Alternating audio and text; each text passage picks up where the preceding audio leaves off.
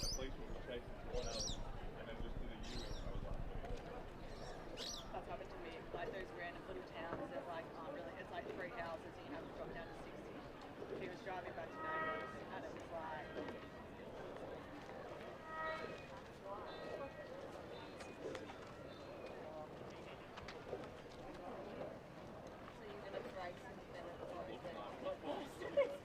we walked up there. what are you racing? I got like 3 Schoolboy championships before I realised where we were. I didn't even have people. It was so nice over there. It's like lake. It's like a lake. It was, but the waves were really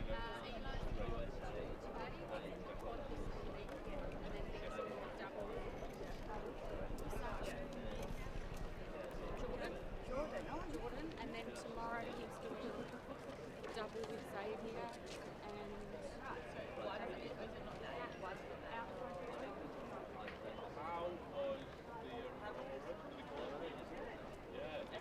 So it's like a second your year eyes, or course, was so it better with your camera? it's not their first day is a brand new course. I only got the new one.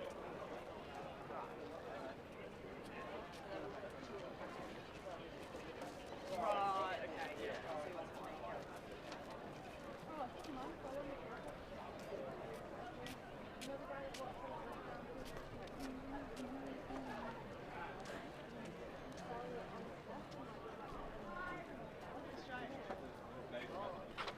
Yes, I've seen him and he like. Oh, that guy. Yeah. He fell. The guy with the brown shoes. That guy's never fallen. Do like one of those like. Yeah, you can knock him over with a golf ball. Like,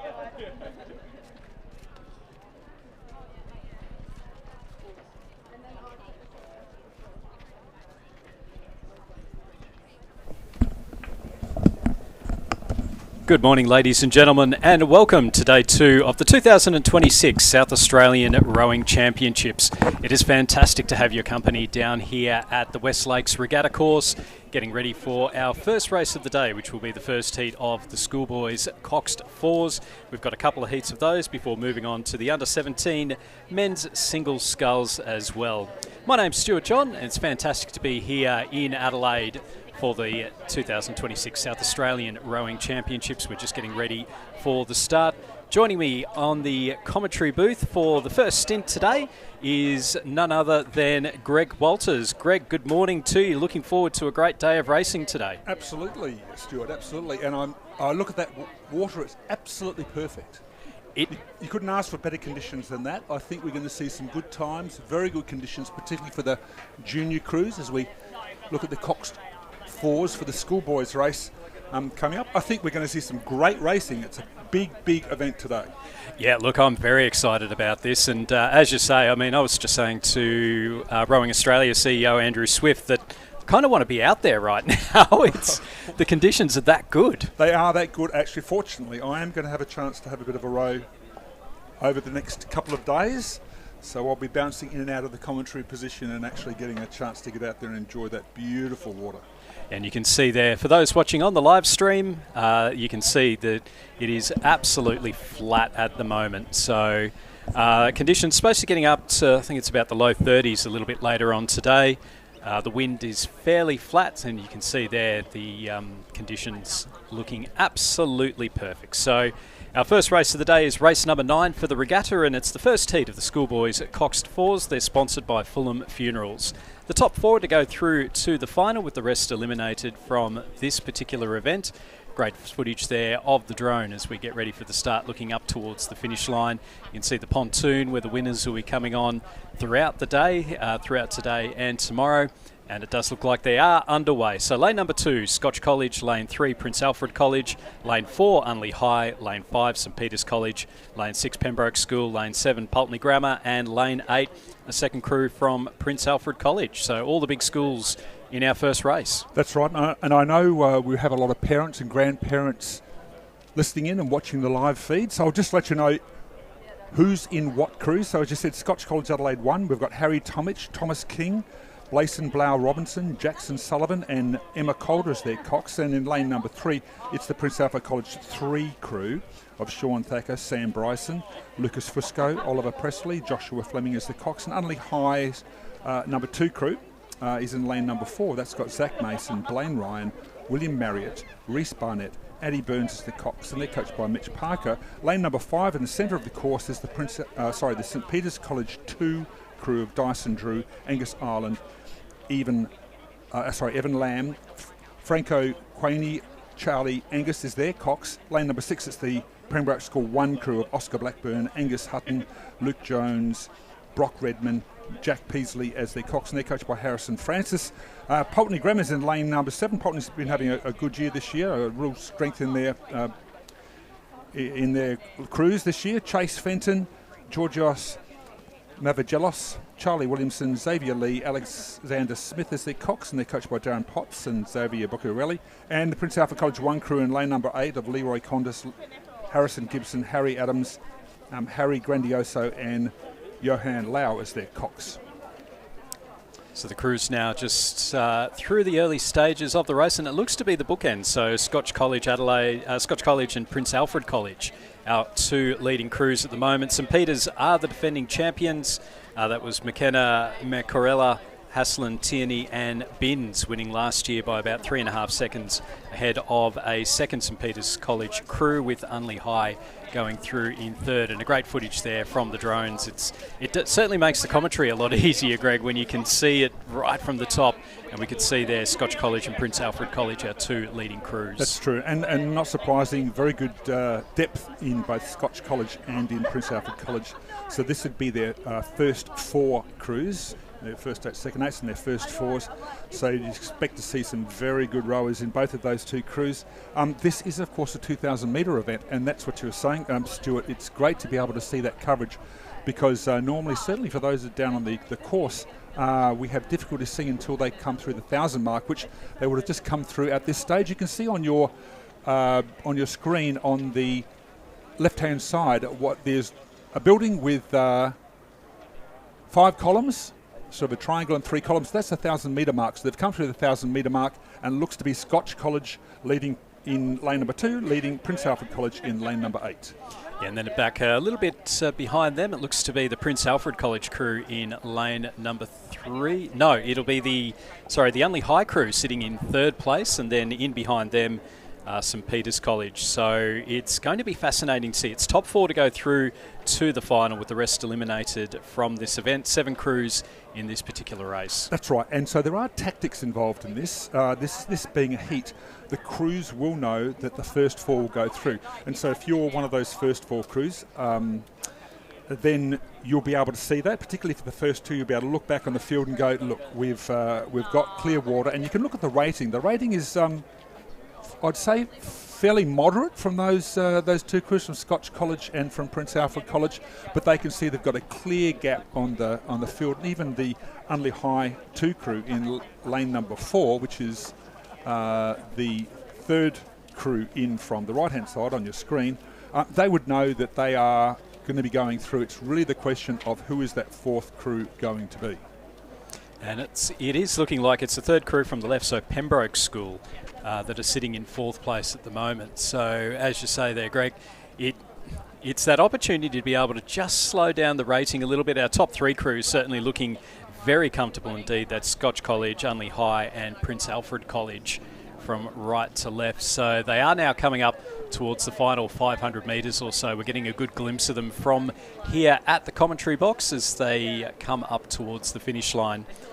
So Scotch College, Prince Alfred College and Unley High, our 3 leaders. And then the question is, who is going to go through in that 4th and final qualification position? That's right, just looking out there. And I think we might be shorter crew as well. We are shorter crew. I was just looking at that. We are shorter crew. But it looks as though, you're right though, it's still the Scotch College crew in lane number 2. So St Peter's College in lane 5 with the crew that was scratched. So that does mean then, so it's the 6 crews in the race, so 2 crews to miss out. And it does look like it is going to be Prince Alfred College in lane number 3 and Pulteney Grammar in lane 7, our 2 crews to miss out. We can just see our leading crews now, as you mentioned before, Greg. It's an opportunity to be able to conserve a little bit of energy. The weather is expected to be quite warm. We're certainly feeling the sun coming through the combox at the moment, and we can see the Scotch College crew just starting to drop that rate right down. That's right. Over on the far side, Prince Alfred College, they're not doing anything of the sort. They're going to go through and qualify in first position by the looks. Just giving a little bit of a burst for the last 150 metres. Scotch College, very tactical there. Almost look as though they're treating this as a training race, so it's going to be very interesting to see the final. So it's PAC, Scotch College, then we've got the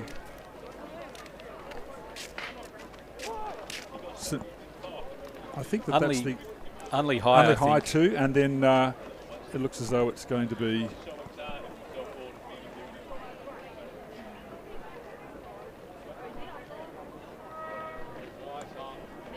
so we'll get those Pembroke School. So we'll get those final placings as they come through on our screen. So that was heat number 1 of the Schoolboys coxed 4. Heat number 2 is underway. So again, first 4 going through to the final, and we do have 1 scratching in this event. So lane number 2, Unley High, Anton Evans, Angus Andrews, Lachlan Twelvetree, Joel Velt, Charlotte Hill is the coxswain, coached by Mitch Parker. In lane 3 from Adelaide High, Henry Young, Tyler Kichosi, Nicholas Miglas, Cooper Eaton and Harrison Meyer. Lane 4 from St Peter's College, Rupert Millington, Will Barrera, Zach Zeglick, Ted Salvamini and Anthony Mazzullo. Lane 5 from Christian Brothers, Memphis Costanzo, Luca Sparapani, Alex Evans, Hugo Frinsdorf and Luke Bullock. Lane 6 from Prince Alfred College, Lachlan Murphy, Eddie Sharp, Milo Kotze, Jonathan Duff and Madden Croft. And lane 7 from Norwood International High, Ethan Partridge, Felix Burke, Pax Merritt, Rowan Vanderberg and Lucy Phillips is their coxswain.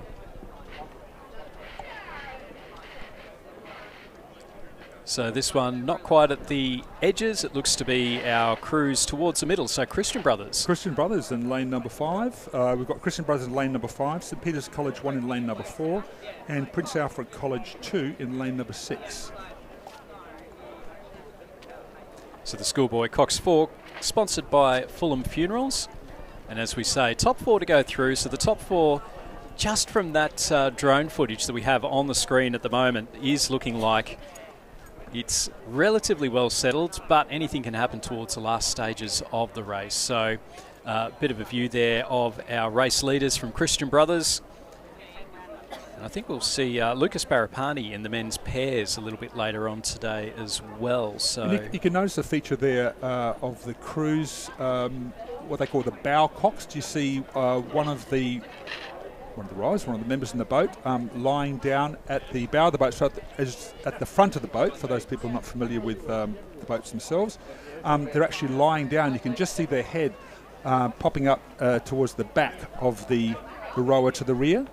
It's called a bow coxed boat. Often you'll have the coxswain sitting up at the front of the boat, facing towards the rowers. But Christian Brothers doing it easy there, I think, just rating not too high, just taking their time. Yeah, it's that old chestnut of trying to conserve that little bit of energy, and again with the heat that's expected to come in, low 30s for the temperature over the next couple of days, it does mean that any time you can conserve that energy coming towards the end, still making sure that you've got the power on in the strokes. You don't want to lose that rhythm. You don't want to lose that feeling of real connection with the water.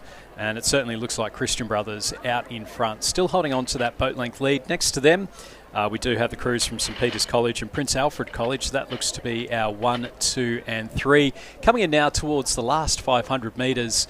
And then the battle for 4th place, that 4th and final qualification position, does look like it's going to go the way of Unley High. So they're sitting, it's a bit of clear water between them and Adelaide High in lane number 3, and then over on the far side of the course, Norwood International High in lane number 7, looking like the 2 that will miss out as they come into the Red Boys now, marking 250 metres to go. But the top 3, it's been nice and even the entire way down the course. That's right. Well, Christian Brothers were ticking along at about 30, 32. They've now lifted to about 36. I guess they can see the other crew from St Peter's College across on their stroke side, so they don't want to let them get in front of them, so they're just putting a little bit of a burst, but keeping in front. Very comfortable, those first 4 crews, as you can see them out there. CBC, St Peter's, Prince Alfred College, and in lane number 2, the second in lane number 2 is Unley High. So it will be Christian Brothers to qualify in first place for the final of the Schoolboy coxed 4s. Half a boat length behind them were St Peter's College number 1 in lane number 4. Coming through in third place, it'll be Prince Alfred College in lane number 6, with the fourth place finishes a nice strong finish there from Unley High in lane number 4. So lane number 2. So there'll be our 4 qualifiers through to the finals, and then our final 2 crews just coming up towards the line now. So it'll be Adelaide High in lane number 3. They'll finish in 5th place, with Norwood International High finishing back in 6th. And this takes us to race number 11, which is well underway. They've actually come through the 1,000 metre mark, so it's halfway through. This is a 2,000 metre events, the under-17 men's single sculls. This is sponsored by the Regatta Shop. Now, this is heat number 1, so only the first 2 progress through to the final, plus the 2 next fastest. So strategically here, you really want to make sure that you're in the first 2. Now, if you come third or possibly even fourth, it's a really fast heat, then you might get through. But really, you want to be in that first 2. So in lane number 2, we've got Pembroke School number 5, Jack Peasley, coached by Lana Cotro. Lane number 3, Interstate, from Leichhardt, that's Luca Wilson, coached by Isaac Shepherd and Arabella Barr. Lane 4, Unley High, it's James Cox, coached by Mitch Parker. Lane number 5, Pulteney Grammar 1, Xavier Lee, coached by Brooklyn Selway. Lane number 6, St Peter's College 3, Archer Buick. Lane number 7, Pembroke School 2, Luke Cullinan. And lane number 8, Adelaide High 3, Andreas Blafari. Now, do we have a full field out there? We have a full field as per the program. So we've got the 7 scullers. Yeah, I'm just looking. But it looks like we've only got 6. Yeah, I'm looking at lane number 2. That's the Pembroke School 5. That's Jack yes, Peasley. in behind. Oh, okay. Just back a bit off the. I know. So we've still got 6 out there. So we'll keep an eye out on that. But it does look like at the moment it might be Archer Buick from St Peter's College who has that lead. Yes, that's right. I'm just looking for Pembroke School in lane number 2. Having trouble seeing that sculler. But he's a bit further back down the field. Okay, that's great. So Jack's out there is just a little bit off the field. So it is Archer Buick from St Peter's College who is out in front at the moment. Then let's keep an eye out, Greg, on this battle for second place. So at the moment it does look to be lane number 3, Luca Wilson from Leichhardt Rowing Club in Sydney, making the trek across to South Australian Rowing Championships, but he's only a couple of boat lengths ahead of, it looks to be Xavier Lee from Pulteney Grammar. That's right, and Xavier's in lane number 5. Yeah, so just starting to make up a little bit of ground, and we know that in a single scull you can really make up some speed if you've got enough left in the tank. That's right. Now, this is a 2,000 metre event, and under-17s wouldn't typically be racing that distance. A lot of these rowers would have come from... would have had a history of quad sculling, but 2,000 metres, that extra little bit of a distance, can be telling. But our first 4 look pretty clear. They're not going to have to do too much, I don't think. If they just maintain their pace, those 4 scullers should get through. And the 4th sculler in lane number 4 from Unley High, James Cox. You can see him just looking across there to his bow side, to the other side, back to the Pembroke rower Luke Cullen. He can see clear water there, so I think he'd be comfortable. But once again, it's just the first 2. First 2 get through. You really want to be up there.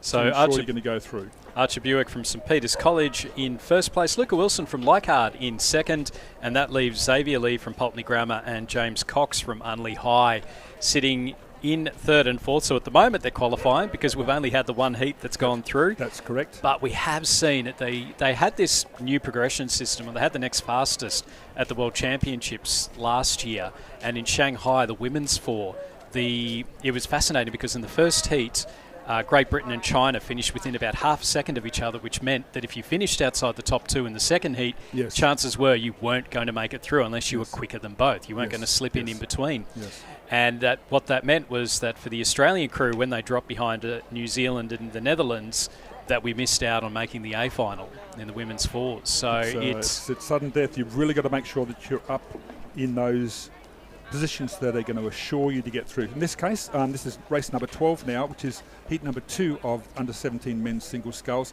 where once again, as you're saying, the first 2 get through. So tactically, you really want to make sure that you're in those first 2. We've got in lane number 2, Pulteney Grammar 3, Lachlan Bedson, who coached by Jacob McGinley.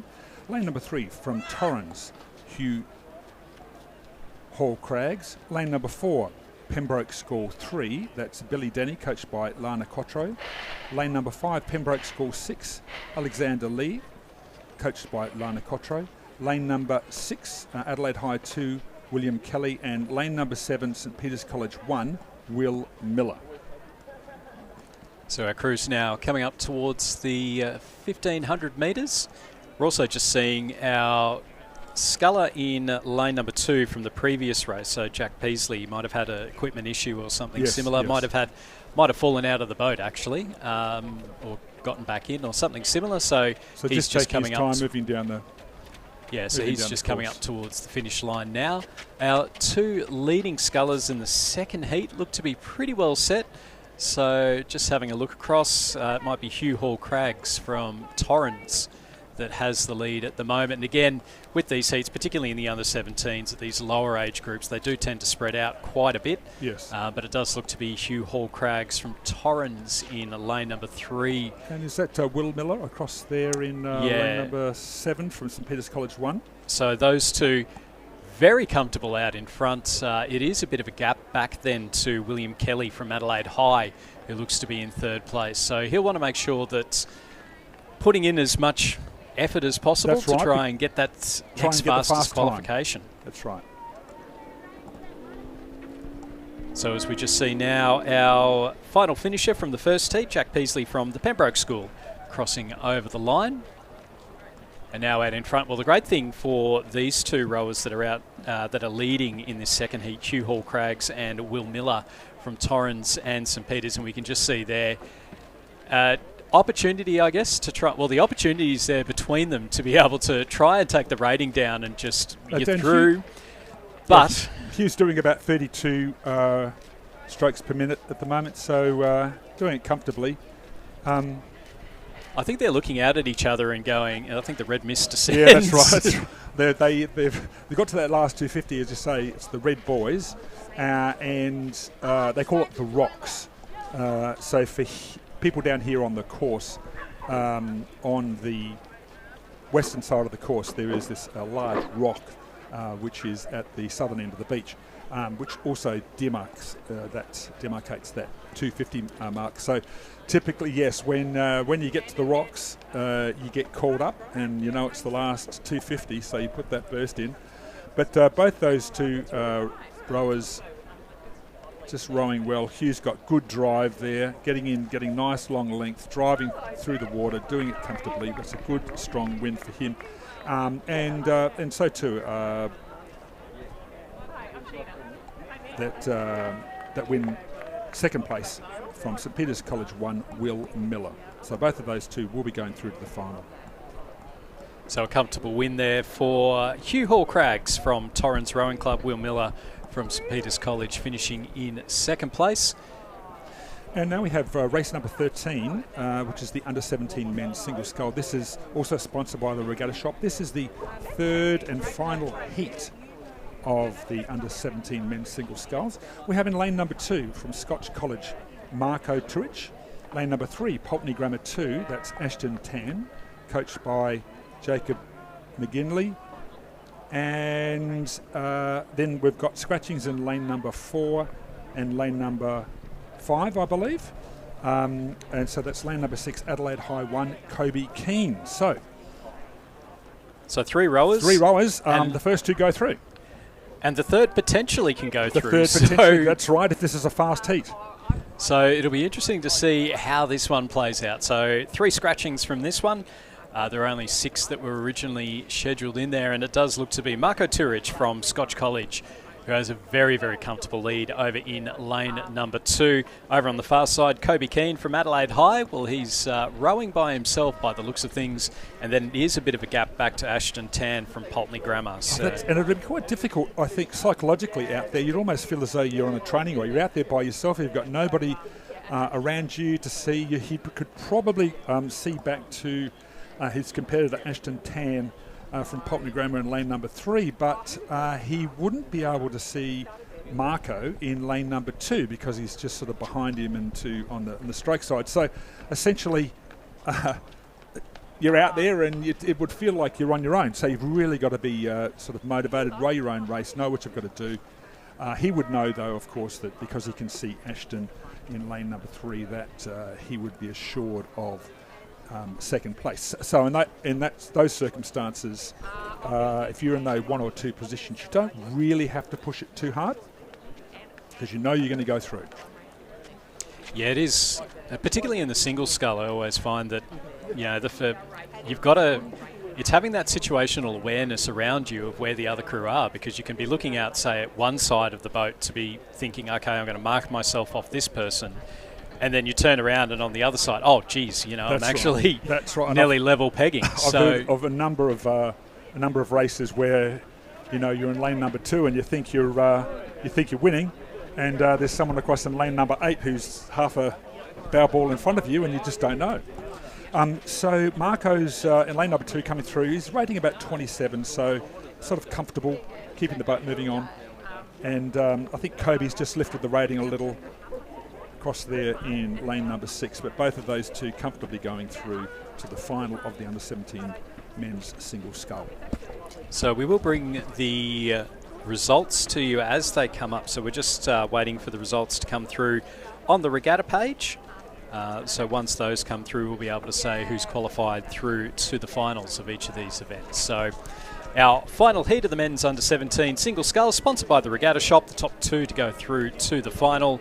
And it does look like Marco Turich from Scotch College, Adelaide, is going to qualify, as is Kobe Keane from Adelaide High. And then our final rower to come through is Ashton Tan from Pulteney Grammar. So it's top 2 through to the finals. The next 2 fastest from each of the heats are the ones that'll be going through.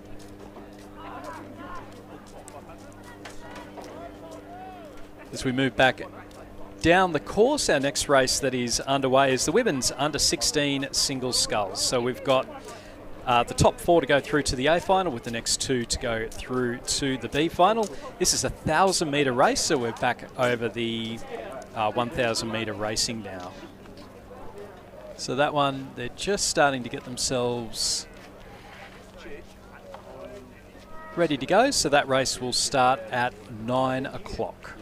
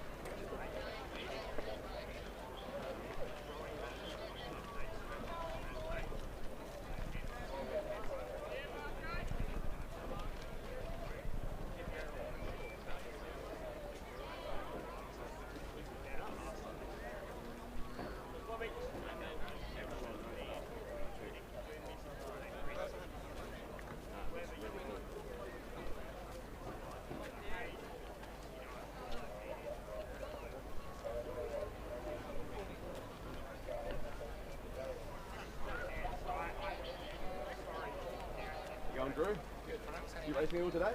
No. Probably keen to jump in the RC8 last minute? I'm 15 kilos too heavy, mate. I wish I could. Sure we do better than a few less people in the 8.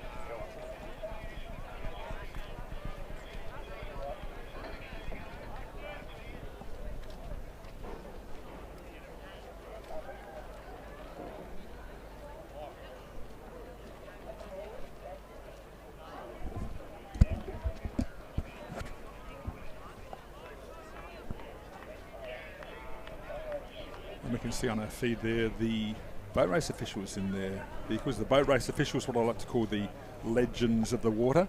Of course, we can't have any events without our boat race officials.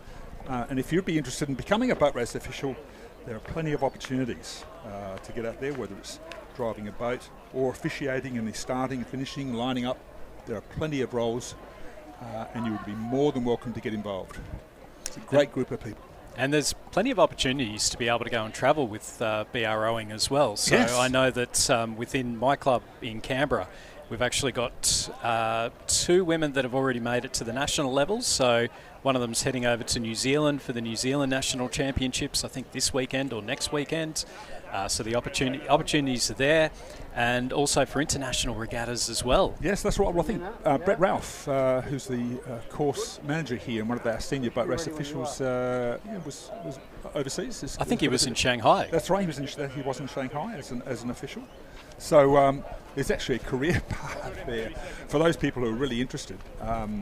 You get involved, do local regattas here, and then get your national accreditation, and you can travel around Australia to national events and then potentially international events.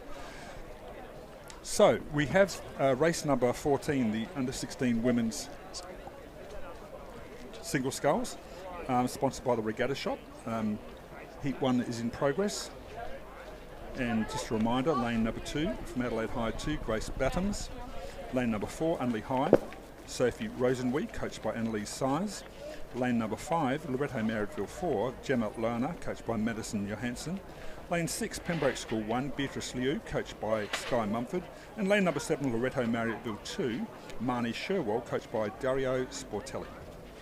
And a big hello to everyone around the course. The speakers have been switched on. This is day 2 of the 2026 South Australian Rowing Championships. I'd like to acknowledge the land on which we meet and compete today as the traditional lands for the Kaurna people, and we respect their spiritual relationship with their country. We also acknowledge the Kaurna people as the custodians of the Adelaide region, and that their cultural and heritage beliefs are still as important to the living Kaurna people today.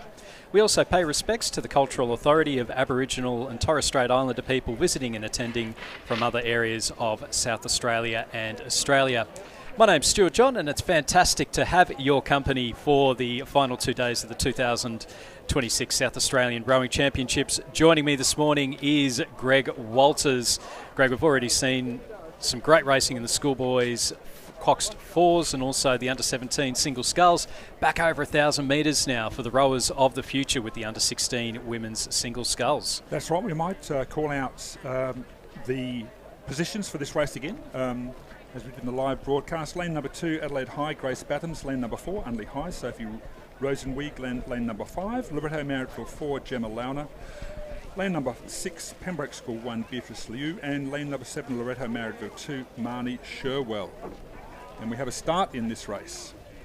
And it is absolutely perfect conditions out there at the moment. Just a little bit of breeze starting to come through. Temperature expected to get up to the low 30s both today and tomorrow.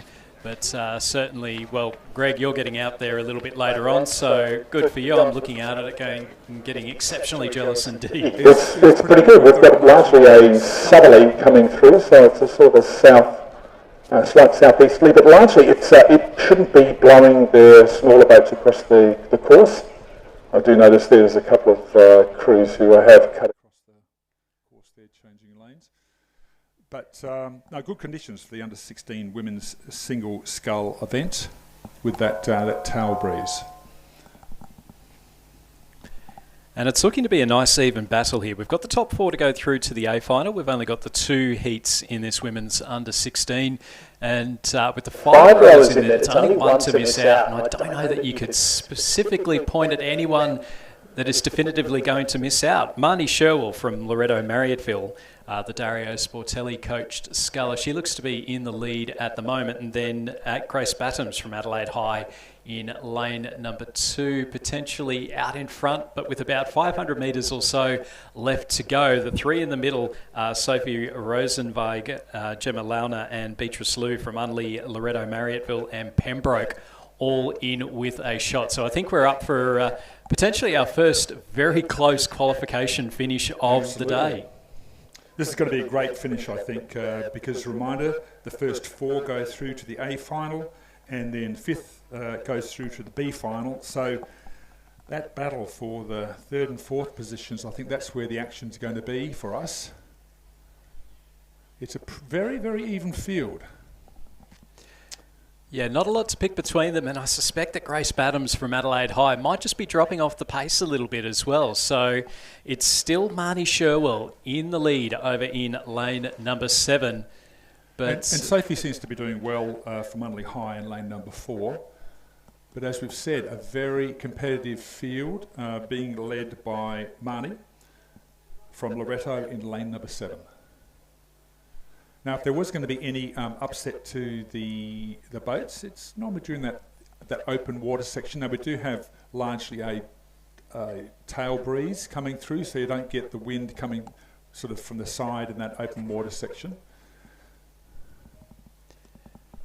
So into the rocks now as Marnie Sherwell holds on to that lead. It's a bit of clear water over the chasing pack, and then it's just about throw a blanket. That's right. I actually think Grace Battams from Adelaide High in lane number 2 is up there with them. So, what are they going to do? We're going to the last 250 metres. It's really out there for anyone. Yeah, Grace Battams just a little ways off the pace by the looks, about a boat length or so back, but we know over the last 250 metres, and you can see just starting to get up the stroke rate a little bit, just starting to get a little bit more power, a little bit more drive coming through, and now it looks like it's potentially Gemma Launer from Loretto Marriotteville who is in a bit of danger. So we'll keep an eye out. It's Battams versus Launer for the final qualification position. I think that's where it's at, because we've got Sophie in lane number 4 from Unley High, and Beatrice from Pembroke in lane number 6 sort of lifted. So it's the battle for that 4th position, that 4th and final position. Is it going to be Adelaide High? Grace Battams, lane number 2. So Marnie Sherwell from Loretto Marriotteville, she's going to qualify in first position, no doubt about that. Coming through in second place, it will be Beatrice Liu from Loretto, from Pembroke School. So she's through in second. Third place looks to be Sophie Rosenweig from Unley High. And then coming through in fourth, it will be Adelaide High. That is Grace Battams finishing ahead of Gemma Launer from Loretto Marriotteville. A great race right to the finish. Our first really exciting finish of the day. And unfortunately for Gemma Launer from Loretto Marriotteville going through to the B final. We've only got the 4 in our second heat because we have had a scratching. So that does mean that the top 4, they're all going to go through. Okay. So how do you play this? Well, I think you don't want to be left off the pack, that's for sure.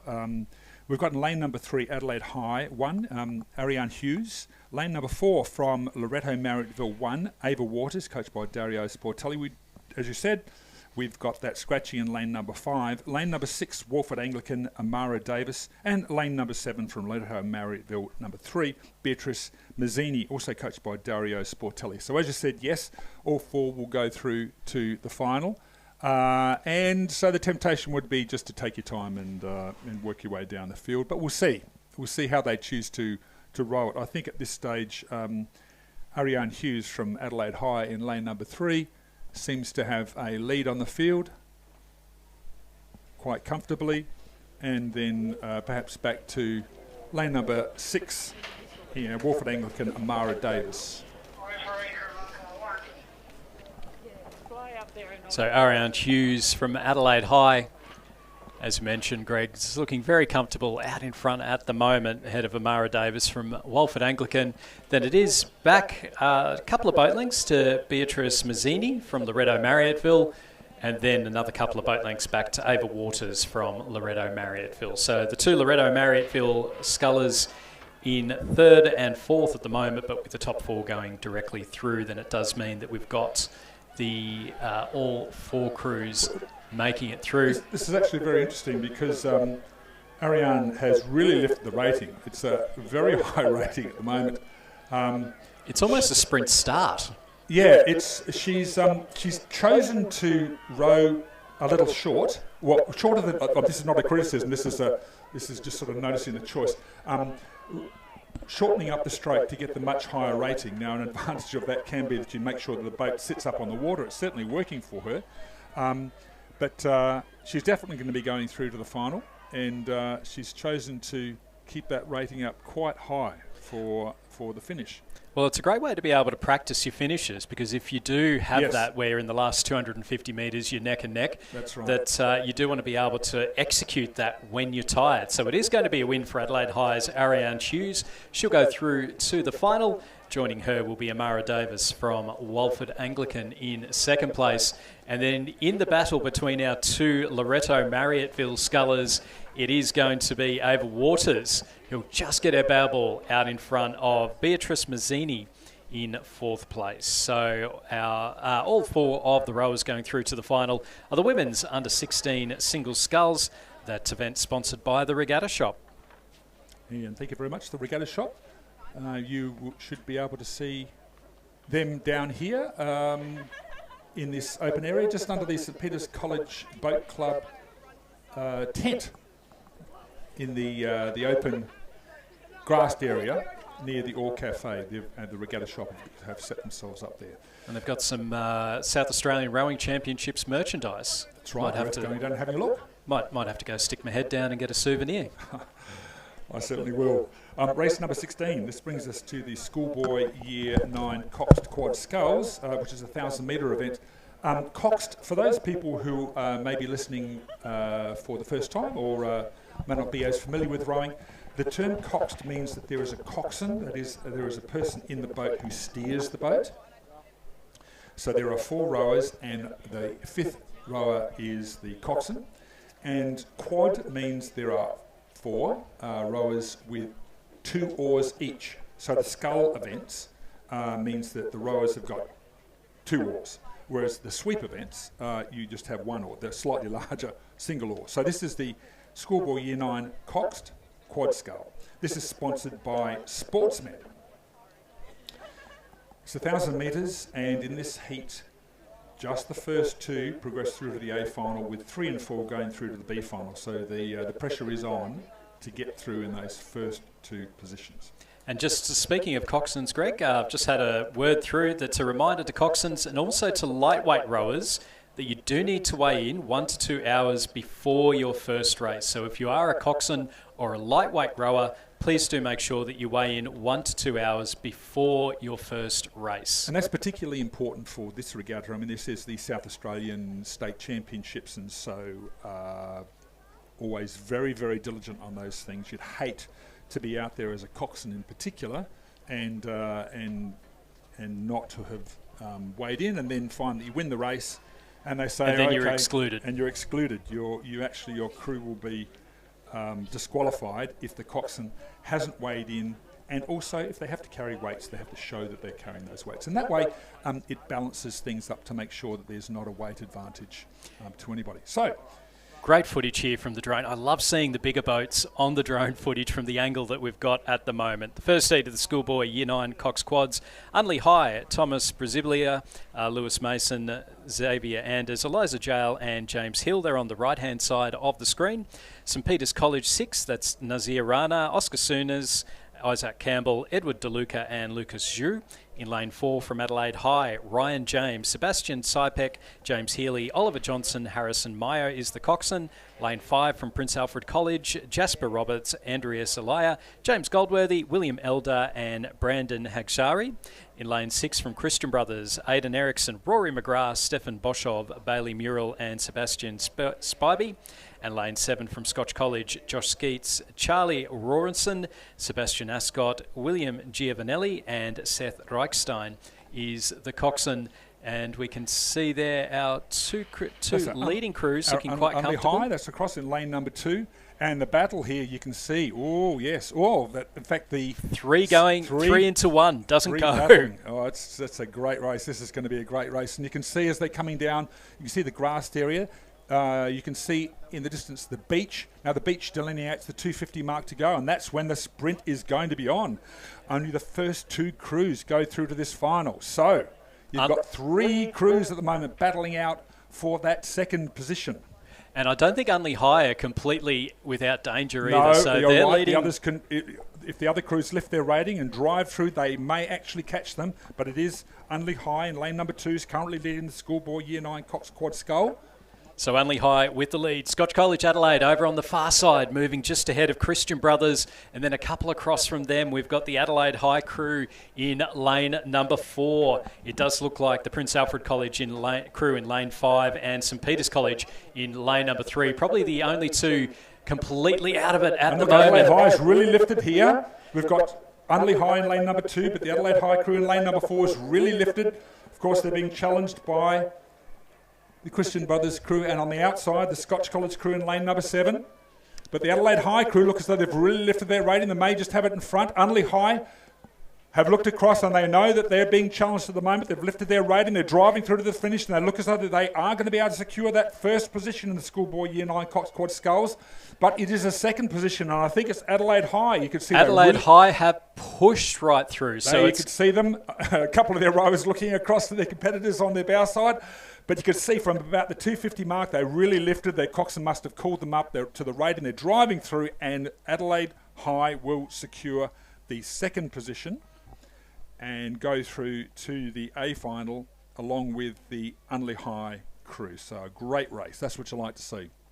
It was a fantastic race there, and as you mentioned, Greg, Adelaide High managing to push right the way through, and it did look like they were probably the one that was more likely to miss out with 250 metres to go, but had the sprint in them. So Unley High and Adelaide High through to the final of the Schoolboy Year 9 Cox Quad Skulls. The second heat is underway, and again, it's top 2 through to the A final. Lane 2 from Prince Alfred College, Lockie Noble, Sebastian Saunders, Tobias Greenbank, Hugo Matiga and William Larkin. Lane 3 from St Peter's College, Oscar Veach, Christian De Angelis, Xander Zeglik, Arthur Brook and Aston Wood. Lane 4 from Scotch College, James Morris, Maximus Butcher, Keitel Watley, Leo Rodenberg and Grace Brumby. Lane 5 from Christian Brothers, Enrico Di Francesca, Emmett Fay, Tyler Nobbs, Isaac Greaves and William Harris. Lane 6 from Norwood International High, Noah Bridge, Chase Hopkins, Jacob Lee, Thomas Joy and Hugo Hyder. And Lane 7 from St Peter's College, Easton Paps Burford, Thomas Maslin, Louis Snow, Tyler Gow and Jesse Staunton is their coxswain. And through the first half of the race, it does look to be Prince Alfred College in lane number 2, holding on to a nice little lead. And then a couple across from them, the Scotch College number 1 crew sitting in second place. That's right. And just keep an eye on lane number 7, the St Peter's College 2 crew. I think they're also up there as well. So it's those 3 crews that are going to be battling it out for the first 2 positions, because those 3 crews clear of the field. I think it might be the St Peter's College 2 crew that may have a lead here, and so it's going to be a battle then between Prince Alfred College 2 and the Scotch College Adelaide crew in lane 4. So a lead in lane 7 to St Peter's College, and a battle between lane 2 Prince Alfred College 2 and lane 4 Scotch College Adelaide. And I think Scotch College have got the lead over Prince Alfred College at the moment. They've got enough clear water. But St Peter's College 2 in lane number 7 of Easton Paps Burford, Thomas Maslin, Louis Snow, Tyler Gow and Jesse Staunton coxing them, who have the lead here in the Schoolboy Year 9 Cox Quad Skull. So it'll come down to Scotch College and Prince Alfred College, which I'm sure is a rivalry we'll be talking about a lot over the next couple of days. That's right. And that's a good battle, because Prince Alfred College are now lifting and they're challenging. They're coming back. But Scotch College are also lifting. This is a real battle now. But Prince Alfred College, look, they're getting great length. They are taking water on Scotch College. They are taking water on Scotch College. Look at Prince Alfred College come back. They've just overtaken Scotch College, and Prince Alfred College have got their nose in front, and they will go through to the final of the Schoolboy Year 9 Cox Quad Skull. A great finish there from Prince Alfred College 2 crew. Not only did they lift the rating, but you could see there that they really went for the length. You know, they got that full length drive through the water, and the boat just picked up. It looked like they hit the afterburners. The nitro went on, and it was a great finish there for Prince Alfred College in lane number 2. They've gone through in second place, as did St Peter's College, who won that particular one. Scotch College finishing in third place. We just see our final couple of crews coming over the line now. St Peter's College finishing just ahead of Christian Brothers and Norwood International in there as well. So Scotch College, unfortunate to miss out. They rode a very good race, finished very strongly. They were just overpowered by the Prince Alfred College crew. So unfortunate to miss out on the A final, but I think that they will do very well in the B final. They'll be going through the B final in the Year 9 coxed quad sculls. This takes us to race number 18, the Schoolboy Year 9 coxed quad scull. Once again, sponsored by SportsMed. This is heat number 3, where once again the first 2 progress through to the A final, and third and fourth through to the B final. So lane number 3 from Pulteney Grammar, we have Jaden Pham, Harvey Patton, Oliver Williamson, Ashton Tan and Jake Hutchinson. In lane 4 from Pembroke, Harry Fawcett, Henry Reynolds, William Baker, Banjo Parkinson and Georgia Foster. Lane 5 from Prince Alfred College, Harry Neal, Henry Ashby, Ruben Bosch, Ben Logan and Connor Caruso. Lane 6 from Scotch College, Noah Bauman, Xavier Brown, Johan Turnbull, Max Rodder and Eddie McDonald. And lane 7 from St Peter's College, Ziggy McKenna, Ceci Strangus, Max Campbell, Jack McCarthy and Brian Wu is their coxswain. And it does look to be the crew in the middle of the course. That's Prince Alfred College, their number 1 crew. They've got the lead. They're a couple of boat lengths ahead of Scotch College in lane number 6. So they're our 1 and 2 at the moment. It's a boat length between Scotch and St Peter's in lane number 7. And keep an eye out as well on Pembroke in lane 4, who themselves are sitting a bit ahead of Pulteney Grammar in lane 3. That's right. It's a question as to whether Pembroke now can lift and challenge Scotch College for the second position. The PAC crew are looking very strong at the moment. Good technique. They are getting the length, using a tiny bit of water, but actually moving the boat very, very nicely. They've got great boat speed. They're not going to be caught. They are going to go through and progress through to the A final. So the question is now whether anyone can catch Scotch. Scotch sitting out there, I think they've got enough of a distance in front. I don't think the St Peter's College crew in lane 7 are going to be able to catch them. We're coming down here. We've only got about 6 strokes to go, and it's going to be the Scotch College Adelaide 2 crew in lane number 6 crossing the line now, and they will be the second crew to go through to the A final. It's about a canvas in between third and fourth, so we'll keep an eye on that because both will go through to the B final. So that was St Peter's College finishing a canvas ahead of the Pembroke School in 4th place, and then Pulteney Grammar missing out in lane number 3. So that was heat 3 of the Year 9 coxed quad sculls. Moving on to heat number 4, and again top 2 through to the A final, 3rd and 4th through to the B final. In lane number 2, we have Prince Alfred College. That's Tyler Kennedy, Costello, Jacob Branson, Lockie Fleming, Varish Anup Kumar and Alex Yip. In lane 3 from Christian Brothers, Sebastian Catuzzo, Ihan Boshov, Lachlan Ewan, Ethan Gaunt and Lucas Marotti. In lane 4 from Pulteney Grammar, Leo Ying Paps, Lachlan Bedson, Ellie Kennison, Jordan Bollinger and Harvey Ingrams. In lane 5 from St Peter's College, Connor Duan, James Young, Maximilian Martin Begg, Hamish Hill and Henry Yee. In lane 6 from St Peter's College, Huxley Paps Burford, Oscar Souness, James Nisirius, Cameron Woodley and Wolf Douglas. And lane 7 from Pembroke School, Stephen Lee, Flynn Skeets, Alfie Kamadi, Noah Materni and Jack Peasley is their coxswain. And they're lining the crews up at the moment. For those who are watching the live feed, this is a 1,000-metre event. The 2,000-metre events actually start off from a pontoon, so the bows of the boats are actually held in place and they race down the course. For the 1,000-metre event, it's a little bit more difficult. Conditions are good today, but when there's a crosswind, it can be very, very challenging because you've got the coxswains have to be able to line their boats up straight down the course, and the starters, that's one of the boat racer fishers, will be standing on the bank lining up the bow balls. That's the, we'll call it the front end, the end of the boat that's heading down the course. They have to line those bow balls up to make sure that they're all even. Now that can be quite tricky. Particularly for the boat race officials. So again, that's where having a good starter and also having that ability to keep crews calm as well. So Yes. for year 9 crews, you're talking about someone in their early to mid-teens, having it so as that everyone's calm, they know what they're doing. It is an absolute skill That's to true. be able to do that. And we do have to recognise that a number of the rowers may have just come into rowing this year, and they've just sort of come to the school. Some rowers may have rowed for a couple of years, but you have some fairly inexperienced rowers out there, and often some inexperienced coxswains, which can make it quite challenging. So you've got the boat race official on the side who lines them all up, and then they'll hand over to the umpire or the starter in the boat. You can see a boat in the middle of and they will hold up a white flag, and then they will call out to all crews, are you ready?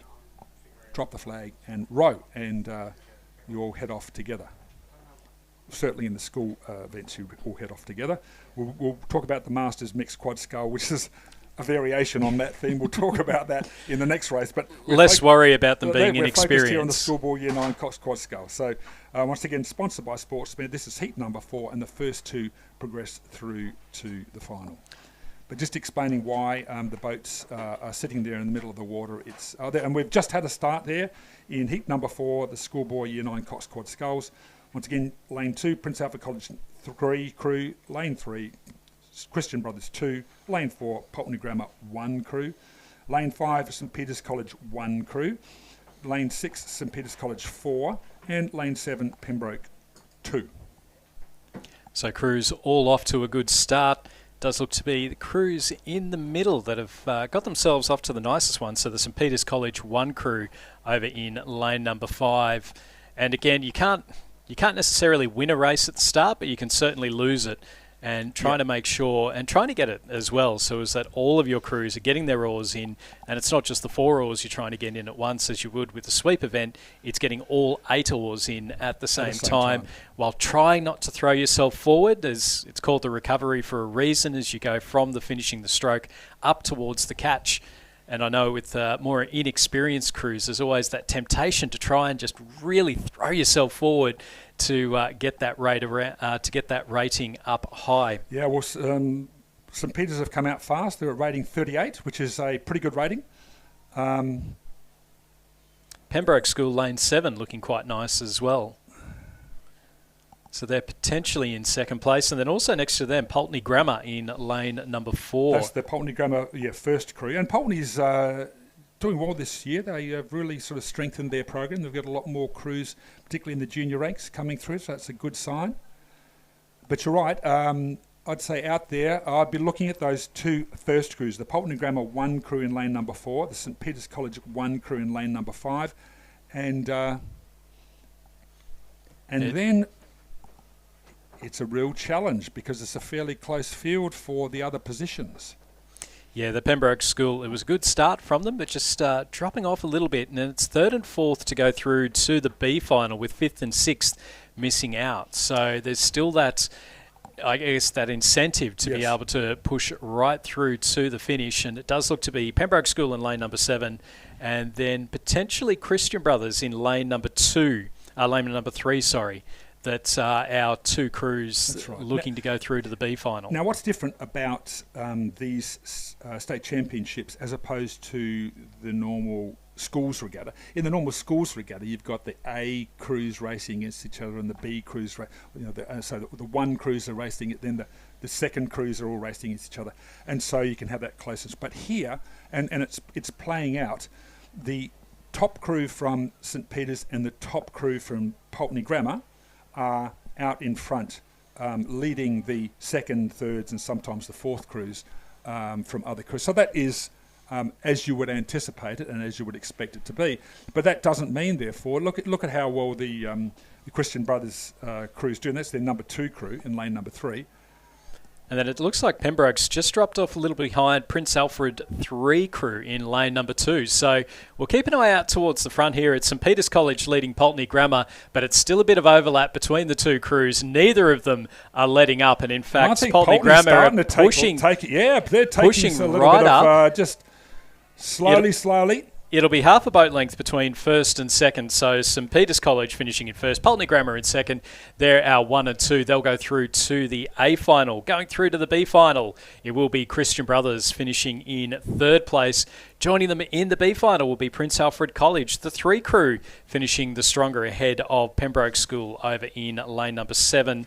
So St Peter's and Pulteney through to the A final, Christian Brothers and Prince Alfred College going through to the B final, and then Pembroke School missing out, as will the St Peter's College 4 crew in lane number 6 that are just coming up towards the line now. And I think Pulteney would be encouraged by that result, actually. The potential if they had been able to lift a little bit earlier, perhaps, because they were gaining on the St Peter's crew just a little.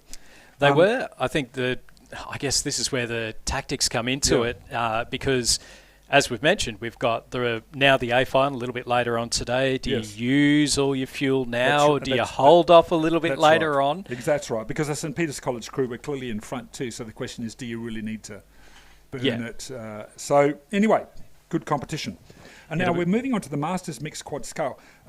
So there's a lot to talk about with this particular. Masters means it's the older rowers.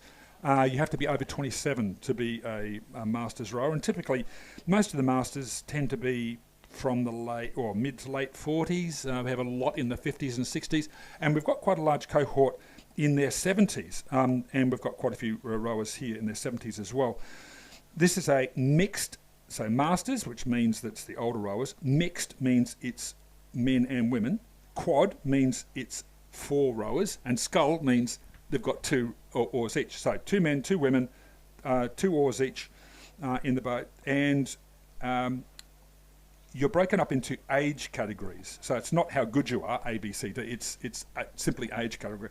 So we have B crews, we've got C crews, we've got E, H and I. So what that means is if you're a B crew, your average age of the crew, when you add the ages of everybody together, the average age has to be over 36.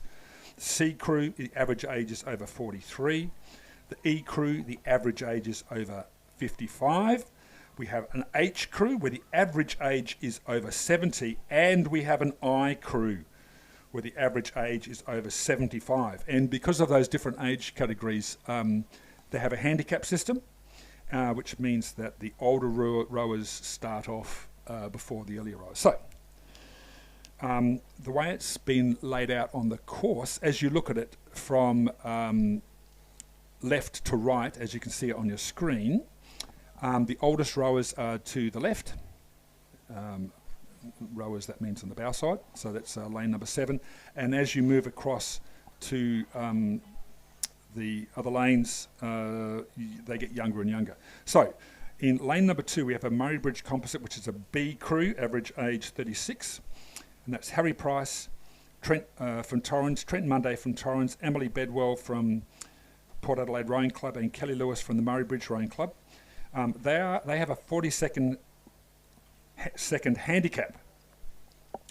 Lane number 3, once again a B crew, Nathan Arnold, Emma Patton, Hilary Bowman Smart, and Shalim Lemarquez, and they also have a 47-second handicap. And we just see on the screen the Riverside crew in lane number 7, which we'll get to the name shortly. They have started, and then we'll see the Phoenix Pembroke Masters crew start shortly. That's right. So just explain, the Riverside goes 14 seconds later. The Phoenix Composite crew in lane number 6 will start. 36 seconds after Riverside has started, the Torrens crew in lane 5 will start. Then 43 seconds, the Torrens crews in lane number 4, and then a further 4 seconds later, a Torrens crew in lane 3 and 2. So what that means is as they come down the course, to the left of your category will lead. The younger crews, as you can see, they've laid themselves out based on those handicaps, but you'd anticipate that the slower crews will be to the right of your screen, so it's in lane 7 and lane 6. And as the crews get younger, they tend to be fitter and faster. And so what you find is as you're getting down the course, they start to catch up. And if they've caught them, certainly by the 250 mark, you'd expect the younger crews to then power their way through. It can also lead to some very exciting finishes, because I've been in these crews where if you're in a younger crew and you just get the older crew on the line if they're evenly matched for the ages. So it's you'd see on the screen at the moment it is going in age. So Riverside leading Phoenix Composite, the 3 Torrens crews, and then the Murray Bridge Composite. Lane 4, just going through the names, Natasha Vassos, Gina Bell, Tom Sullivan and Matt Russell from Torrens. They were off a 43-second delayed start. Lane 5 from Torrens, Rob Ellis, Belinda Yankoviak, Simone Ellis and Kevin Tankard off 36 seconds. The Phoenix Pembroke Masters Composite of Philip Gebhards, Joe Bills, Leanne Sandow and Derek Lowe were off 14 seconds as mentioned, and then off go Riverside, Laurel Kenner, Diane Levesque Hocking, Alan Bessel and Philip Jones. So all 4 of those rowers in their 70s, and I think when I was here for the Australian Masters Rowing Championships back in 2021, we saw in the Champion of Champions race, I think it was a 90-year-old that won the Champion of Champions race. It can be done.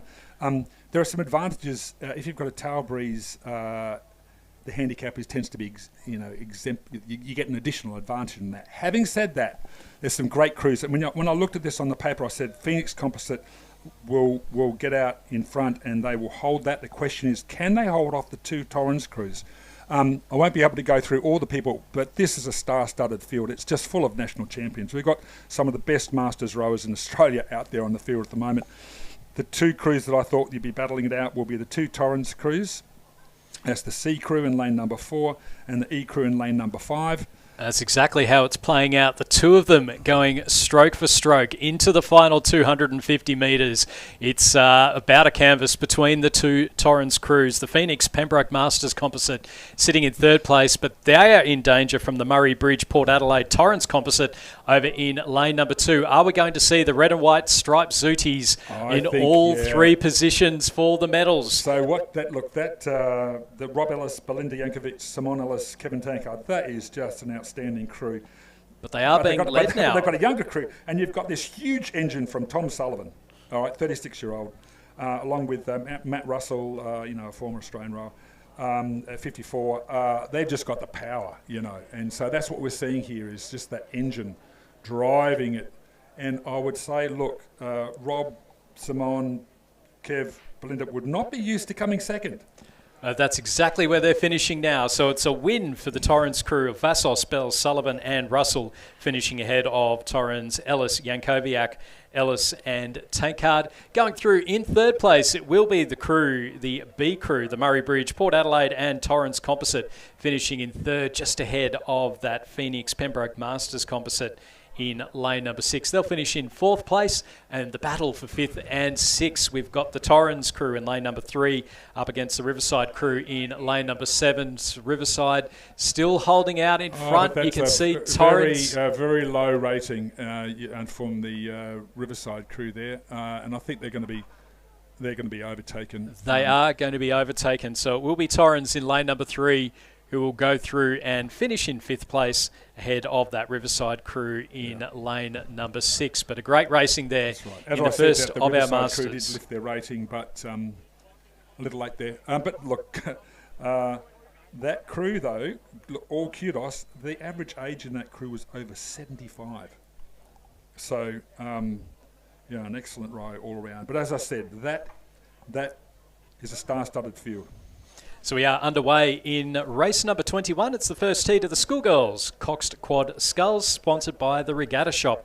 Top 4 to make it through to the final. We do have a scratching in lane number 4. So lane 2 from Walford Anglican, we have Jordan Fitzsimmons, Scarlett Sully, Alexandra Peroni, Arabella Waller and Indigo Roberts. Lane 3 from Loretto Marriotteville, Alice Frierson-Leah, Ruby Kernahan, Eugenie Anderson, Layla Bryant and Winnie Katsaris. In lane 5 from Seymour College, Sophia Bakopoulos, Aspen Penbathy, Ava Leonello, Lily Exposito, Alice Reschke, coached by Victoria Binns. Lane 6 from Pembroke School, Emily Rolls, Adwiti Anu, Lali Majara, Scarlett Foster and Isabella Wesley. Lane 7 from Seymour College, Julia Flynn, Allegra Matulich, Olivia Hassel, Lainey Finlayson and Gigi Loveday. And the lane 8 from the Wilderness School, first crew for today, Isla Ballastrin, Layla Ballastrin, Caitlin Monu, Isabel Flowers and Charlotte Coco Ang is their coxswain. And that Wilderness School crew looking like they might just have an early lead here. We're back over the 2,000 metres for the Schoolgirl coxed quad sculls.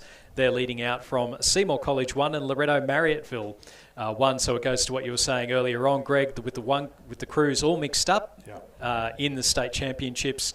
It's the one crews who have the early lead. That's right, and the traditional rivalry between Seymour and Wilderness playing out here. It's a shame that we scratched the St Francis crews. The St Francis crew from Renmark, some great things being done up there in Renmark. And, Stephanie Turnbull and Molly Gibbons and Lucy Cattell. I think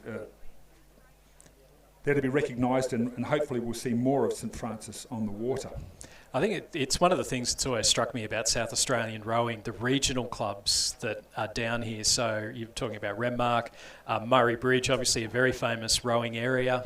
I think it was, back in the 20s, it was an entire South Australian Kings Cup winning crew came from Murray Bridge. So that's right. It's, you've really got that strong regional... and we also get Olympians, yes, from that area as well, not least of which... Alex Hill at the moment. So now we look out here. So the Loretto Marriotteville crew, the one crew in lane number 3, Seymour College lane number 7, and Wilderness in lane number 8. So they're our 1, 2 and 3 at the moment. Sitting in 4th place, that 4th and final qualification position, it does look like it is the Seymour School in lane number 5. So we'll keep an eye out on those ones. They're about halfway down the course, getting up towards the 500 metres to go. But certainly the Wilderness School looking very comfortable out there in lane number 7. Now that does mean, even though they're in lane number 7 for the heat, they're the random draws for the heat. But if you do win your heat, then you are sitting in the middle, so you've got that perfect view over the rest of the field. That's right. I'd keep an eye on Loretto in lane number 3 as well. I think that they may be up there in that first, second position. It is, of course, hard to tell from... where we top are, of the course. Where we are at the moment with parallax, etc. We're down the end of the course, but very strong performance there from Loretto in lane number 3, and as you've said, Wilderness in lane number 8. So the two Seymour School colleges looking like they're sitting in 3rd and 4th at the moment, ahead of Walford Anglican in lane number 2, and then potentially the Pembroke School just sitting a little ways off the pace at the moment. So they've got it all to do if they're able to go through into the final point. So Seymour College, our 3rd and 4th, and I would say that Walford Anglican are the only crew that can give them a bit of a hurry up. Yeah, I think so. But it's interesting that the Seymour 3 crews in lane number 5 seem to be leading the Seymour College 1 crew in lane number 7. There will be plenty of banter going on in the Seymour College boat right. Shed if they're able to hold on to that lead. So Seymour College 3 over Seymour College 1. And as I said, look at Walford coming through in lane number 2. I think they're really going to be challenging for one of those final positions. Reminder again, as you said, the first 4 progress through to the final, and the rest are eliminated. So it's sudden death here. You've got to be in the first 4. So certainly sitting in the top 2 are the Wilderness School in lane number 8, looking to lead Loretto Marriotteville in lane number 3. Both crews, well, they're getting plenty of pressure on. They're just dropping that rating down. They've got plenty of clear water between themselves and the chasing pack. So they're sitting quite comfortably. And I think we've got a challenge. Is that from Seymour? The coxswain in lane number 1's got their hand up. Unsure there, so we'll keep an eye out as to what's happening there, but it's certainly Seymour College 3 leading Seymour College 1 at the moment. And the question is whether Walford's going to displace the Seymour College 1 crew, and I think there's distinct possibility that that's going to be the case. We know that Seymour College 3 looks as though they're going to go through, but between Seymour College 1 and Walford, who's going to get the next position? Walford may take them, so something clearly has gone on in that Seymour 1 crew, so we'll find out about that a little bit later on. But as they come down towards the finishing line, is Seymour going to be able to, I think, Walford might just have Seymour on the line, I think. Walford are just in front of Seymour, and they're going to cross the line just in front of Seymour College 1. have missed out on going through to the final. Well, that's a bit of an upset. So something obviously going on there. We'll find out more about that one later. So we'll keep an eye out there. So Wilderness College came in first place ahead of Loretto Marriotteville, about a boat length between first and second. Seymour College 3 finished in third place. Walford Anglican in fourth. Seymour College 1. It did look like they were missing the bow number, and the coxswain with a hand in the air right the way through to the end. So we'll keep an eye out. So maybe they were holding up the bow number they might have been holding, but whatever it was. Anyway, so surprisingly, the Seymour College 3 crew beating the Seymour College 1 crew. So race number 22, the Schoolgirl coxed quad sculls, heat number 2, first four going through to the final. Lane number 1, Seymour College 2, Eva Tierney, Ainsley Brennan, Carrie Leeming, Rosa Lucas, Grace Andreas Cox, coached by Angie G. Franco.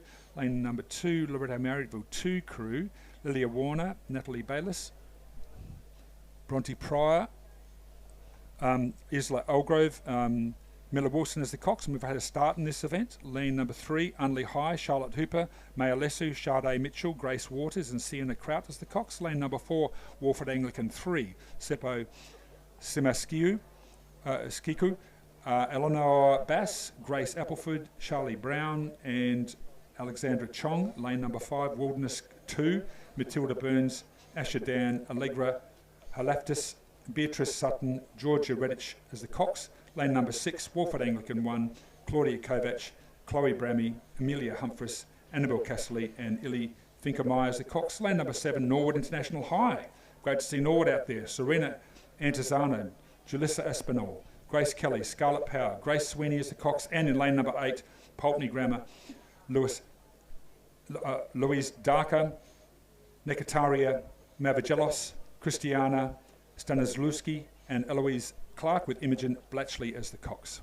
And it's a great race going on here. First, second and third. There is not a lot between them. So it is, at the moment, Walford Anglican leading out Wilderness School and Seymour College. They're our 1, 2 and 3. And then the battle for fourth place, we've got Unley High sitting just in fourth place. They're about a boat length ahead of Norwood International in lane 7. And then across from them in lane number 2, Loretto Marriotteville. So it's a great first 1,000 metres. It's very, very even, the top 3, and then the next 4. I wouldn't even discount Walford Anglican in lane number 4 from being out of that qualification position. So the top 3 looking comfortable. It's a little bit of clear water that's opened up now between them. Seymour College now moving into the lead. I think it's the first time that we've seen lane 1 used today, but the Wilderness School and Walford Anglican sitting not far behind them. They're comfortable. They've got the lead. Who's going to take fourth place, go through to the final? That's where the battle is, as you say. It looks reasonably comfortable if they can maintain. I mean, they're about the 750 to go, so the race is not over. But with clear water, I think the first 3 crews are clear. The question is, what are we going to get for the 4th position? So lane number 3 currently Unley High, leading Loretto Marriotteville 2 in lane number 2, and then across in lane number 7, we have Nord International High. So Unley High is still sitting in that 4th and final qualification position. It's about 3/4 of a boat length ahead of Norwood International High and also Loretto Marriotteville. Out in front, we can see there that lane number 1, Seymour College, have gotten themselves well and truly out into the lead ahead of Walford Anglican and the Wilderness School. So that gap between the top 3 just starting to open up a little bit. Seymour College just stretching it out a touch. You can see there the battle for 2nd and 3rd place, and that is Walford Anglican on the left-hand side. Wilderness School sitting a boat length in behind them, and then in that run for 4th and final qualification position, Unley High still leading out Norwood International High, but Norwood International starting to close that gap with every stroke. Loretto Marriotteville in lane number 2. They're starting to catch up now a little bit as well. Does look like Walford Anglican 3 in lane number 4, just dropping off the pace a little bit. I think so, because they're rating sort of in just about 30, 31, 32, changes slightly, but that's not a race. That's not a pace. When you're being challenged, you'd put your foot down a little bit more, but they don't have to. Their coxswains would know where they are, and so that they know they've got that position secure. They just have to hold their position at the moment. It's about keeping that gap on the field. The challenge, as you said before, is for that fourth position. That's where we're going to have to see that race to the line. So with 250 metres to go, it is still Seymour College leading out from Walford Anglican and the Wilderness School. 1, 2 and 3 looking very settled.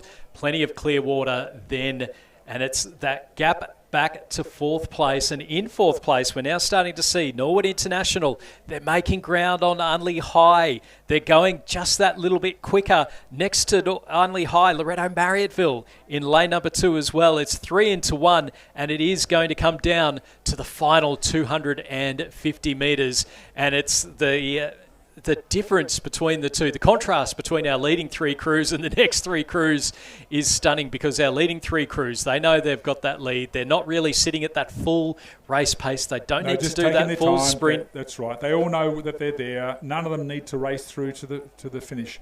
I'm looking now at lane 2, Loretto Marriotteville 2, and Unley High in lane number 3.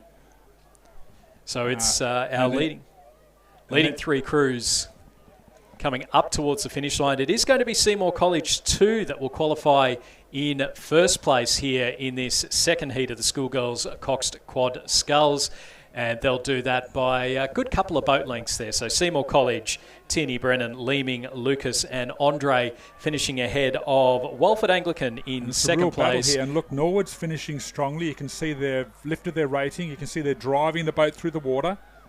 So in this and battle... it's a battle, but lanes 2 and lane 3, they're right next to each other. Unley High and Loretto Marriotteville 2.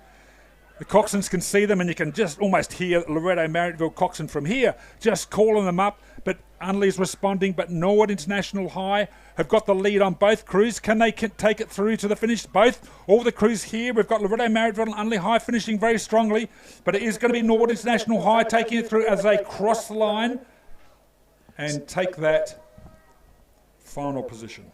Yeah, not a lot to pick between Unley High and Loretto Marriotteville. It was side-by-side racing almost the entire way down the course, as we just see our final couple of crews coming across. So this is the Walford Anglican crew.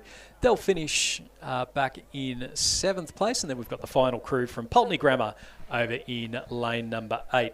But confirmation there, Seymour College finishing in first place. Joining them in the final will be Walford Anglican, the Wilderness School and Norwood International High coming through with a nice strong finish at the end there to qualify for the final of the Schoolgirls Coxed Quad Sculls. And that concludes that event. It was sponsored by the Regatta Shop, and it takes us to race number 23. This is sponsored by City Mazda. I've seen the City Mazda Rowing South Australia vehicle that's often around here. Beautiful looking vehicle. The under 17 women's double scull heat number 1. We've got that'll due to start at 9:55. It's a 2,000 metre event. In this heat, the first 4 progress through to the final, and the rest are eliminated. And we've got 5 crews in this event. We'll read them all out as we get a little bit closer to the event. Now you can see on the screen the 2,000 metre event. I was talking about how at the 2,000 metre we've got the pontoon and they're being held, and they're just lining themselves up at the moment. Double sculls means there's 2 rowers and each rower's got 2 oars. But look at those beautiful conditions down there at the 2,000 metre mark. And it's worthwhile giving a shout out, Greg, to the volunteers. I know that down here you've got the each club is responsible for and school is responsible for a particular thing. I think boat holding is one of those completely thankless tasks because, as you can see, it's a bit tricky to be able to go out and use the loo at any point. You're holding on. You've got to make sure that the backs of your legs are completely sunscreened, that you are staying sun smart. And just a reminder that if you are out on the regatta course or you're heading out today, please make sure you slip, slop, slap. Chuck on some shades and also chuck on some sunglasses and make sure you are staying in the shade as much as possible. So our crew's there getting ready. We're still about a few minutes from the start. But a reminder as well, if you are interested in becoming a boat race official, helping out with the volunteering around the regattas, rowing lives off volunteers. We simply cannot do it without.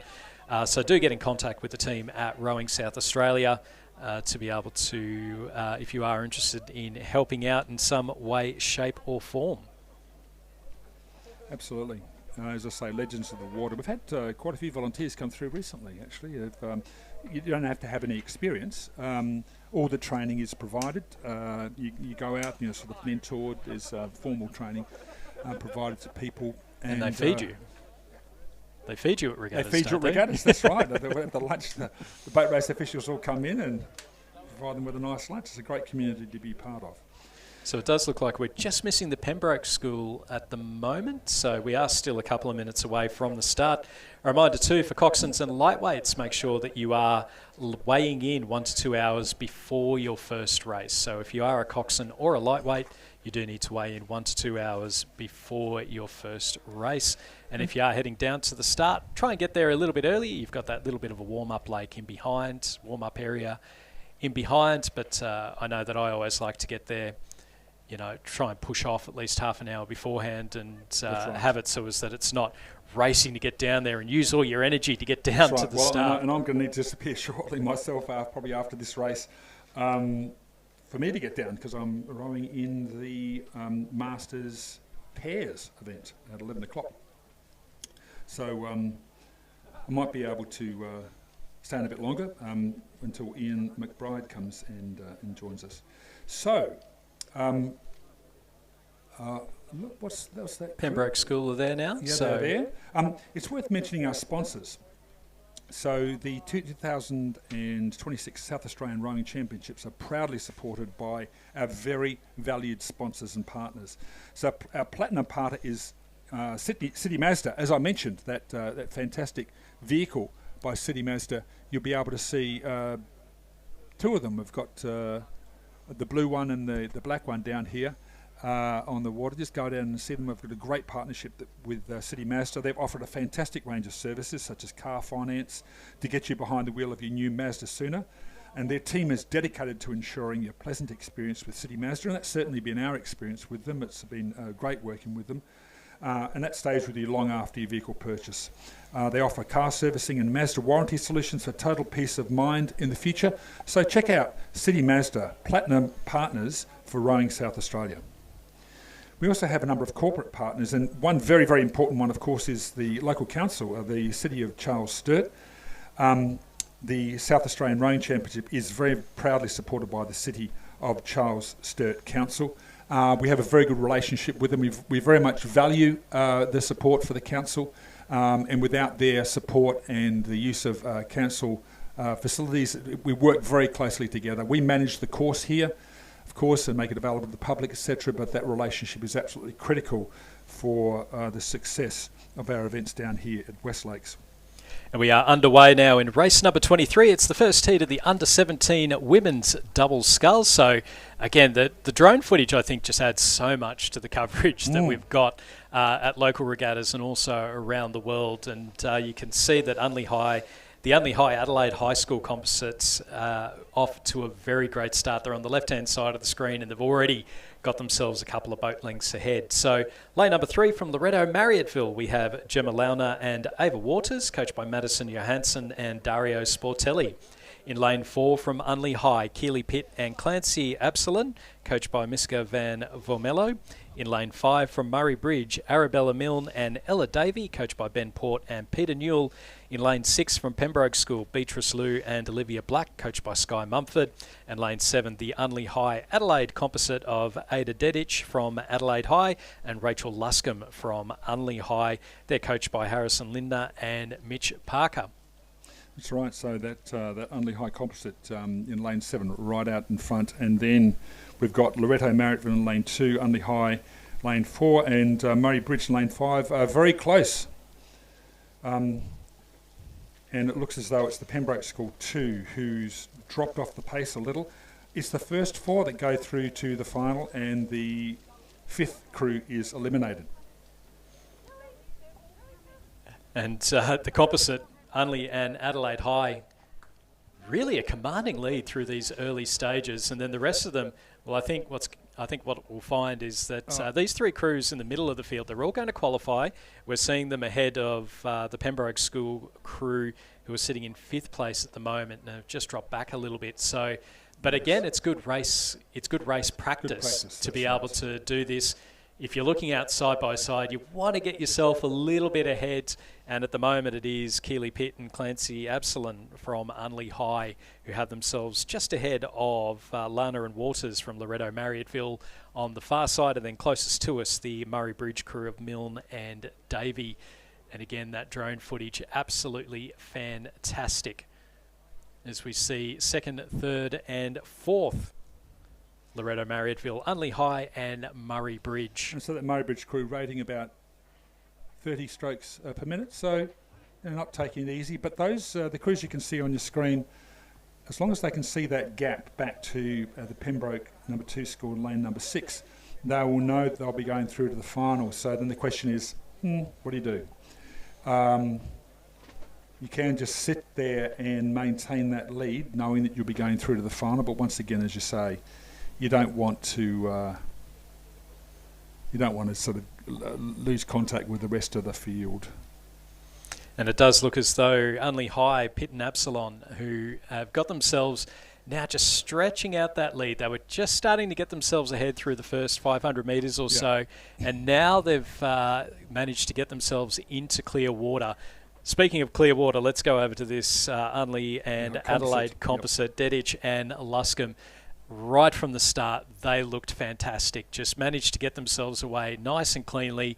They're able now to drop the rating down, but it's still plenty of boat run as we look up towards the top of the course, out towards the finish, and it's perfect conditions. I'm very, very jealous of you, Greg, because you're going to be going out there in about an hour or so and rowing in the pair, which is I always find it the hardest boat to get right, but when it gets right...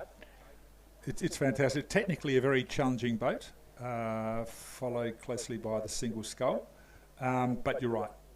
It's great when you can get it all together, and having good conditions makes a big difference. So we are very fortunate here. Got a sort of a tail breeze, but not too strong, and certainly often the conditions down here can be quite lumpy. They have been in some of the previous regattas the last month this year, which can make it very challenging, particularly for the junior crews. You know, it's not only you're dealing with all the physical challenges, you've got all that balance issues, and once the water starts getting quite lumpy, we're having white caps in some previous events. So to see these wonderful conditions makes all the difference. You know? Absolutely, and I think I've seen at the some photos from the New South Wales from the New Zealand Championships where it's very lumpy. They had ones where the single sculls, and basically the water was coming up towards the gunnels of the single sculls, and having done that, that is not, I don't think that's anyone's idea of a good time, really. It's not much fun when you're out there in the water and it's like that. You're going, well, my task today is to survive. I think I've had more than a few survival rows on Lake Burley Griffin before.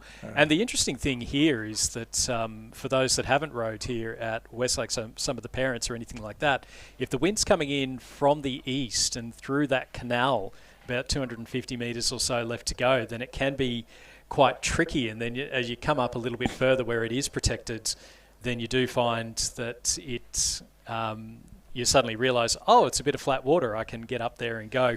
We're seeing footage here from the Unley Adelaide composite. Close. And look, this is a training row for them at the moment. They've got their rating right down. And they've earned it. They've earned it, that's right. They've led right from the start. I want to keep an eye out on this battle for fourth place because the Pembroke School didn't get off to the greatest start. That's Beatrice Liu and Olivia Black. They've held on. They've not let it go. They've not dropped back too far. They may still have with about 500 metres or so left to go, just a little bit too much ground to make up.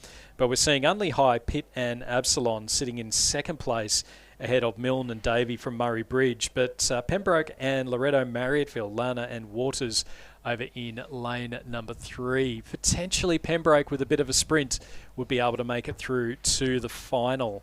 It's top 4 to go through, so it's just the one crew to miss out. But the Pembroke School have fought the entire way down. They're within striking distance. So potentially actually the Murray Bridge crew, Milne and Davey, sitting in fourth place at the moment. So it's going to be a fascinating finish. No doubt about our leaders, though, Dedich and Luscombe. And as you say, the way they're rowing at the moment, they've dropped the rating down to about 24. getting driving and then have that pause at the finish to just let the boat run through. They're in a commanding lead here. I think the way that they're rowing at the moment, when we get to the final, it's going to be interesting to see heat number 2. They're going to be extremely hard to beat. Because they're rowing beautifully. That's it. They're relaxed. They're rowing smartly. They're well balanced. And they're able to conserve that energy. That's right. And that I think is probably the key thing that we've got there. So right. it's a very efficient and effective way of rowing, and so you don't need to be monstering it through. They're just they're letting the boat run, and as a result of that lower rating, but they're still getting the speed.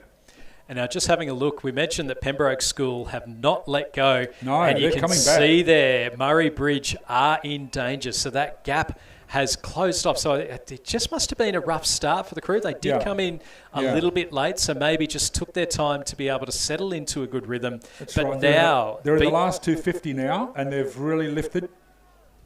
And they've got the opportunity here to get ahead of the Murray Bridge crew. So our leading crew of Dedich and Luscombe are coming up towards the finish line now. They've rated 20 for about the last 1,000 metres or so, sitting very comfortably out in front. They are going to go through and take the win in the first heat of the Under-17 women's double sculls. Coming through in second place, it will be the crew here from Unley High. It's Pitt and Absalon.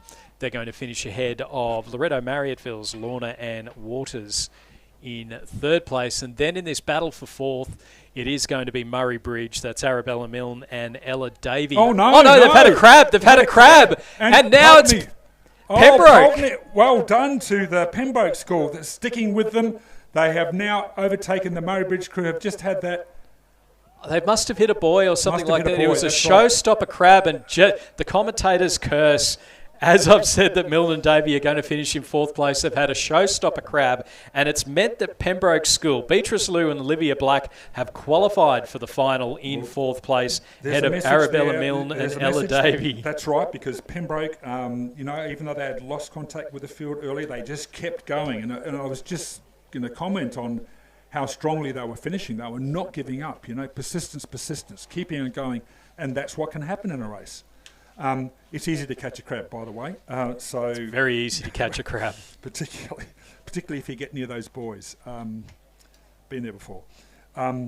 So well done to Pembroke School 2, Beatrice Liu and Olivia Black, making it through to the final of the Under-17 women's double scull. As we get ready for the start of the heat number 2 of the Under-17 women's double sculls. And I think, Greg, you're just about to head off. I think we're going to be joined very shortly by Ian McBride from the Riverside. So he's going to join us up at the commentary position shortly, and then I'll hand over to him and head down myself. But race number 24, this is heat number 2, sponsored by City Mazda, with the first 4 going through to the final. Got that start. Lane number 2, Unley High 2, is Lily O'Neill and Madison Possingham, coached by Thomas Osborne. Lane number 3, Loretto Marriotteville 3, Emily Park and Harriet Fleer, coached by Dario Sportelli and Madison Johansson. Lane number 4, Pembroke School 1, Catherine Watts, Alex Reidler, coached by Tom Merrigan. We've got a scratching in lane number 5, and lane number 6, Adelaide High 1, Zara Polak and Mariana Hernandez-Abril. And lane number 7, Loretto Marriotteville 1, Ruby Kernahan, Eugenie Anderson, and coached by Dario Sportelli. And you can see them on the screen at the moment. Again, this great footage from the drone. So that's first Loretto Marriotteville crew of Kernahan and Anderson, looking very comfortable indeed. Just not quite at the full race pace, but certainly with that lead that they've got over the field. Again, it's the last crew that will miss out on going through to the final. So you just need to keep yourselves ahead of one other crew. That's all it takes. Heading a couple of lanes across, you can see there the Pembroke School crew of Watts and Riddler sitting up in second place, sitting in second or potentially first. We've got the parallax error again, but it is Loretto Marriotteville and Pembroke School. They're one crews, our 2 leaders at the moment. Then back a little bit further to Adelaide High. You can see them in the foreground, just in front of the boat race official boat. And then over on the far side, we've got Loretto Marriotteville, Park and Fleer.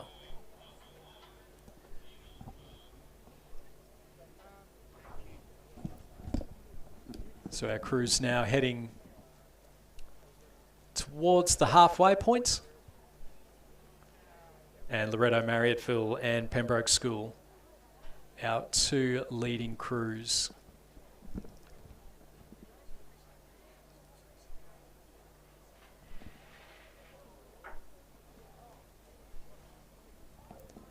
And potentially just the 4 crews that we've got in this one. We'll keep an eye out. So if it is only the 4 crews, then it would be everyone going through to the final. Now this event is sponsored by our platinum sponsor City Mazda, and for those people who are down here on course, there is an exclusive Mazda deal for you today. They've got a QR code. Go down and scan that to redeem this exclusive Mazda offer. So definitely head down to where you see the City Mazdas and scan the QR code to redeem that exclusive just for this weekend and just for the people on the course, the exclusive Mazda deal for you. So back to the race. I think they're just taking their time. Those first 2 crews, they'd know that they're both they've got clear water over the next 2 crews, and as you say, they're all 4 go through. So I think. So the Loretto Marriotteville 3 crew in lane number 3, just a ways off the pace, so we can't see them. I see. Yes, you can't see them on the screen at the moment. So the 4 crews we can see on the screen at the moment. So you can see lane 7, that's Loretto Marriotteville, Kernahan and Anderson, and then next to them we've got Watson Riddler from Pembroke School. They're 1 and 2, and then Pavlak and Hernandez Abril from Adelaide High, as well as O'Neill and Possingham from Unley High, sitting in 3rd and 4th, and then it is a bit of a gap then back.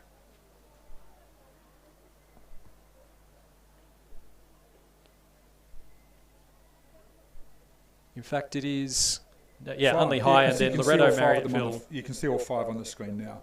So the first 3 are clear. It's the battle will be for that 4th spot, which will be between Adelaide High and Loretto Marriotteville. So that's again, right. we saw it in the last race, Greg, didn't we? Where you need to be close enough to be able to strike if there is an error. And as we saw, showstopper crabs do happen. Absolutely, they can happen.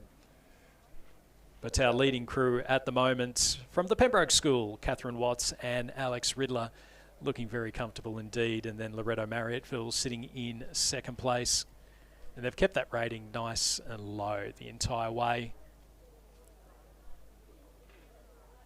It's almost it's almost when you've got the 5 crews, top 4 going through, so you know you've only got to beat the 1 crew. It does take that pressure off a little bit. It does mean that you can maintain. You're just making sure you've got 1 crew sitting in behind you. And I think it's the Unley High crew, which we can see in lane number 2, who actually may be leading the field here. Yeah, they've got themselves out in front now of that Loretto Marriotteville crew. But again, the Loretto Marriotteville crew haven't had to be put on the afterburners. They haven't had to use any energy that they don't need to. No, that's right. They're taking their time. Those first 3 crews have got clear water. And you can see the Loretto Marriotteville crew is really just taking their time. It is still that bit of a gap. And and in fact, I think we might have had an issue there with the Adelaide High crew, because Loretto Marriotteville 3, that's Park and Fleer, are well and truly ahead. And I think there's something's happened with the Adelaide crew. So yes, there's been an incident. I mean, it looks as though both rowers are in the boat. And therefore, I presume safe. The safety vehicle with the umpires has been across to them, checked them out. So I think that they're okay. I just wonder whether it might have been a crab as well, or if there's something breakage or something happened, so that caused them to lose contact with the field. So just looking at the finish line, it will be the crew from Unley High, that's Lily O'Neill and Madison Possingham, who will go through and take the win in the 2nd heat of the women's under-17 double sculls. 2nd place will go to Ruby Kernahan and Eugenie Anderson from Loretto Marriotteville, and 3rd place then we'll go to the Pembroke schools, Catherine Watts and Alex Riddler. So that's our 1, 2 and 3. And that leaves Ratto Marriottville 3 in lane number 3 of Emily Park and Harriet Fleer. Would have been appropriate if they'd finished third. Lane 3, crew 3 in third place. But they'll go through in fourth place. And it does look as though there is an issue in that Adelaide High crew of Zara Pavlak and Mariana Hernandez. By the Surf Lifesavers, so... Abril. So fingers crossed that everything's okay with the 2 crew members there. They're just moving off the course at the moment before the start of the next race. So that's we'll have our final crew to cross the line.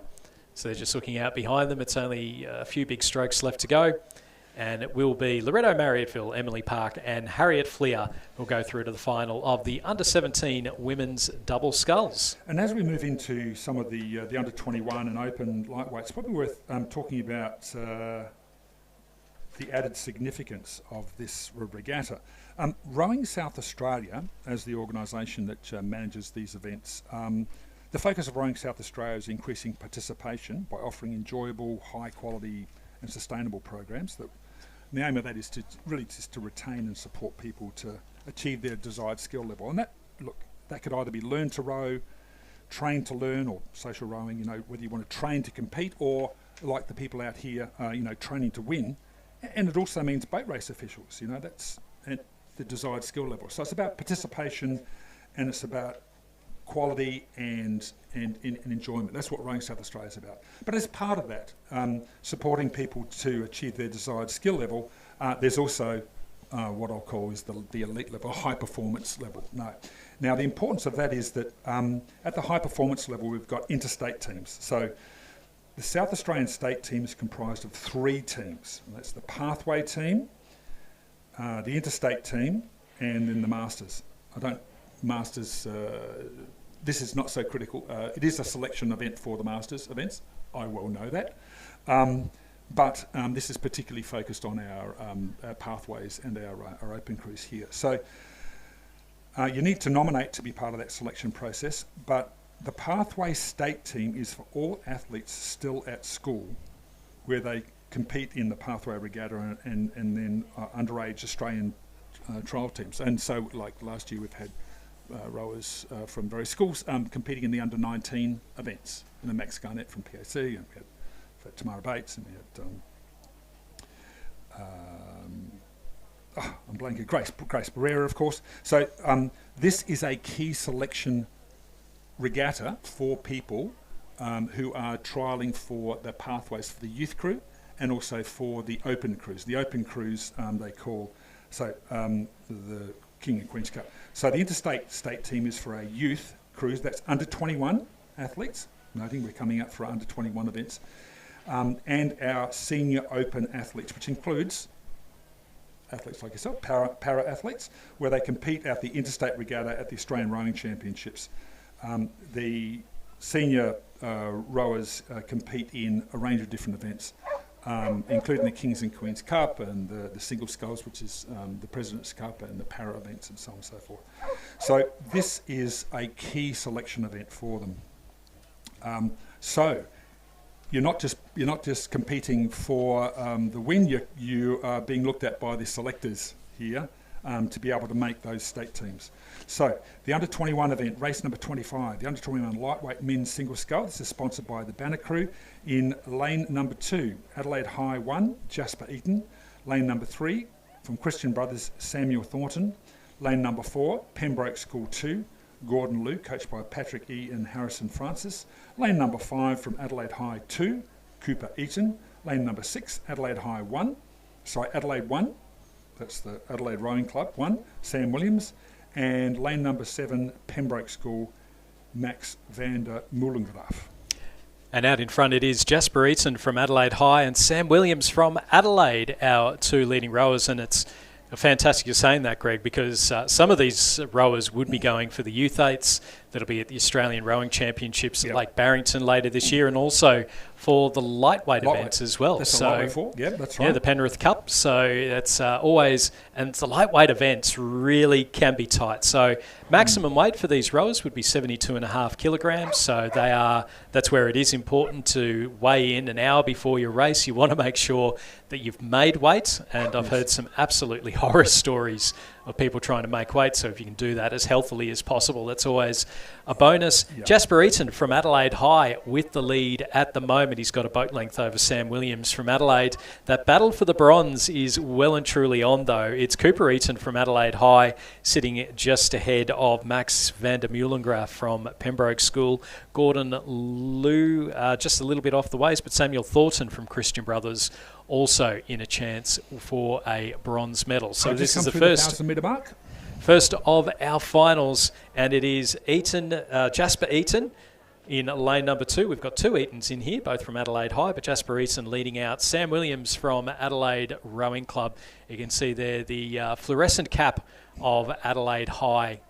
That very fetching oar pattern there, the black and white checkers. I like that.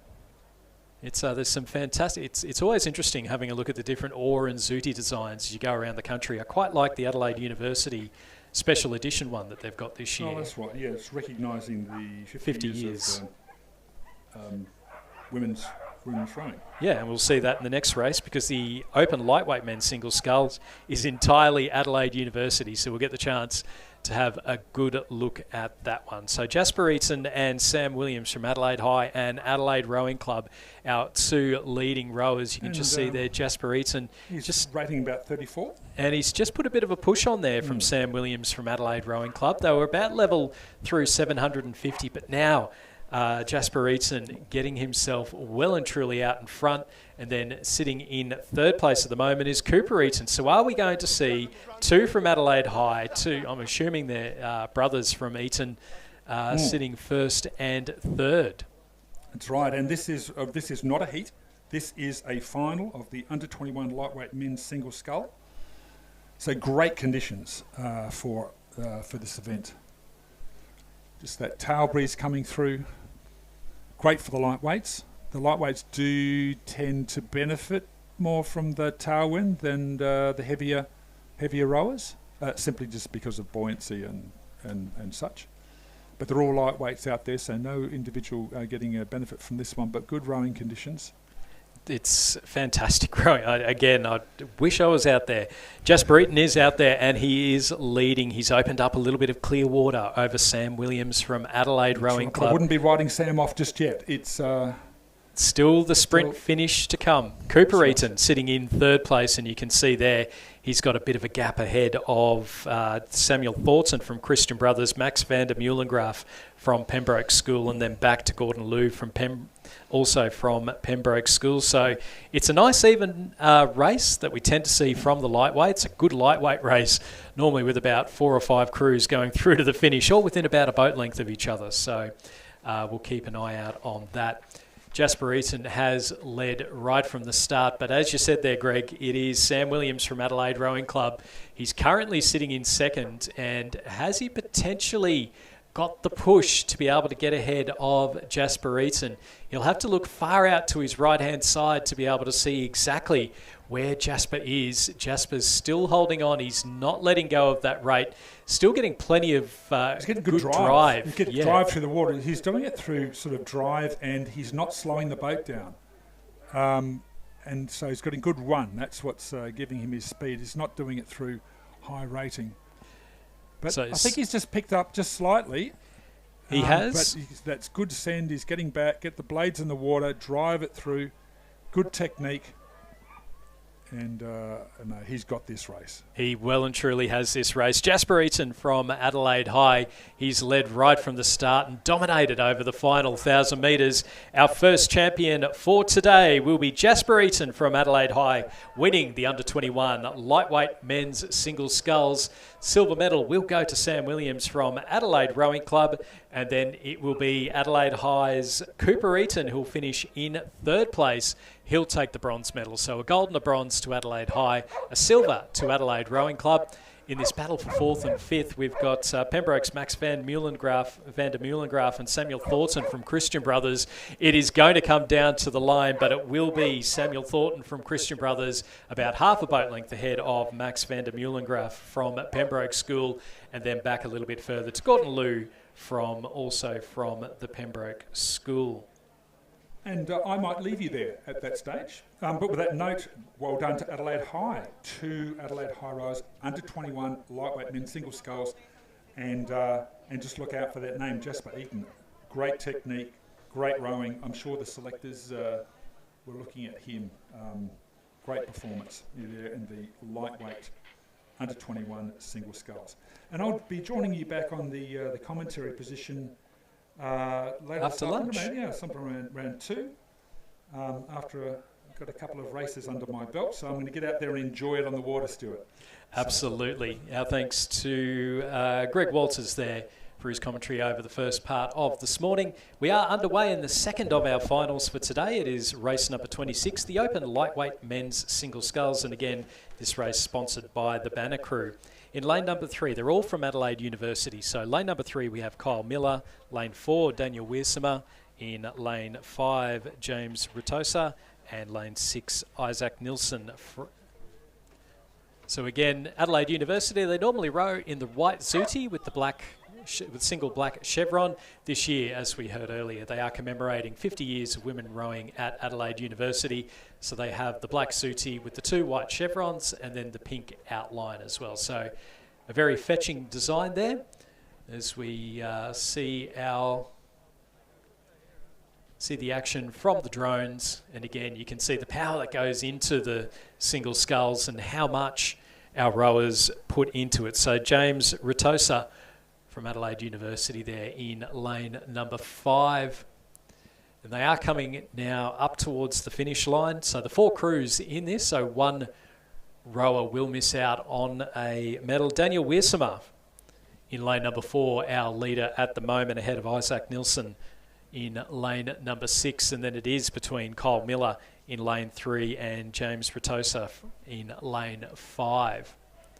So what we do know is that it is going to be Adelaide University who will take the gold, silver and the bronze. The question is, what order will they come through in?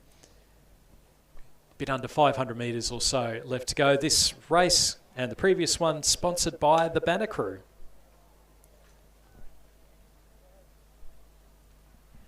So it is still Daniel Wiersema, South Australian representative. He'll be looking to race again for South Australia at the Australian Rowing Championships down on Lake Barrington. It's a good bit of clear water between Wiersema and Nilsson over in lane number 6. Kyle Miller, also a South Australian representative, in lane number 3. He's looking to try and get himself up into those silver medal positions. But with 250 metres to go, it is still Daniel Wiersema holding on to that lead. Looking quite comfortable, the field just spreading out a little bit. James Ritosa looking like he will be the sculler to miss out on the medals here.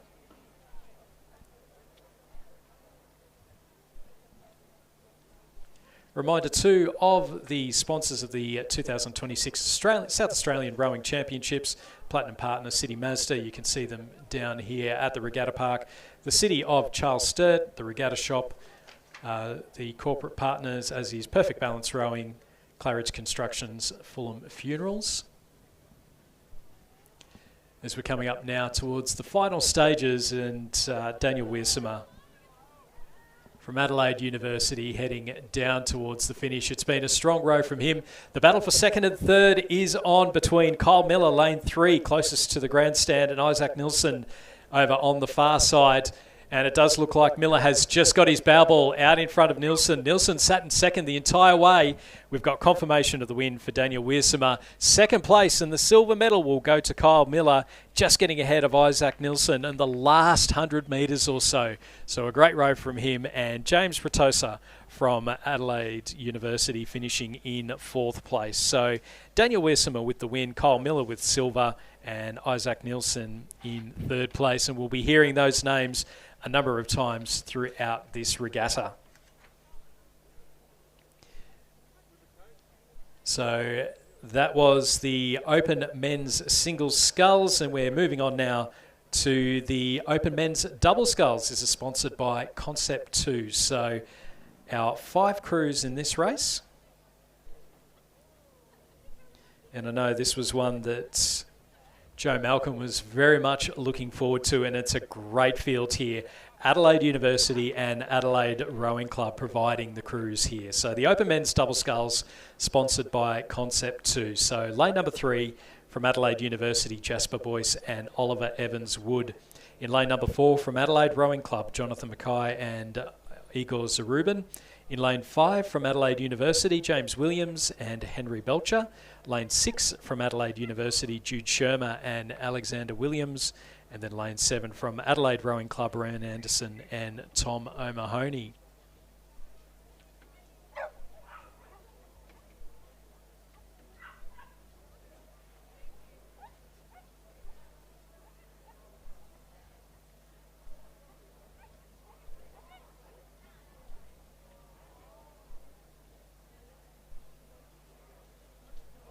So Boyce and Williams, the defending champions, split up this year. So Jasper Boyce and Alexander Williams won this event in 2025. Jasper Boyce now rowing with Oliver Evans-Wood, and Alexander Williams now rowing with Jude Shermer.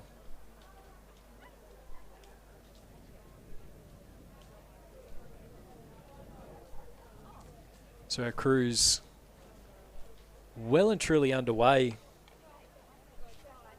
And just looking as though one of the crews might be a little ways off the pace. So there might have been an equipment issue that's happened there. It might be Shermer and Williams who have the lead at the moment, ahead of potentially Mackay and Zarubin. So we'll keep an eye out on those ones. Certainly Jude Shermer and Alexander Williams. Alexander Williams, as we mentioned, looking to defend that title that he won in 2025. As we see our leading crews now, they've got about 500 or so metres left to go.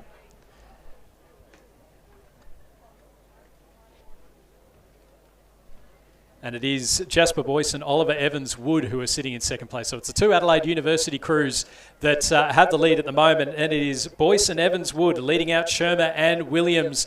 It's going to come down to the final sprint down towards the line. Who's got the bigger push right at the end? It's Boyce and Evans-Wood who have themselves out in front at the moment. They've got opened up about a boat length lead. Some great drive coming through the final stages there.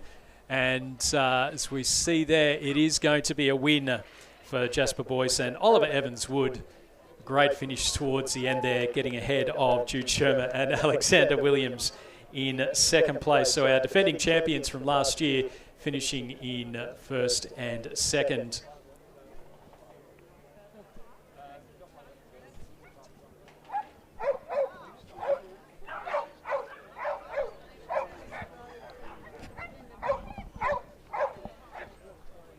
And then through in, just finishing through there now, we've got Adelaide's Jonathan Mackay and Igor Zarubin, Ren Anderson, Tom Mahoney, James Williams and Henry Belcher, sorry. And then it does look like there was a little bit of an issue there for the crew in lane number 4.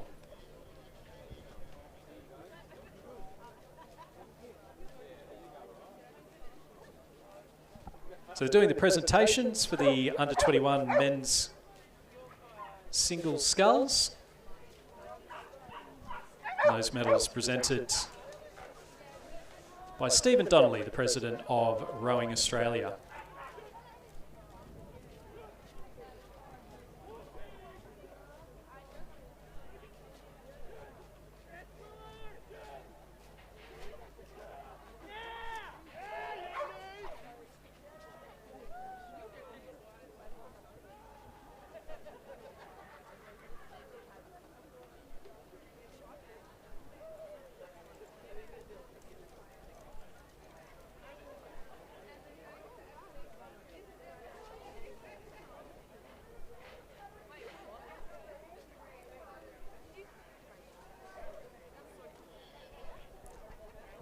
So our next race to get underway is the final of the Schoolboys Coxed Fours.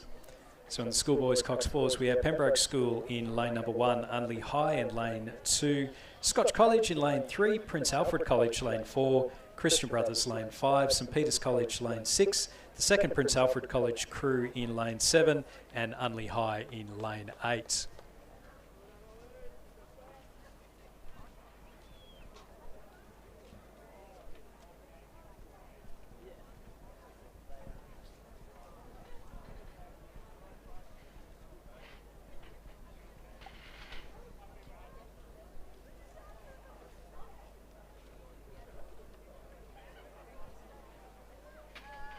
So they are underway in that race.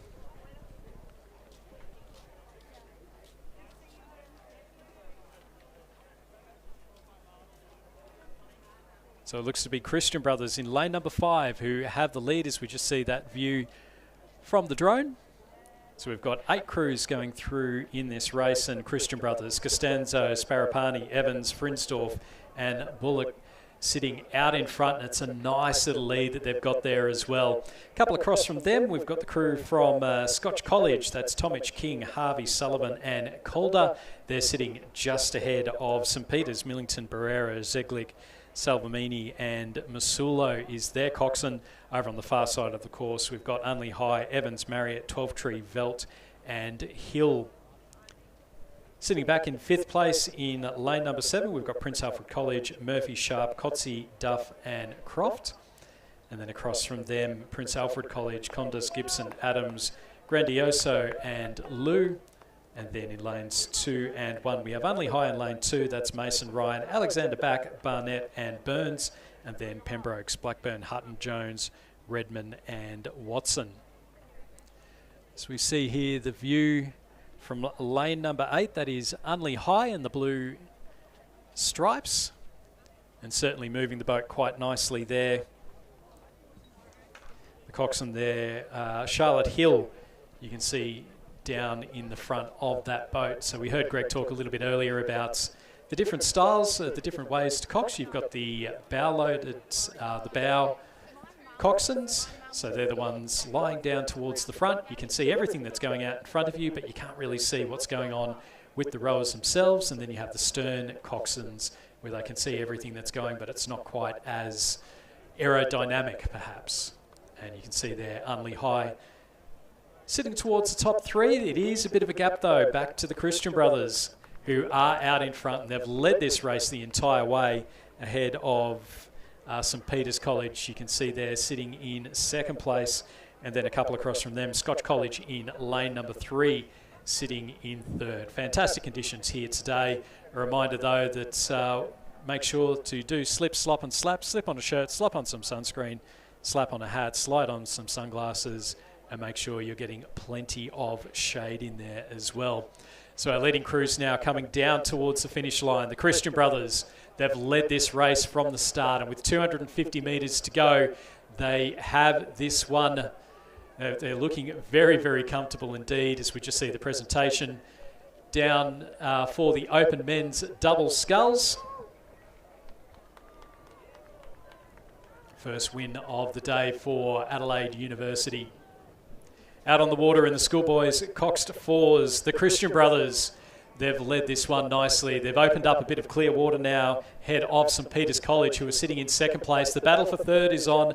Unley High is up there, as is Prince Alfred College, as well as Scotch College, who's going to take the bronze medal. No doubt about our leaders, though. The Christian Brothers crew here in the Schoolboy Coxed Four. That's Memphis Costanzo, Lucas Parapati, Alex Evans, Hugo Frinsdorf and Luke Bullock. They're going to cross the line and take the win for Christian Brothers.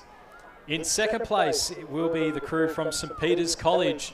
They've got the silver, and now who's got the bronze? Unley High in lane number 8 kept themselves out in front, and it is going to be a bronze medal for Unley High, finishing just ahead of Prince Alfred College, and then back a little bit further. The Scotch College finishing just in behind them, Prince Alfred College just crossing the line now, and then back to the Pembroke, back to our final couple of crews. So the second Unley High crew in lane number 2, and then we just have the final crew from the Pembroke School coming in 8th position. So a great start to finish win there for the Christian brothers.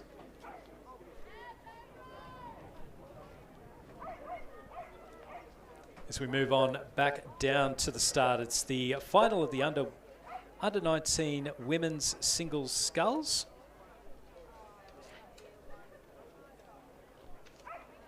So this event sponsored by Perfect Balance Rowing.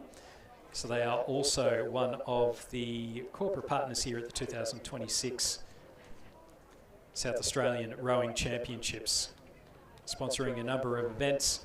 Why Perfect Balance Rowing? We are rowers. We've learnt to row. We have the blisters. We have experienced the pain of defeat and the elation of victory. We have lifelong friends and our arch nemesis, but most importantly, we are rowers at heart, and we still row on the water as much as we can. Love the sport, and we want others to experience what we have. Do everything to support you and support the Australian rowing community. So in this race, the women's under-19 single sculls, we have Ada Dedich from Adelaide High in lane number 1, Alice Shanahan from Loretto Marriotteville in lane 2. She's coached by Stefano Belosso. In lane 3, Izzy McTaggart from Scotch College. Lane 4, Caitlin Anderson from Torrens. Lane 5, Penny Rainbow from Scotch College. Lane 6, Evie Barras from Pembroke School, coached by Tom Merrigan. Lane 7, Adelaide High's Fenella Rodwell. And lane 8, Mackenzie Milne from Murray Bridge, and she's coached by Ben Port and Peter Newell. So we're just having a look on the screen at the moment. And it does look to be Caitlin Anderson from Torrens Rowing Club, who has a nice early lead at the moment. You can see scattered out behind her, in order actually, Izzy McTaggart from Scotch College, Alice Shanahan from Loretto Marriotteville, and Ada Dedich from Adelaide High. Off to the left-hand side of the screen, you can see Penny Rainbow from Scotch College. So she is in lane number 5. And then we'll keep an eye out for the positioning of Evie Barras from Pembroke, Fenella Rodwell from Adelaide High, and Mackenzie Milne from Murray Bridge. So you can just see those final couple of rowers there on the screen at the moment as the drone makes its way around and sort of comes up in behind. So great view there of Mackenzie Milne from Murray Bridge Rowing Club.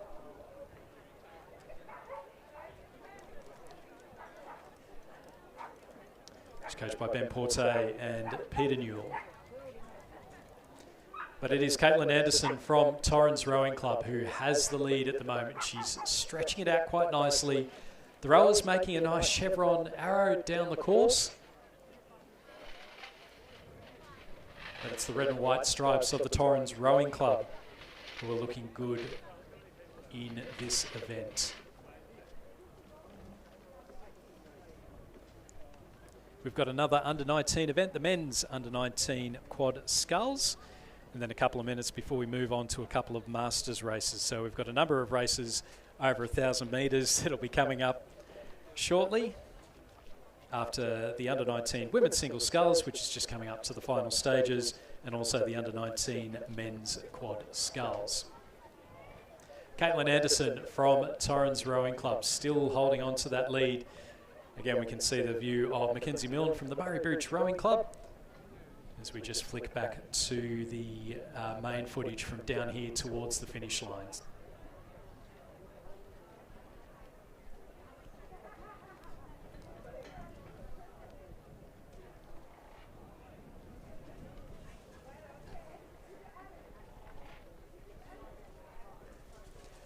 So our leading rowers now coming towards the finish, and it is still Caitlin Anderson from Torrens, leading out Izzy McTaggart from Scotch College, but McTaggart just starting to close that gap a little bit. They've opened it up now between the rest of the field, and then for our remaining crews, it's going to be fascinating to see who gets the bronze. Alice Shanahan from Loretto Marriotteville sitting in 3rd place, and she's going to be battling it out with Penny Rainbow from Scotch College. So are we going to see a Scotch College silver and bronze, or is Alice Shanahan able to hold on and take the bronze medal back to Loretto Marriotteville?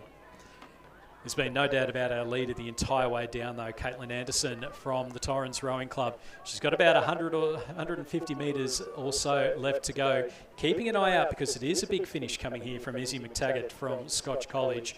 She's not letting that rating go, making sure, getting plenty of power, and looking good for second place. Caitlin Anderson still sitting in that lead. She's only got 50 metres or so left.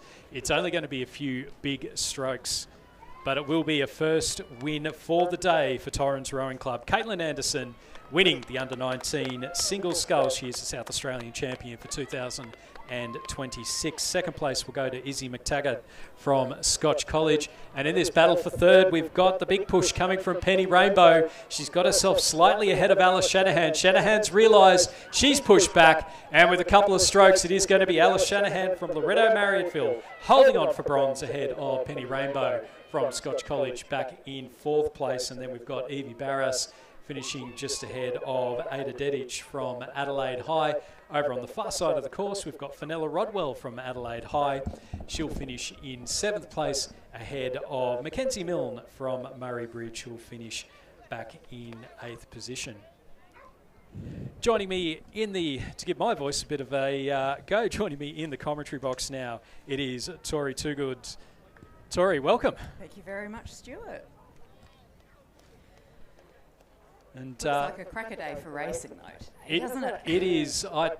Look, I love doing the commentary, but I'd also love to be out there at the moment because the conditions are looking absolutely fantastic.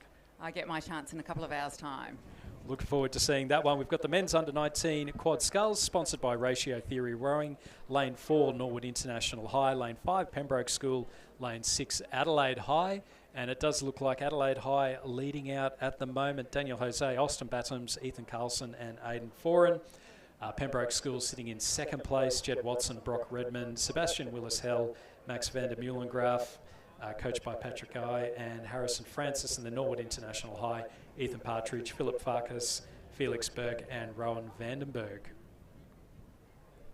So this one, a nice spread out race. You always like to be in this position that Adelaide High are in, don't you, when you can see everyone out behind you? Absolutely.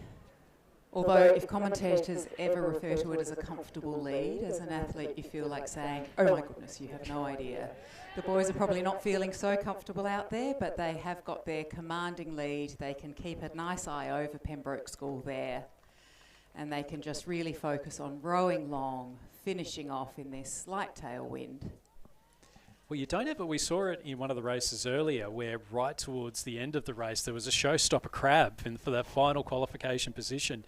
So you never want to let your concentration go. Never, ever. I've had a few races where I have been out the front and it's at least as terrifying. You've got too much time to think. But they're looking great out there in their orange hats to help us spot the Adelaide High crew. It makes it very distinctive. It's very useful, particularly when the sun comes down. Sun comes down over the edge, but it is going to be Adelaide High. Daniel Jose, Austin Battams, Ethan Carlson and Aidan Foran. This will be their second gold medal of the day. Under-19 men's quad scull. Well done to Adelaide High, sponsored by Ratio Theory Rowing. And the Pembroke School coming through in second place, so they'll just come up towards the line now. And then Norwood International High will finish in third position. So coming up next, we're going to have some Masters races. These are over 1,000 metres, and this weekend they are not championship events. So there's a little bit of a break in the program for a couple of races. Doesn't look like they've quite gotten underway yet. Still lining up at the start at the 1,000 metre point. For the Masters women's singles, 2 races, and then a Masters men's coxless pair. So we've got 5 minutes to go before the start of our next race. So again, as you say, the Masters races, and in a few runs we'll see Greg Walters, who's been up here commentating for most of the morning. He'll be out in the men's Masters pairs for Riverside. In these Masters races that we do have coming up, when you're trying to make up that gap, how much of it is really focusing on your own race and not worrying about the fact that there's a crew that started 30 seconds in front of you? Well, certainly at the start, if you have got somebody starting 30 seconds ahead, and I know in the 4 later this afternoon, we're giving a 57-second head start to a crew that are older than us. And it means you just sit relaxed. We are not going to be able to see them out of our peripheral vision until we're getting down towards the beach. So you know that you just need to row your own race, because you can't keep looking around and you can't really tell. They're going to be a full minute ahead in a less than 4 minute race. Do you keep an eye out for potentially the splash as you're getting a little bit closer? Splash and puddles if you do happen to be in a lane alongside them, but sometimes you are several lanes across, so you're not even looking at that in your coxless boats. You're just rowing your own race, and if the handicapping is correct, then we do all come across each other around here on the beach. So there is the potential for the Masters races to be very exciting. And I am proud to say that I have been beaten by 75-year-olds out there where rollicking tail conditions have meant that we have just not been able to broach the gap. And, you know, I certainly look at that as inspirational. I'd like to be like that when I grow up. Absolutely. Well, I remember being here for the Masters Champs in 2021, and the Champion of Champions race was won by someone in their late 80s or early 90s. So yeah, we must have had a rollicking tailwind that day too. Certainly wasn't there when I rode.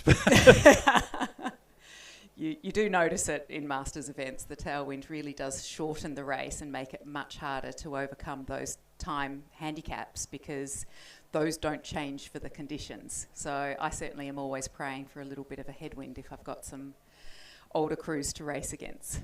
Absolutely. We could see the crews lining up at the start at the moment. So Lane 7, Adelaide University, Christina Bursill at the front of the screen. So we'll do it in reverse order. She's off go, as is Natasha Vassos from Torrens. Kelly Lewis from Murray Bridge is off 5-second delayed start. And then Melanie Innes and Ernene Sterling from Riverside, they're both off 8 seconds. So, and they are now all underway, so you can see them. And it's a great start there from Christina Bursill and Natasha Vassos from Adelaide Uni and Torrens, as we say, both off go. So the grading that you're in depends on your age. So the youngest, and this always astounds people when I tell non-rowers, the youngest Masters age is the year you turn 27. It is. It is. So if your birthday is Christmas, only a week after you turn 26, you're actually a master for 27 and under. That makes for A grade. B grade starts at about 36. Thank you very much. I get a bit fuzzy. C grade starts at 43. D grade starts at 50. Interestingly, Natasha and Chris, who we're seeing on the screens at the moment, so Christina from Adelaide Uni and Natasha Vassos from Torrens, they were both part of the very first Talent ID program that was run here in South Australia in 1990. So Natasha has come back to rowing just in the last couple of years, and Chris, I think, has only been back rowing for about 3 or 4 years after having her son. But before that, she had quite a long career with intervarsity rowing at Adelaide Uni. So it's really cool. I think it's really cool that me and my peers are all coming back to it and able to get out here and race, and sometimes race against the children of some of our other friends. But yeah, really cool to see that very first iteration of the Talent ID program back in 1990. It was an extraordinarily successful program that did exactly as it was meant to, where one of the girls, Alison Davies, actually did make it to be World Junior Champion 2 years after starting rowing. South Australia had an extraordinarily successful period in women's rowing in the 90s with a lot of members of the national team. And I think the Talent ID, you know, it's been such a strong program for Australian rowing. I think Megan Marks Megan Marks was part of the very, very original group in 1988 that the AIS did, and they came all around the country to test. So I was certainly one of those athletes tested, but I was just a 14-year-old schoolgirl, a bit young. Yeah. And I was already rowing, so not what they were after, but yeah. And then the Rowing Australia CEO, Sarah Cook. She's a product as well. She was a Talent ID. And the story that I've heard was actually she wasn't picked initially, and then 2 girls dropped out. So it was Sarah Cook went through, and also Margot Harley, who was the old CEO of Rowing New South Wales. Wow. Got through. So it's, the Talent ID program, it's one of those ones that really does well. And it has worked very well in Australia. Yes. Exactly right. As they're coming up towards the finish line here, it is Christina Bursill into the last 250 metres from Adelaide University. She's holding on to that lead ahead of Natasha Vassos from Torrens, with Kelly Lewis from Murray Bridge sitting in third place. And then it's plenty to make up for Melanie Innes and Ernene Sterling from Riverside. So perhaps they've just got a little bit too much to make up. Let's keep an eye out, Tori, on this battle between Natasha and Kelly for that silver and bronze, because Kelly is just that little bit younger, and she's just starting to close that gap. I don't think anyone's going to cast Christina, though. No. So Kelly had to sit on the start line for an extra 5 seconds. She looks like she has made up some of that gap. Kelly was part of the state masters rowing team this year in the quad, and Natasha had been a member of that squad but had to pull out. Christina has been in the Masters Women's 8 that has won at Nationals for the last 3 years in a row. So she has some credentials on board there, but she is certainly rowing long and strong. She has her 2-length lead. Kelly is fighting up against Natasha. There's just over half a length in it, but Natasha will be holding her off. A valiant effort there by Kelly Lewis from Murray Bridge Rowing Club. And then we have the 2 Riverside girls, Melanie Innes and Erin Sterling. So confirmation there of the win for Christina Bursill, and it's going to be in reverse order. So it'll be lane 7 taking the win, lane 6 finishing in second, lane 5 in third, lane 4 in fourth, and lane 3 in fifth position there in Division 1 of the Masters Women's Singles. We just saw the presentation of the gold medal for the under-19 men's quad sculls. Jo Malcolm, the coach of that Adelaide High crew, she was looking very proud as punch down there. Haven't seen her stand up that straight and tall for a long time. So a great win there for Adelaide High in the under-19 men's quad sculls, and a great win for Christina Bursill from Adelaide University. As we get ready for the start of the second, so we've just got a couple of minutes to go before Division 2 of the Masters Women's Singles. So you mentioned before, Tori, about it not being a championship event. So ordinarily in a championship event, we would see that potentially as everyone mixed in, or they'd still break it up a little bit? They'd still break it up because we've got too many boats there. And usually, I guess more routinely at the championships we'd be doing heats and then finals, so that we can make sure that we do have the strongest people all competing in the one race, rather than making a fairly arbitrary split through the D graders with half in one race and half in the other. And you spoke about that South Australian Masters women's crew that just dominates Masters Championships in the last few years. Angie Franco from Adelaide University, part of that crew. Yep, she's been stroking that boat. Simone Ellis has been part of that boat as well over the last 3 years. And Kate Holland has been in the mix over the last couple of years in the 8 or in the quad. So we have 3 members of our state representative crews in this race now. And then we've got Bernadette O'Neill from Murray Bridge, who is the oldest amongst the group. In Masters Rowing, we do tend to celebrate every birthday, and particularly looks like Bernadette will go up an age category next year, so that'll be exciting, and she'll get a bigger head start.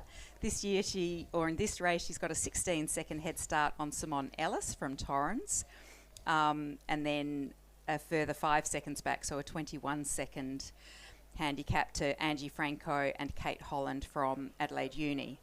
And we're just seeing them on the screen at the moment. I love this drone footage, because you can see there Simone Ellis from Torrens moving herself ahead of Bernadette O'Neill. So made up that 16 seconds quite quickly. Angie Franco was another 5 seconds back. And I think it's kept around that 5 second gap between the two. So Simone Ellis from Torrens holding on to that lead at the moment ahead of Angie Franco. Kate Holland sitting in third place, and then Bernadette O'Neill from Murray Bridge back in fourth. For the Masters Interstate Regatta, for the crew events, it is a D grade average. So it is around... So an average age of at least 50. So it does make it quite interesting. But for the para single sculls, you don't need to be a D grade. It's just a straight handicap race. Right. So the men's and women's PR3 single sculls, it is just a straight handicap. You can I guess that's like the champion of champion race that they do for the singles, where the winner of each of the single age categories then get to race off in a event to see who is the fastest of them all with that handicap. Absolutely. So those are held starts, of course, for championship events. So pontoon is moved up to the middle of the course for us. Absolutely. But it is one of those things, if you are a para row, if you do have some kind of impairment, then do get in contact with the team from Rowing South Australia. They'll be able to help you out with getting classified. It is, the Masters Championships is a national regatta. You do need to be classified as a para rower before taking part in the para events, but it is an opportunity to be able to row from your state. That's absolutely pretty much the Lots only of fun. reason I've ever rowed for the ACT. Got the participation medal every single time.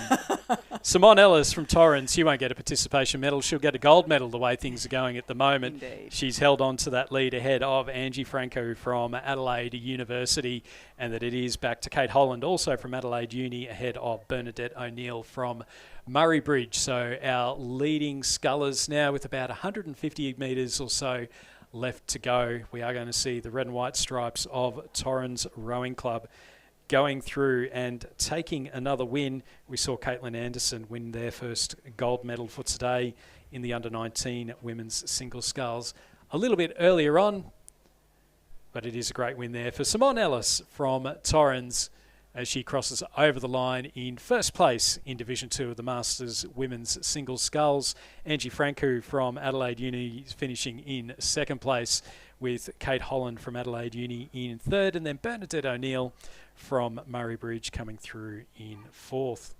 And you mentioned, Tori, about the ages that are listed on the program is your age at December 31. So if you are born in December, like I am, you very, very rarely row as your own age. That's right. Age Chris is and I premature. certainly have a joke because we are born the same year, but I have already had my birthday as a January girl, so I am very happy to own my age, whereas she doesn't get to claim hers until September, so she gets to be referred to as being older than she truly is. It's particularly off-putting when you've got a big birthday coming up. Yes, and if you're not feeling quite prepared for that. Yeah, no, it's 11 or 12 months worth of surprise, you're this age. You go, no, I'm not. We see our rowers getting ready for the start of the Masters men's pairs, the coxless pairs. It's a shame we don't. I think like Masters champs would be a good one for the coxed pair. Oh, if it was going to make a comeback. As a girl, never did get to row a coxed pair. It was always referred to as a bit of a truck driver pair. That it was just a bit like doing power strokes all the time. Did you ever get to? No, I only learnt to row late 30s. So it's it was before my. And I think if I'd gone to a rowing school at 5'7", they would have put me into as I would have been the cox. Mm. So yeah, I certainly had. Well, we still had some coxed pairs as part of the national team when I was on the team in the 90s. I think Wayne Diplock was a... Dipper did do it, I think, one year. And, it was always a very spare boat, but a way to give your reserves a row. So we are underway in the men's coxless pairs. So the crew on the left-hand side from Riverside, Rens Piavessen and Kustas Tivas, they're off go. They've got a 32 and 38 second head start on the rest of the field. So in lane number 6, so second from the left, Wayne Chadwick and Ian McBride from Riverside. In lane 5 from Torrens, Rob Ellis and Kevin Tankard. Lane 4 from Goolwa Rowing Club, Simon Burr and David Trin. In lane 3 from Adelaide University, Bill Natt and David McLeod.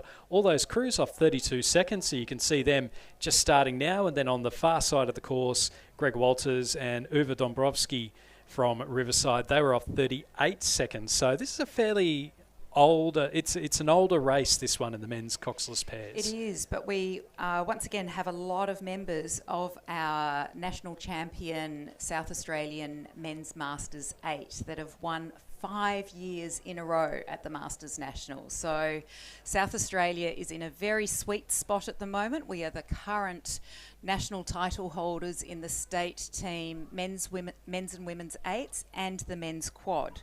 So why are you so Rob dominant? And Kevin and Bill and David and Greg. So we've got 5 members of our 13-man national champion. You're representing South Australia currently. Why are we so dominant? I think we've got a really great Masters cohort here at the moment where we are able to race competitively on the weekend. And, you know, when you've got that bit of success and you've got that bit of a group that are striving to achieve, it feeds more. We, certainly at Torrens, we very much are welcoming other people to come back into the sport as we reach midlife, as the busy years of children, as we get through that little bit of a hump. And just, it's really exciting, and it's fun to get back to what we were good at when we were young. At the moment, in many ways. At the moment, it is the Riverside crew in lane number 7 who have the lead, but they are going to get overtaken by Nat and McLeod from Adelaide University in lane number 2. A couple across from them, we've got Ellis and Tankard from Torrens Rowing Club, so they're just about to get themselves out in front of that Riverside crew as well. And then it is back a little bit further. We've got Gulwa, Burr and Trin in lane number 4. Walters and Dabrowski from Riverside in lane number 2. They had the extra 6 seconds that they had to make up as well. I don't think they're going to get themselves ahead of that Adelaide University crew to be able to go for the gold. And then back a little bit further to the second Riverside crew of Chadwick and McBride in lane 6. But this Riverside crew, PFS and Tivas, both 75 years old. They're an I-grade crew. I think they can hold on for a bronze here, potentially. It'll be tight, to see what happens over this final 200, 250 metres. Have they still got the leg strength to be able to hold off these younger crews? Certainly it is very much Adelaide University's race here with Bill Nat and Dave McLeod, followed by the Torrens duo of Rob Ellis and Kevin Tankard, who do row together consistently. I know Simone Ellis, who just won that previous race, has got 8 events this weekend. I didn't look up how many Rob and Kevin have, but they normally have at least that. I certainly will be rowing with them in a mixed eight in a little while. As we see Bill Nat and David McLeod from Adelaide University, they're going to go through and take the win. A very strong finish from them. So Nat and McLeod take the win for Adelaide Uni. Second place will go to the Torrens crew of Ellis and Tankard. It looks like the younger Riverside crew of Greg Walters and Uwe Dabrowski are probably coming through for third. They are. They've just got themselves ahead, and just that older Riverside crew unable to hold on right at the very last 100 metres or so. It is going to be Greg Walters and Uwe Dabrowski. Greg keeping his energy after commentary. Just pipped the older Riverside fellas just on the line there. So again, showing the strength of that handicapping system, that the gap between them really is that 32 seconds as predicted, for them to be very evenly matched as we get to the finish line. The good thing about Masters races where we have that handicap is oftentimes it is exciting right down to the line. And it's the best feeling, I find, when you pip someone on the line. And the worst when you get pipped. It can be a lot of fun in there. So a great win there for the crew from Adelaide University in the men's pairs. As we move on. So our next race to get underway it's going to be a championship race again. So the under-16 women's single sculls, sponsored by the Regatta Shop. Now the B final has been cancelled. We did have a few scratchings in this event, so it has meant that there was only one crew that went through to the B final. So it'll be the 4 rowers going through to the A final. So that kicks off in about 5 minutes' time. All right. So we thank the Regatta Shop for their sponsorship of this race. They specialise in corporate team, club crew and school wear. They're the first company in Australia to supply rowing memorabilia, and they've been supplying rowing-specific event merchandise at regattas since 1992. The Regatta Shop has over 30 years' experience in branded merchandise. They might need to update that because we're getting close to 35 years since 1992, unfortunately. With access to an extensive catalogue of garments that cater for every application, they can ensure that they will meet your team, event or corporate uniform requirements. And Giles can answer all of your questions down there at the tent on the village green in front of the big screen here.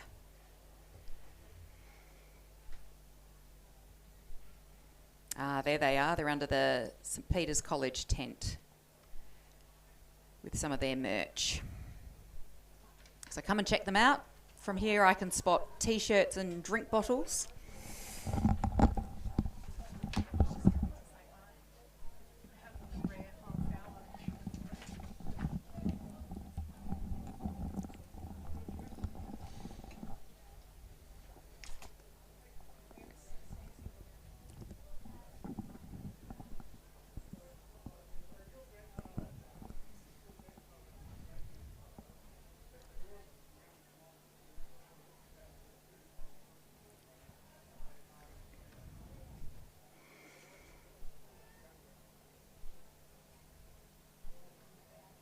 Ian McBride, who was in that race in one of the 3 Riverside pairs, he'll be commentating over this weekend as well.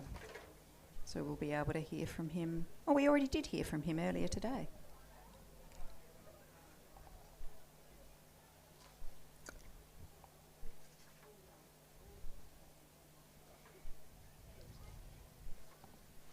So in fact we're going to have 9. So the B final wasn't in, so everyone's actually gone through to the A final. So we're going to have 9 crews. Ooh, in this will be challenging for us. In the under 16s race. So we'll just get final confirmation of the names and the lanes that they're in. Our high-tech scenario out here means that Stuart is quickly handwriting down all the names of the athletes onto our printed program, because it was a heat and then final situation. And I think if anyone's ever seen my handwriting, you'd know how much of it... I'm looking across and thinking I'm not going to have much opportunity to join in on the intelligent parts of the commentary. Looks like the race is underway though. But it's a bit difficult for us to really tell yet. Yeah, and it is... quite what's happening. Looks like lane 3 is out in front. Who's in lane 3, Stuart? So lane 3 is Davis from Walford Anglican. So and perhaps lane 4 and 5? So what we'll do flip to the other page.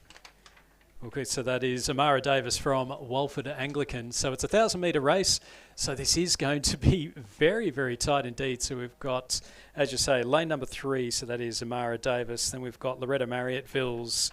That is Marnie Sherwell. In lane 4? In lane number 4. And then across from there, we've got lane Adelaide 5. High with that... that distinctive orange hat. The very distinctive orange hat. It does make it very Thank easy. You, Ariane Hughes, who's sitting in first place at the moment, potentially. So Hughes, Sherwell and Davis from Adelaide High, Loretto Marriotteville and Walford Anglican, who is going to take the win. We've already seen Adelaide High with a couple of wins so far today. Amara Davis from Walford Anglican trying to push hard as well as they're coming up now. It's now just between the two. Adelaide High versus Walford Anglican. You can hear some cheers coming down from the crowd. This is a tight finish for our final here in the women's under 16 singles sculls. It is still, though, Adelaide High with that lead. Ariane Hughes ahead of Amara Davis from Walford Anglican as they come now into the final 100 metres or so. Who's got the biggest sprint? It's coming from Davis. Amara Davis from Walford Anglican. Has she got a bow ball just out in front of Ariane Hughes? Just a couple of rough strokes there from the Adelaide High rower. It's a clean row, though, coming here from Amara Davis from Walford Anglican. She takes the win, the South Australian state champion for 2026 in the under 16 women's singles sculls. Second place going to Ariane Hughes from Adelaide High. Third place in between them, we will see it was Sherwell, Marnie Sherwell from Loretto Marriotteville finishing in third place. What a great race there. That was amazing. Between Hughes and Davis for the win there as we just see our next few rowers coming across. So it does look like it's going to be Mazzini from Loretto Marriotteville finishing just ahead of Lou from Pembroke. And then across we've got Rosenweig from Unley High. And then it's anyone's guess. I think we've got Waters from Loretto Marriotteville, Grace Battams from Adelaide High in there as well. And then over on the far side, Lana from Loretto Marriotteville. Whew, what an exciting well race. Done there. So under 16 athletes, it means once again that it's they have to have not they need to not turn 16 this year. So these are overwhelmingly 15-year-old girls out there doing that race. Pretty exciting to see them taking it right to the line like that in their single sculls, thanks to the regatta shop.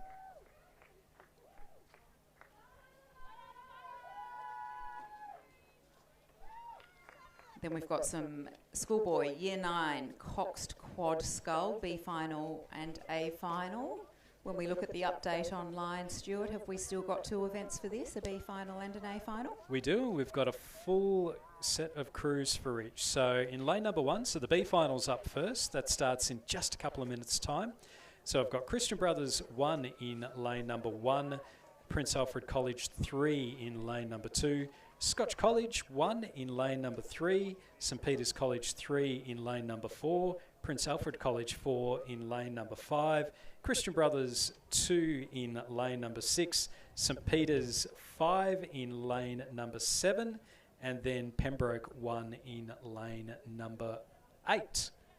According to the program, we had 23 crews competing in the heats for this event this morning. So not exhaustive. It was top 2 through to the A final, the next 2 through, and we saw some great racing in that as well. Fantastic. It's, you know, these younger, particularly in these younger quad sculls, you do get some really, really good racing in there. So I'm looking forward to seeing how this one goes. There were some nice battles going on, particularly for the 4th and 5th places.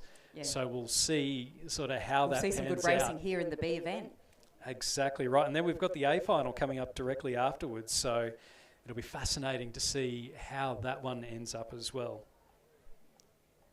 So these are the boys that will make up the inter-crews for next year, and they'll be our first dates the year after and the year after that. Will there be some national champions amongst this cohort out here this morning? These races are sponsored by SportsMed this weekend. So SportsMed is an industry-leading healthcare provider. They offer patients access to modern and innovative healthcare. SportsMed sports doctors have a special interest in sports medicine and injuries and are experienced in medical conditions affecting people and families of all ages. SportsMed Medical is open 7 days a week, with the weekend injury clinic available on Saturdays and Sundays. Undertaking ongoing professional development with the latest research and techniques, their sports doctors are involved with a number of sports clubs and organisations at all levels of competition, providing medical support services. SportsMed sports doctors can also accommodate all of your rowing medical tests. You can look at their website for details, www.sportsmed.com.au, or contact them on 8362 8111.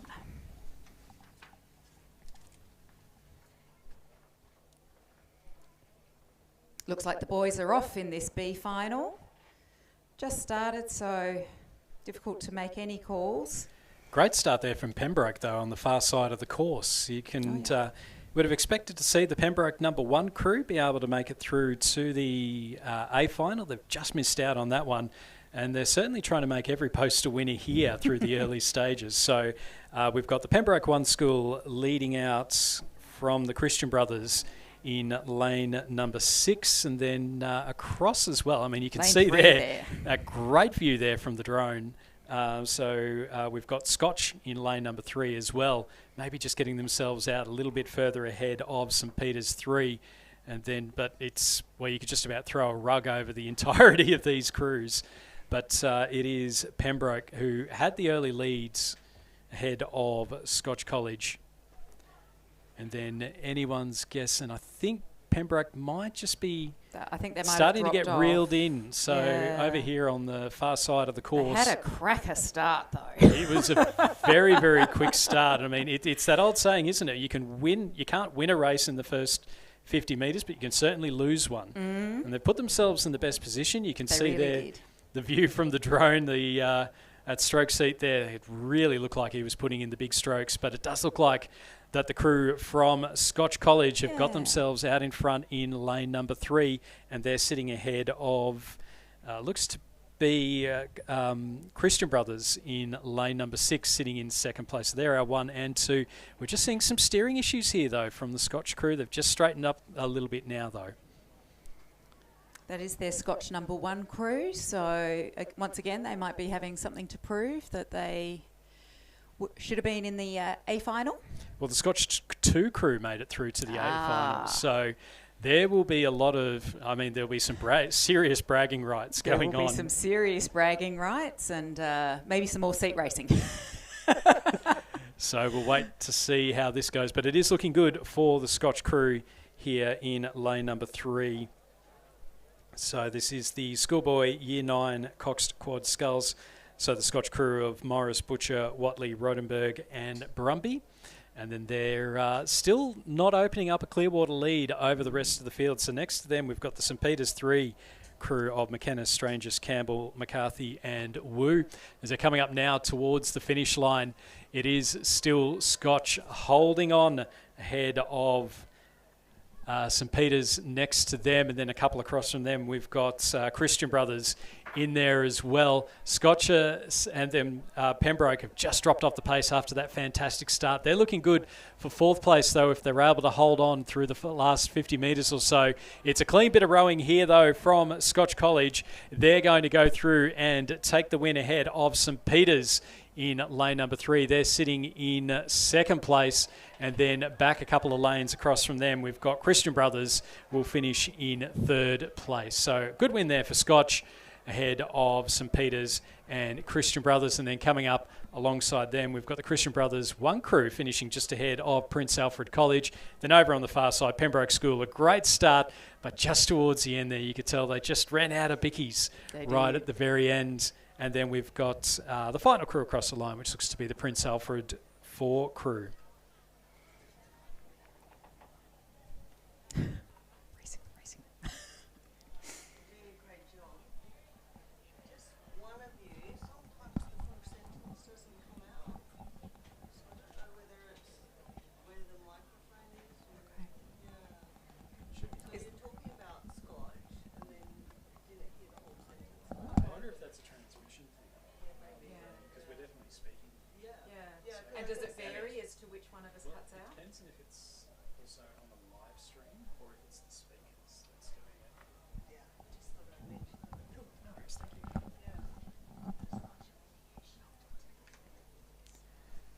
you. So we are getting ready for the start of the A final of the Schoolboy Year 9 coxed quad sculls. So it's we've got the full crews here. So in lane number 1 from Pulteney Grammar, Leo Ying Paps, Lachlan Bedson, Ellie Kennison, Jordan Bollinger and Harvey Ingrams.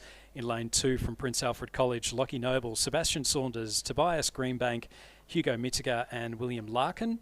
Lane 3 from Unley High, Thomas Braziblia, Louis Mason, Xavier Anders, Elijah Yale and James Hill, coached by Annalise Sizer. In lane 4 from Prince Alfred College, Harry Neal, Henry Ashby, Ruben Bosch, Ben Logan and Connor Caruso. As we see our crews getting ready for the lining up at the start.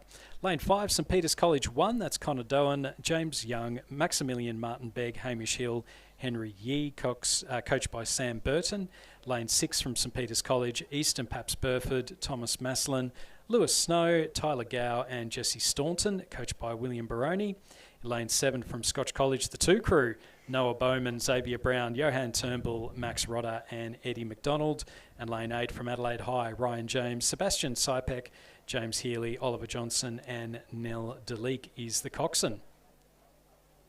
So our crew's just starting to line up, and you can see here, Tori, the 2K, it's a held start, really easy for the starters. At the 1K, if you're the starter, you're just trying to tell everyone, okay, bow seat, tap it up, now stop. All that kind of thing. So it makes it you realise how important it is to have those good boat race officials there and the good starters. Absolutely. And our boat race officials are endlessly patient. I certainly remember back in the 80s as a schoolgirl that it was quite traumatic a lot of the time. But the patience of our bros is extraordinary, particularly with these younger crews, younger coxswains. And with this little bit of wind, it can be surprisingly tricky out there. So there is that patience to get the boats lined up, to issue clear instructions for crews to touch it up or back it down a bit and then to stop and hold it there. And then they're off. They're off and racing. So we can see here the view from behind. It's, again, great drone footage. Just such a game changer, particularly for this sport. And I think one of my favourite things is watching an 8s race from above. Oh. As you see the crews go down, you just go, yes. It's one of the prettiest things in sport, I think. The next best thing is to be in amongst it with all that noise and clatter and shouting and splash. The big boat energy. Oh, the big it's boat energy extraordinary. from an 8. But it's the quads at the moment. It's Yes. the same number of oars. And we're seeing here this crew coming down through the course. So this is the A final. Pulteney Grammar Lane 1, Prince Alfred College Lane 2, Unley High Lane 3, Prince Alfred College Lane 4, St Peter's 1 in Lane 5, St Peter's 2 in Lane 6, Scotch College 2 in Lane 7, and Adelaide High in Lane number 8. So This is one of our St Peter's crews that we're seeing like on the screen here. might be a 5 on the bow number, just trying to have a... I don't know why I'm trying to look at the TV screen and tilt myself to see it, but it's... we try.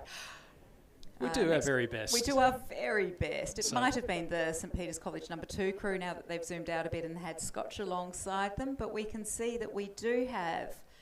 Looks to be Looks Unley like High. Unley High Unley High might... in lane 3. No, I think there's been a crew at the back that's had a bit of an issue. So we'll keep an eye out yes. on what's happening there. So as we're looking down... No, we can definitely see Prince Alfred College there in lane 2. It looks like Pulteney perhaps did not make it to the start in lane 1. So we've got Prince Alfred College 2. We then do have Unley High. So I think it's Prince Alfred College 1 who are in the lead at the moment. Yeah. And then it's actually St Peter's College 2 who are leading St Peter's College 1.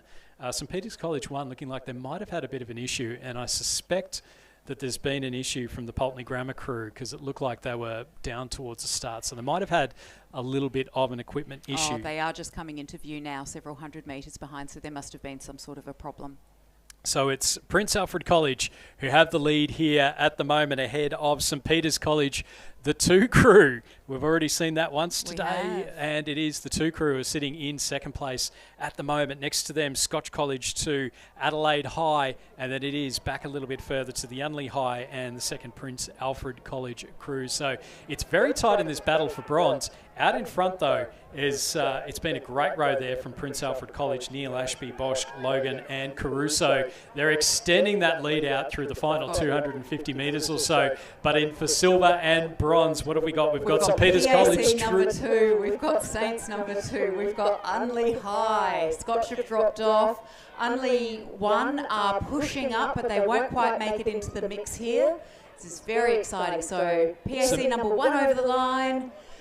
Prince Alfred PAC 2, I think, have got the number 2 spot here. It's going to be a 1 and 2 for Prince Alfred College. The 1 crew cross over the line with the gold medal. Silver will go to Prince Alfred 2, and bronze, Unley High just over St Peter's College crew. Less than a canvas there. It was about the width of the bow number, and they finished ahead of Prince Alfred College 1, and then back a little bit further to Scotch College 2, Adelaide High just crossing over the line now, and then it does look like the Pulteney Grammar, unfortunately, just with a little bit of an issue, so they are still coming down the course.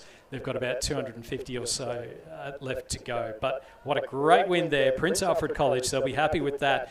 Gold and silver for them, finishing in first and second in the Schoolboy Year 9 Coxed Quad Sculls.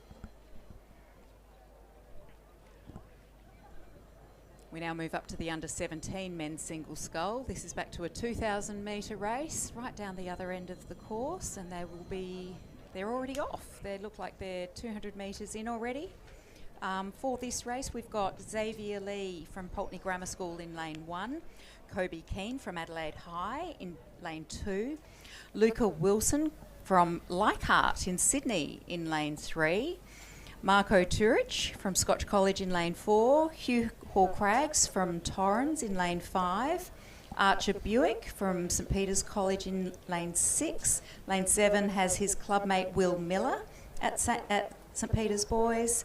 Lane 8 has James Cox at Unley High, coached by Mitch Parker, and William Kelly from Adelaide High's over the other side in lane 9.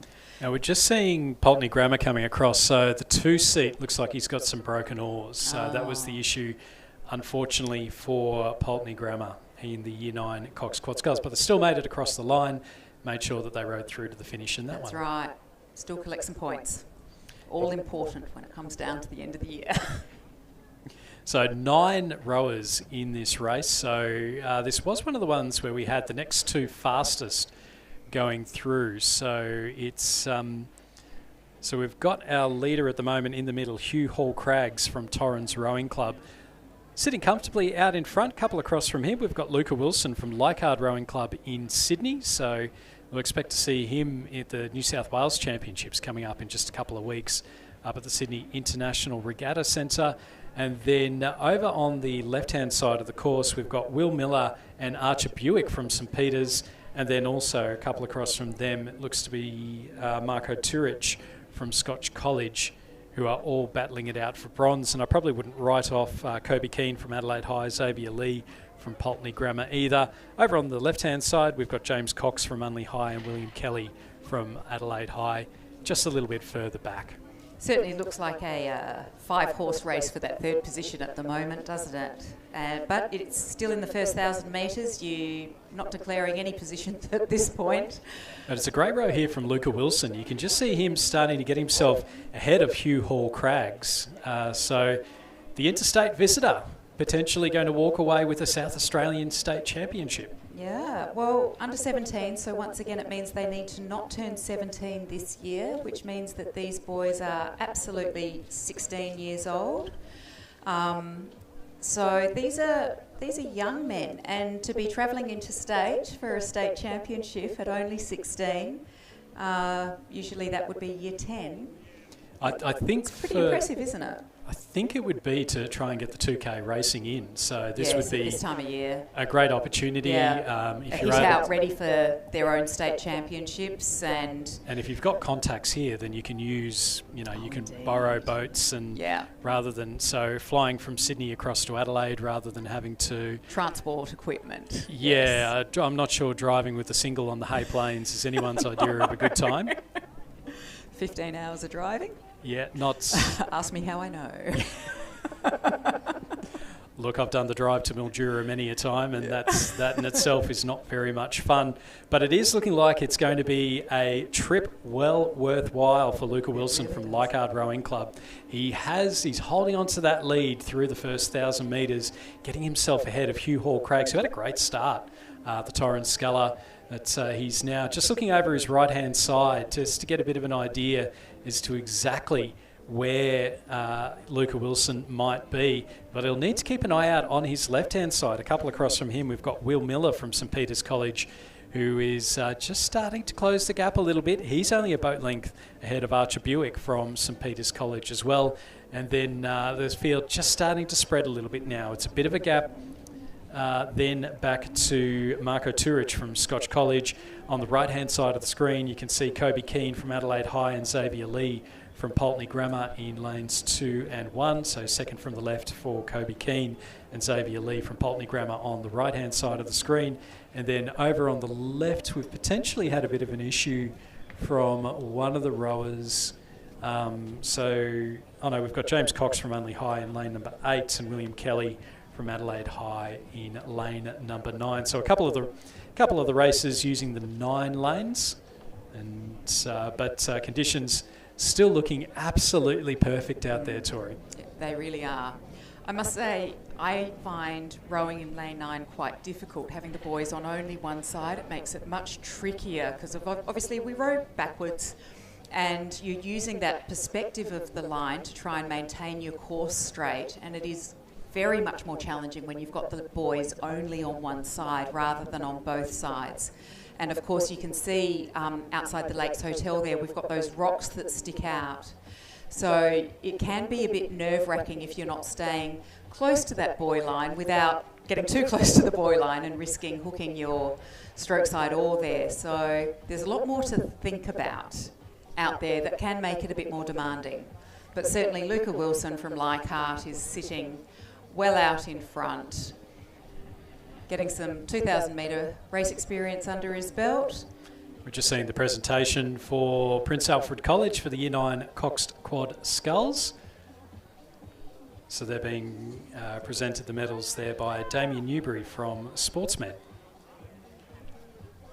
Luca Wilson from Leichhardt Rowing Club.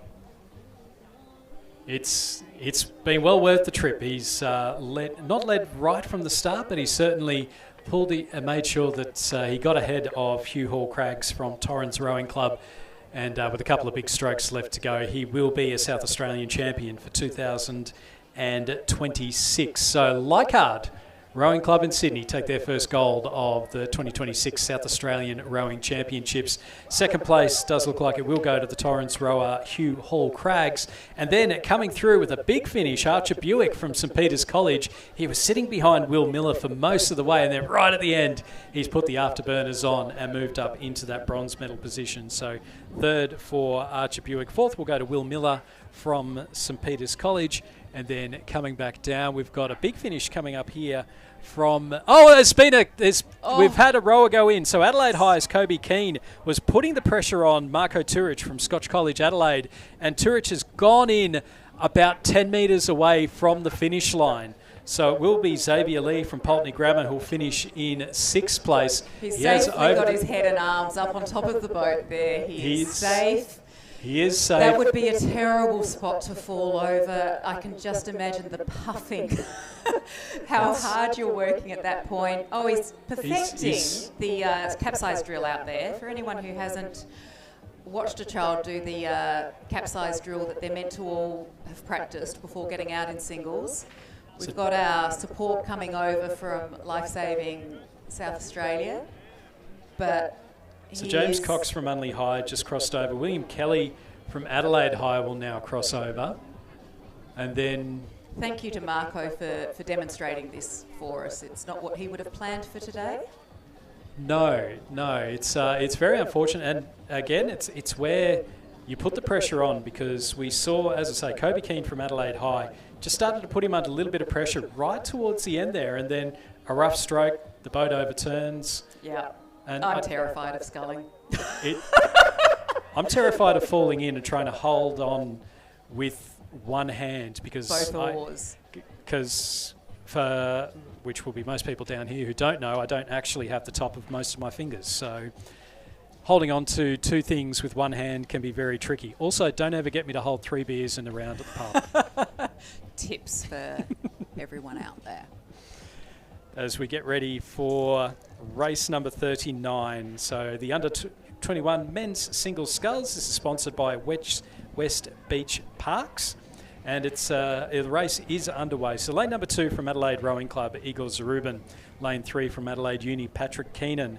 Lane 4 from Adelaide Rowing Club, Ren Anderson. Lane 5 from Adelaide, Alex Lee. Lane 6 from Adelaide, Tom O'Mahony. And lane 7 from Torrens, Finn Redmond. So a couple of South Australian representatives in there. I think Igor Zarubin's just come out of Norwood International High. Finn Redmond, from memory, was part of the Youth 8 last year for South Australia. So it's a talented lineup, and we've seen a number, particularly in the men's side, we've seen a number of South Australian rowers make their way to the National Training Centre. Alex Hill, obviously been there for a while. Mitch Reinhardt has made his way up there as well. And then last year, I think in the men's singles scull at the Australian Rowing Championships, it was South Australia 1, 2 and 4 or something like that. It was. We're getting through a lovely little purple patch here, aren't we? With our men's rowing developing really well with the support of the National Training Centre, Reinhold Barchi National Training Centre over in Canberra. It is Igor Zarubin. Yeah, from Adelaide Rowing Club, who has the lead. Then on the far side, we've got Finn Redmond from Torrens Rowing Club. So our 2 South Australian representatives. It's Zarubin holding off Redmond for the moment with 2:50 to go. I think we've seen a showstopper crab now in one race. We've seen capsize just towards the end of the race as well. Let's see what happens in this one. Third place, it does look to be potentially Alex Lee from Adelaide Rowing Club in third, and then across from him we've got Patrick Keenan from Adelaide University, who in turn is sitting ahead of Ren Anderson and Tom O'Mahony from Adelaide Rowing Club. So it is going to be a win though for Igor Zarubin from Adelaide Rowing Club. He'll take their first win for today, and Igor Zarubin, the under-21 men's single scull South Australian champion for 2026. Finn Redmond from Torrens Rowing Club will finish in second place. And then in third, it looks like it's going to be with Alex Lee from Adelaide Rowing Club in lane number 5, finishing in third place. He'll finish just ahead of Patrick Keenan from Adelaide Uni in lane number 4. And then back a little bit further, Tom O'Mahony from Adelaide in lane 6 and Ren Anderson from Adelaide in lane 4. It's always quite tricky when you've got the 3 from one club all in. Trying to keep track of them all, indeed. So the under-21 men's single scull is sponsored by West Beach Parks, a world-class tourism, sport and recreation precinct providing exceptional leisure experiences. They have an ambitious goal for West Beach Parks to become Australia's favourite tourism, sport and leisure destination for all. So thanks to West Beach for sponsoring that event. The under-21 men's single scull won by Igor Zarubin.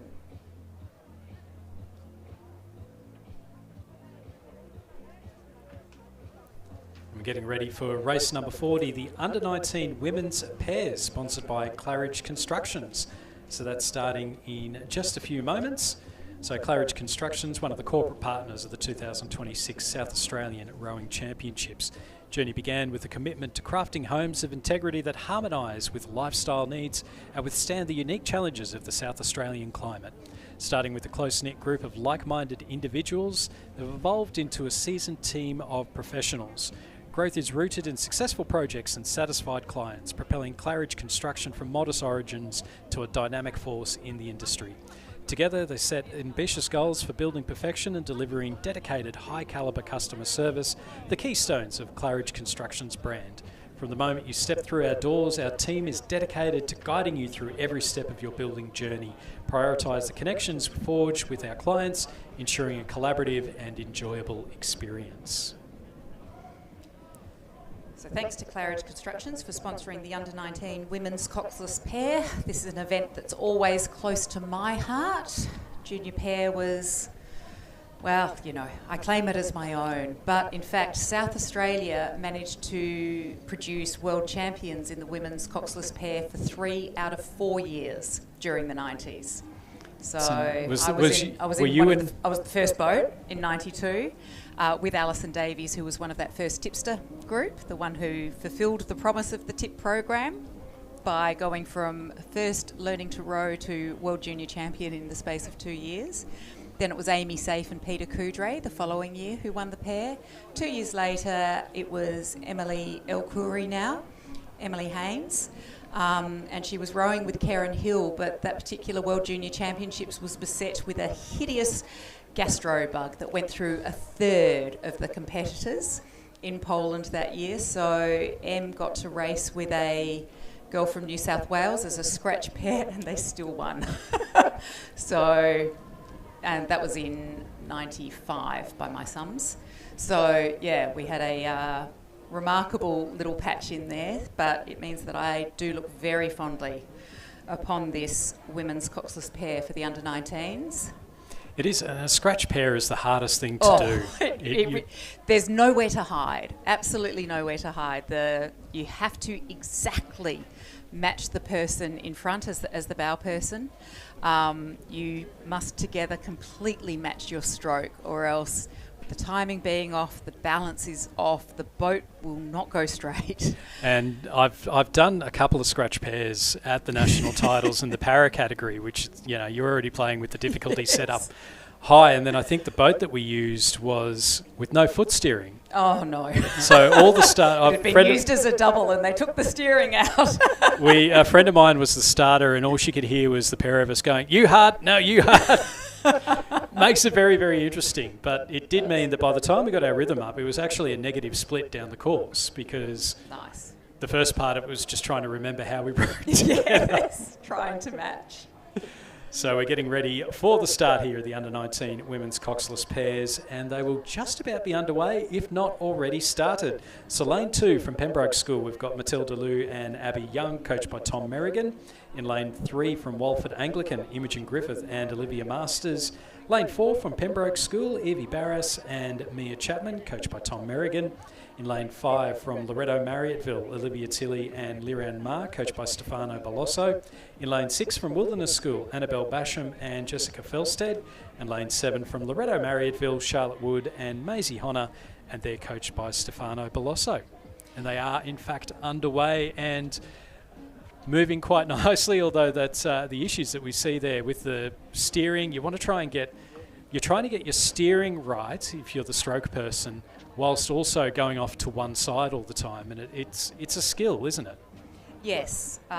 Certainly back in my day, we learnt to row in sweep boats. We never did learn to scull and row in quads. So for me, it seems perfectly natural to only go to one side.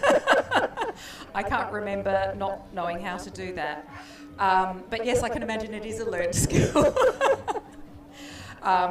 What's interesting, of course, these girls are all rowing in 8s most of the time, but they get to have a hit out in a pair along the way and as a chance to get more racing in. We're seeing mostly this crew from Loretto Marriotteville of Charlotte Wood and Maisie Honor, who are having some trouble with their steering. They've had their bow side oar on the boys, and now the girl in stroke seat, which might be Maisie, will be having to make sure she doesn't overcorrect to move into the other lane. Next to them, in lane 6, we've got Wilderness School of Annabelle Basham and Jess Felstead. It looks as though the crew in front might be, would you say the Pembroke or the Walford combination of Imogen Griffith and Olivia Masters? It looks like Imogen Griffith and Olivia Masters. So I think the crew that we can't see on the screen at the moment would be the Loretto Marriotteville crew of Tilly and Ma. Just from, it looks like they're either well in front or they're well behind. So we'll keep an eye out as we get a little bit closer. But you can see there Griffith and Masters with that lead at the moment, and then Lou and Young from Pembroke School as we just cross now to view there. So yeah, so we've got the 4 crews on the left-hand side. So from the left, we've got Loretto Marriotteville, Wilderness School, Loretto Marriotteville, and Pembroke, which would leave Walford Anglican in the lead. And then over on the right, to the right-hand side of them, it's the second Pembroke crew in lane number 2. For many of these girls, they've only had the chance to row in the pair this season. They're still very much learning about how to match those hand heights and match that timing. As I said, there is nowhere to hide. It is a very unforgiving boat. It is my favourite boat. I always find a good pair is the best when you can sit it up and just move it through. But what are the skills needed to... So you mentioned that these girls would have been rowing 8s predominantly, but it's a different... You're more technical in the pair. You have to be far more technical. It moves much slower than an 8, not surprisingly, which means... Once again, that there is that bit more time to think. Your rating is not usually quite so high because the boat speed isn't there. I think there's much more opportunity to feel what is happening, to feel that connection with the water, to feel how your pair partner is moving. So whether you're in the stroke seat or the bow seat, you are acutely aware of how the other person is moving, where her weight is sitting, on her feet or on her bottom. You can feel the hand heights, you can feel any disturbance in how you're actually getting into or coming out of the water, and that application of pressure with the legs and with the body swing. So there's sensory input coming from all over, whilst it also being a much quieter event. There is not much in the way of verbal commands being issued. Normally the person in the bow seat will issue one word, more often than not one syllable, calls, just so that you are focusing on the same thing at the same time. As mentioned, in the stroke seat, you're paying attention that the boat is moving straight down in the centre of the lane and not risking catching a crab on either side by hooking a buoy, because that does risk you requiring a rescue. But so this Walford crew out in front, lane 3, of Imogen Griffith and Olivia Masters. We can see them on the screen there. You can see that they have, they're not in the centre of their lane. They do have the boys going underneath that bow side oar. They're moving the boat quite nicely. They really are. It's not. I mean, this is exactly what you're talking about with the technical side of it. They're not trying to over muscle it. They're not trying. They're getting the catches in. They're getting some good drive through, and every time they take a stroke, the boat's just moving beautifully through the water. Doesn't it look fun? I mean, don't you look at that image there and you think that looks fun to do? It's not as loud, it's not as raucous as an 8. There's much more adrenaline in the 8, and there's much less, quite frankly, there is less finesse in an 8. But we can see the difficulties with some of that steering. These girls would only be learning how to steer. They've predominantly been in coxed boats. Foot steering is certainly one of those skills that it's is. about the only bonus, I think, when you learn how to row as an adult, because you generally don't have a lot of coxed boats. No, we struggle to get enough coxswains.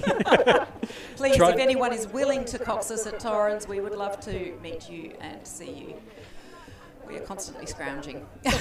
As the smallest man in my squad in Canberra, I am quite often thrown into the coxswain seat. But it is Walford Anglican, Imogen Griffith and Olivia Masters. They have just been dominant this entire race, and they are looking very, very good out in front. And then a couple across from them, so it looks like... looks like the Wilderness crew over in lane 6 of Annabelle Basham and Jess Felstead.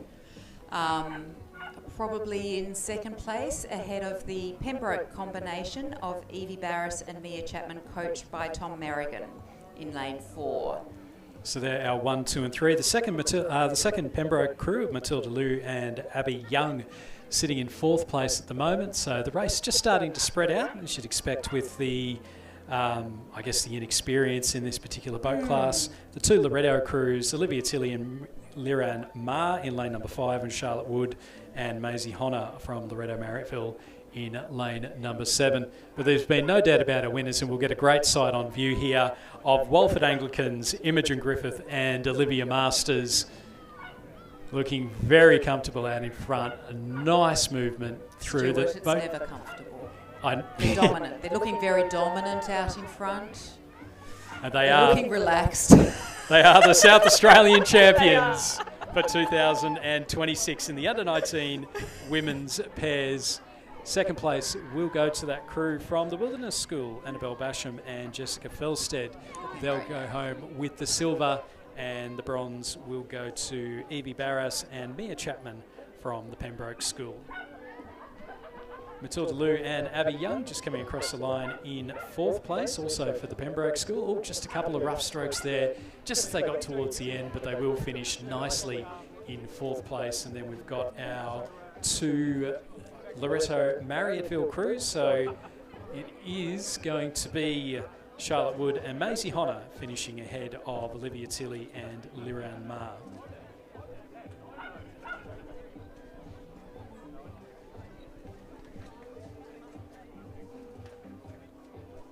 So we get ready for the Schoolgirl Coxed Quad Sculls. So this is the final. It is sponsored by the Regatta Shop.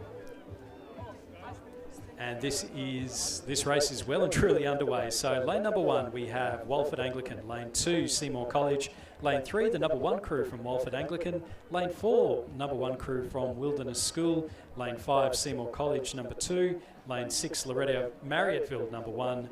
Wilderness 2 in lane 7, and Norwood International High in lane number 8. So it looks to be the Wilderness School it will be Seymour College potentially who have the lead at the moment. So we'll keep an eye out on that one as they're coming through they're through the first 1,000 metres. So Seymour College 2 with the lead at the moment. Excitingly, folks, you can win a row erg by playing the fish game. So this will be a Concept 2 rowing ergometer if you felt you needed another one for home or for your club.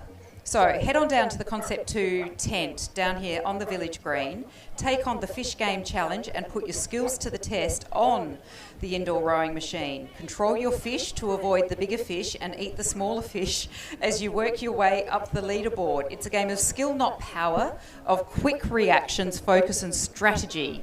They're your keys to success. It's perfect for athletes, spectators, friends and family, and is a fun challenge to jump on between races or while soaking up the regatta atmosphere. Do you think you've got what it takes? Come and have a go, and you could win an erg for your troubles. I like the idea of it being a game of skill, not power, although I do have trouble with the idea of something on the ergo being a game. It's never a game. Yeah. Too much experience on an erg. I do not doubt that for a second. A crew that probably has a bit of experience on the erg is this Seymour College crew of Eva Tierney, Ainsley Brennan, Carrie Leeming, Rosa Lucas and Grace Andre. They are leading at the moment in the Schoolgirl coxed quad sculls. Off to the left of them, you've got Loretto Marriotteville, Alice Frierson, Leah, Ruby Kernahan, Eugenie Anderson, Layla Bryant and Winnie Katsaros. A number of these rowers already been down the course a couple of times and not just for the heats.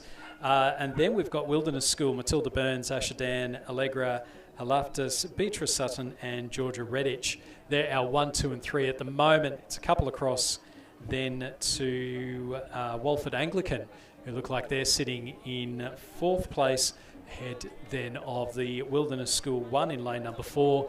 Looks like they just had a rough start there, and then it is back a little bit further to Seymour College 3, Walford Anglican 2 and Norwood International High at the back of the fields. With the Seymour College. Crew, coached by Angie Franco, who we saw not long ago in a Master Single from Adelaide Uni. But they are looking strong out there, aren't they? Schoolgirl coxed quad. And plenty of pressure going on there. I wonder if they'll be heading down to Barrington in a couple of months or so. It's been a very good row from them. So Seymour College take the win in the Schoolgirl cox quads for 2026. They'll finish ahead of, what's that? Loretto Marriotteville in 2nd place, and then 3rd place, just holding on, Wilderness School. They're ahead of Walford Anglican in 4th. It looked like Wilderness might have just had a rough stroke just towards the end. They just slowed down dramatically at the end there. And once again, that's the number 2 crew finishing well ahead of their number 1 crew. And then we've got crews here from Walford, their number 2 crew, and then Norwood International. Oh no, Seymour College just coming across the line now. And then Norwood International on the other side of the course. So that was the Schoolgirl coxed quad sculls, sponsored by the Regatta Shop. And a fantastic race there from the Seymour College 2 crew.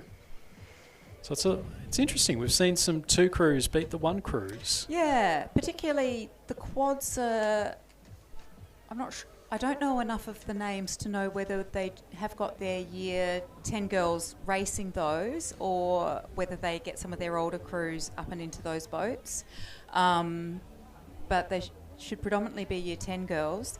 And I think, despite the fact they've just come off rowing camp, depending on how they did their seat racing at the time, I think there can be enormous variability in what's happening. But the men's under 19-8 is underway, and we've got a ding-dong battle between PAC and Saints, as we are used to around these parts.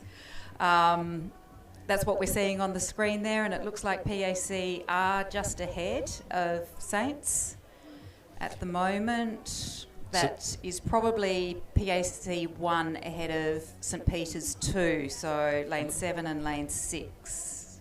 No? So lane 7, lane 8, St lane Peter's 8, College. So St Peter's College 1. So we've got Scotch College in lane number 1, Prince Alfred College lane 2, Pembroke lane 3, St Peter's College 3 in lane 4, Scotch College 2 in lane 5, St Peter's College 2 lane 6, Prince Alfred College 1 in lane 7 and St Peter's College 1 in lane 8. That is the battle you can see on the screen there. Prince Alfred College in the red and white, St Peter's College in the blue and the white, and it's half a boat length between the two of them.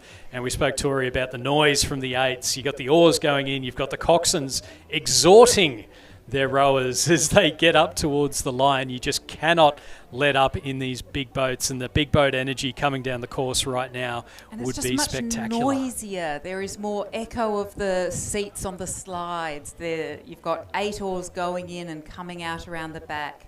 No matter how good the technique and the form, there is noise of the oar in the gate there, and so it is noisy. Never mind, sometimes the athletes themselves might yell out a little bit. Prince Alfred College holding on to that lead and perhaps just extending it. It was about half a boat length just before, but now it's potentially about 2/3, 3/4 of a boat length.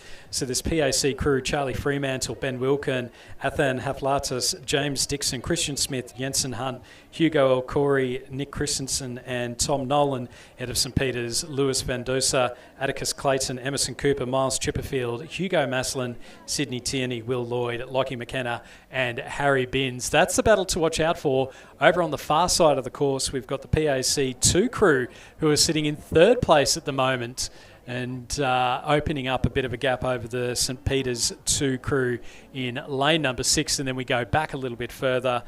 Looks to be Scotch College 2 in lane number 5, battling it out with the Pembroke School in lane number 3, and then back a little bit further, Scotch College 1 in lane number 1, and then St Peter's College 3 in lane number 4.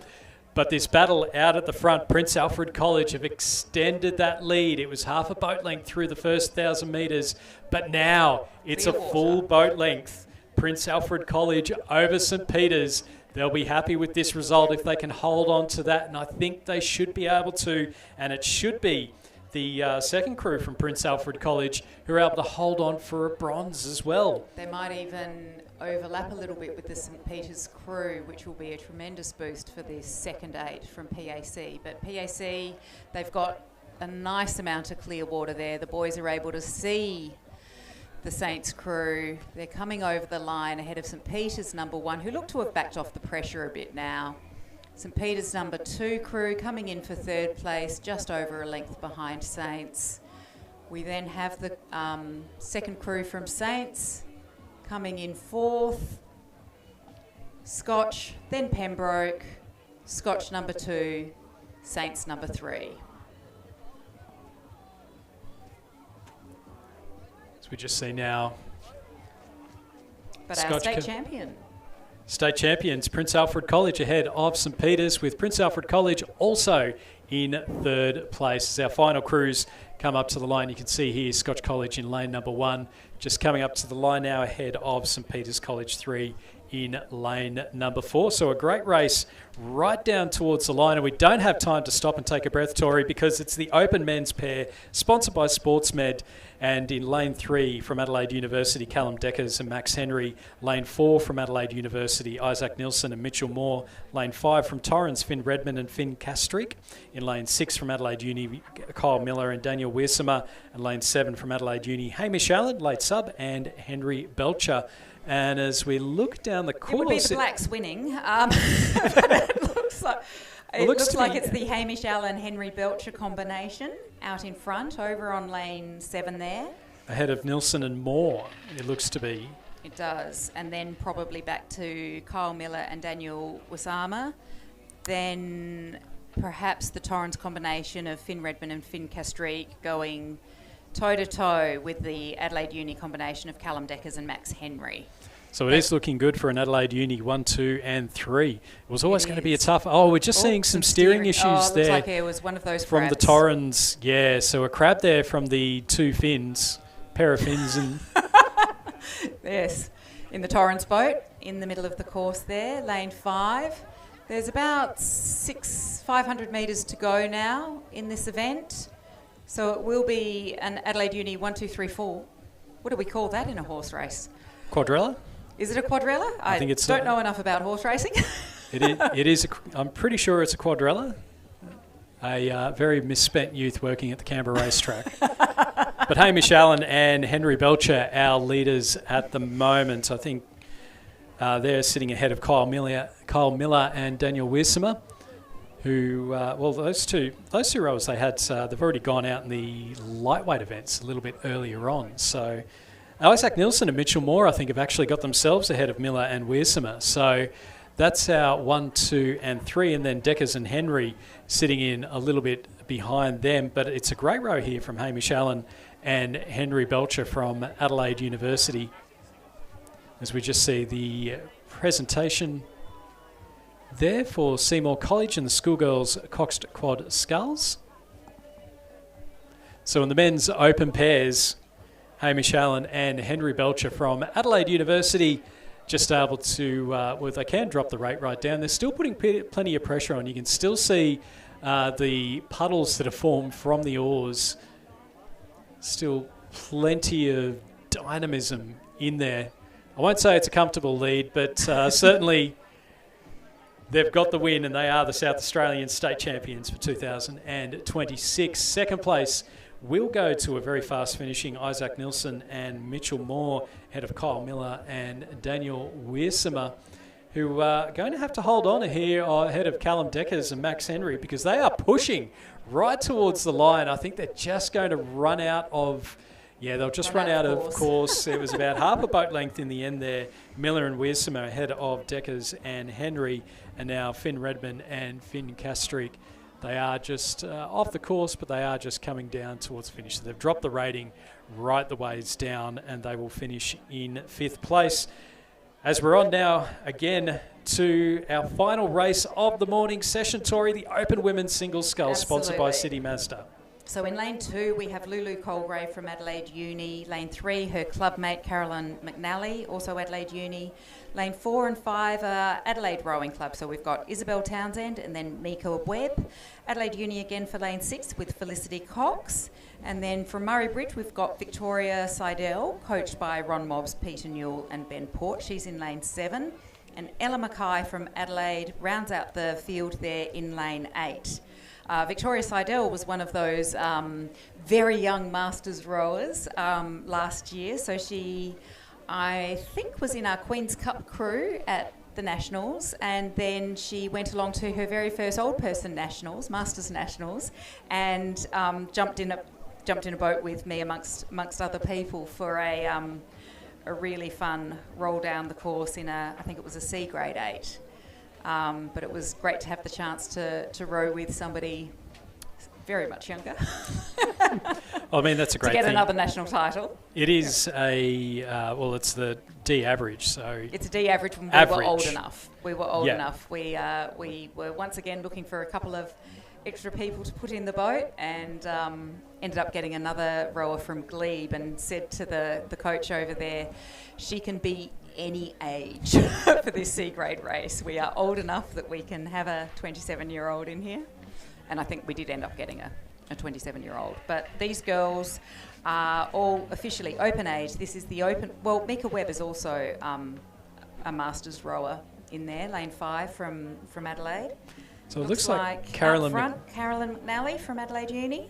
Yeah, she's just leading out, and then the 3 rowers in the middle there, Isabel Townsend from Adelaide, Mika Webb from Adelaide, and Felicity Cox from Adelaide University, all within very close to each other. We can see Victoria Seidel from Murray Bridge in there as well, with the blue Zooty of the Murray Bridge Rowing Club. And then back a little bit further, Lulu Colgrave and Ella Mackay. So they've still got 800 metres or so to go. This dreaded third 500, where you need to sit up, breathe up, concentrate on your form.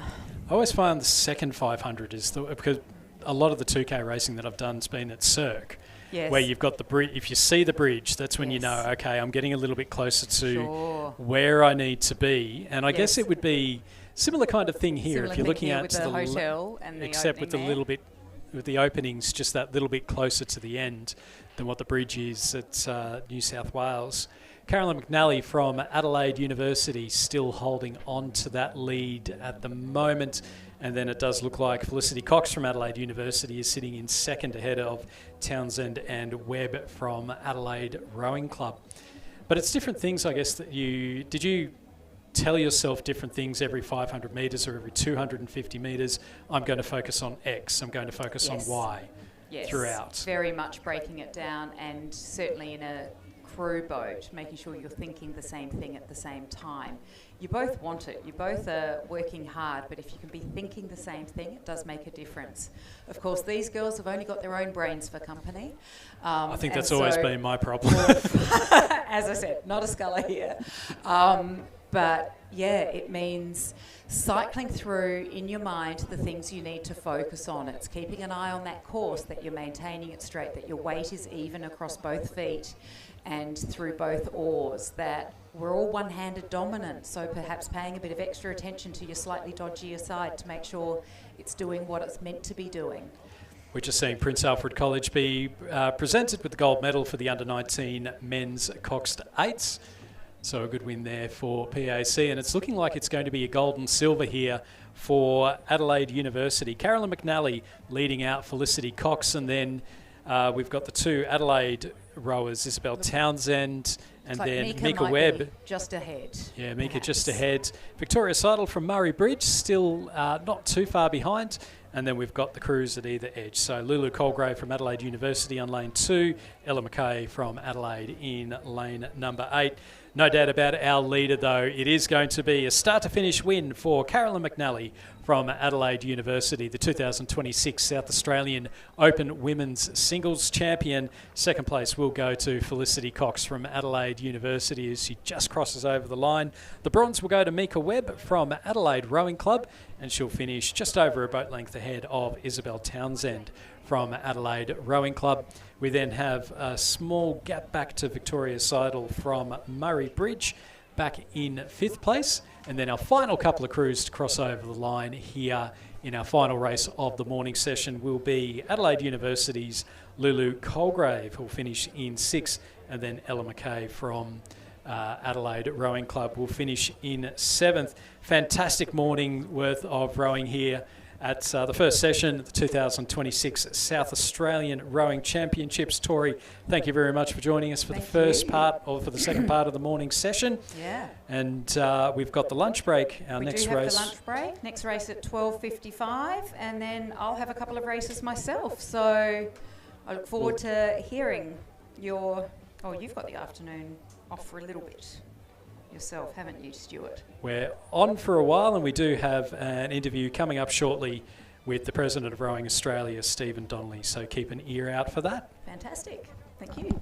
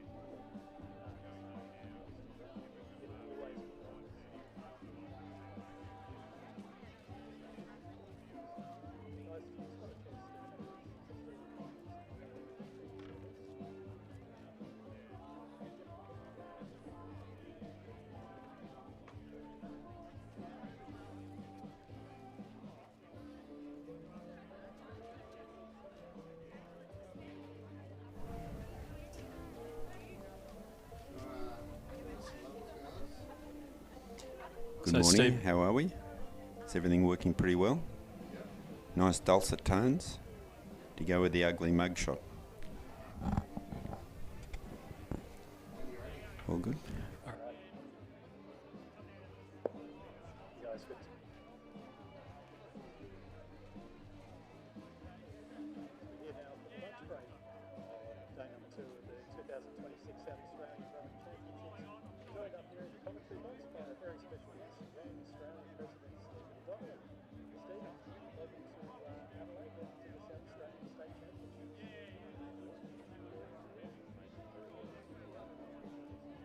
Old friends out there, always happy to be around the rowing community, so thank you. And you've been around the rowing community for quite a while because you didn't make your start in rowing necessarily out on the water. It was helping out as a volunteer and as a school coach initially, wasn't it? Correct, correct. Yeah, mine goes back to, like a lot of people, I guess, fortunate enough to rowing at school. And the reason I wanted to row at school is because I used to be able to sit there and have a look at my father's photos when he was rowing at school. And like a lot of kids, you get influenced by your parents and want to do what your parents did. And so I took that journey to it. And when I had some success at school, so it would have been good. I guess when you finish school, university didn't start until March or something like that. And so by the time I got there, it was into the rugby season. And so I went the rugby route. I was very fortunate to play with a good friend, Brian Weir, who at that stage was also rowing for Australia. And this is in the late 70s sort of time. And then Brian and I hooked up again together some, in the early 2000s or thereabouts. And he convinced me that it was time for us to give up. He was still masters rowing at that stage. I was still doing some other bits and pieces, and he convinced me that the two of us should jump in the tinny and coach rowing. So we then had a wonderful number of years doing that, Stuart. So that's the journey. So it's been rower, it's been volunteer, it's been a coach, and now you've been in administration. You were on the board for Rowing New South Wales for a number of years before moving to Rowing Australia. Yeah. Look, it's been a wonderful journey for me. When you spend some time with good friends in the team coaching, and Brian was always very passionate about rowing. Brian had been on the Rowing New South Wales board. I think through those sorts of associations, he convinced me that there was more to do. And I was fortunate enough to be able to jump on the board of Rowing New South Wales, which was some very functional, very driven and motivated people. There had ended up being change, and I ended up being president there for just short of 10 years. And during that time, one of the big changes that Rowing Australia in 2016 had decided to go to 2 NTCs, and New South Wales was successful in arranging for the Women's National Training Centre, the Hancock Prospecting National Training Centre, to be located at Penrith, just on the Nepean River. So, given my background, I was able to assist with the project management, I guess, if you like, and negotiation with the local council for that. And that, that gave me a key purpose. So I think the steps along the way, that there's always been something sort of important to do around the place, and you can sink your teeth into it and move on. As president of Rowing New South Wales and now of Rowing Australia, you obviously travel around the country, places like this. What are some of the key issues that you find are facing, particularly grassroots rowing, that really lower level? I guess a couple of things there. I'd say that generally speaking, at grassroots level, as you can see from here, is that rowing at schools is very, very strong. And schools see the benefit of it. And then what happens is, just like in my own experience, is that you don't end up with that transfer from, because you're not introduced to the opportunities around the place, and you don't necessarily jump from school to club. And that is some numbers, but then at clubs, it's about resource rich. And I think that, we often speak about that we're a coach-driven sport, and it's about having those coaches who encourage you to go from school to club. But then it's again, at schools, we have wonderful resources to us. You know, we have people to coach us, we have people to look after our boats, we have people to help us rig and de-rig and drive around the place. You don't necessarily have that same richness of resources at clubs around. So, and I think volunteers, whereas volunteers and a lot of people, we end up just working and working and working. So I think primarily that's one of the big issues. I think the other big issue is all about governance around the place. Increasingly, society wants more and more governance, and that implies, process, procedures, organisation, communication, etc., etc. So I think grappling with all of those sorts of things. So I think by the time you have a look at all of those, it's about, it's about the resources, human resources and financial resources, about being able to put all that together, Stu. So, but if you have a look at that grassroots area, there is enormous growth around the place, and the sport will continue to grow from there. And one of the areas that we are seeing that growth in is the regional areas. And down here at South Australia, you've got Renmark Rowing Club, St Francis in Renmark, Waikerie Rowing Club, Goolwa, Murray Bridge. I mean, Murray Bridge is such a strong area for rowing over the years. So how do we... what are the benefits really of trying to get that, build up that regional thing? And I know RA has been involved, say, with the Outback Regatta in Queensland and New South Wales as well. Yeah.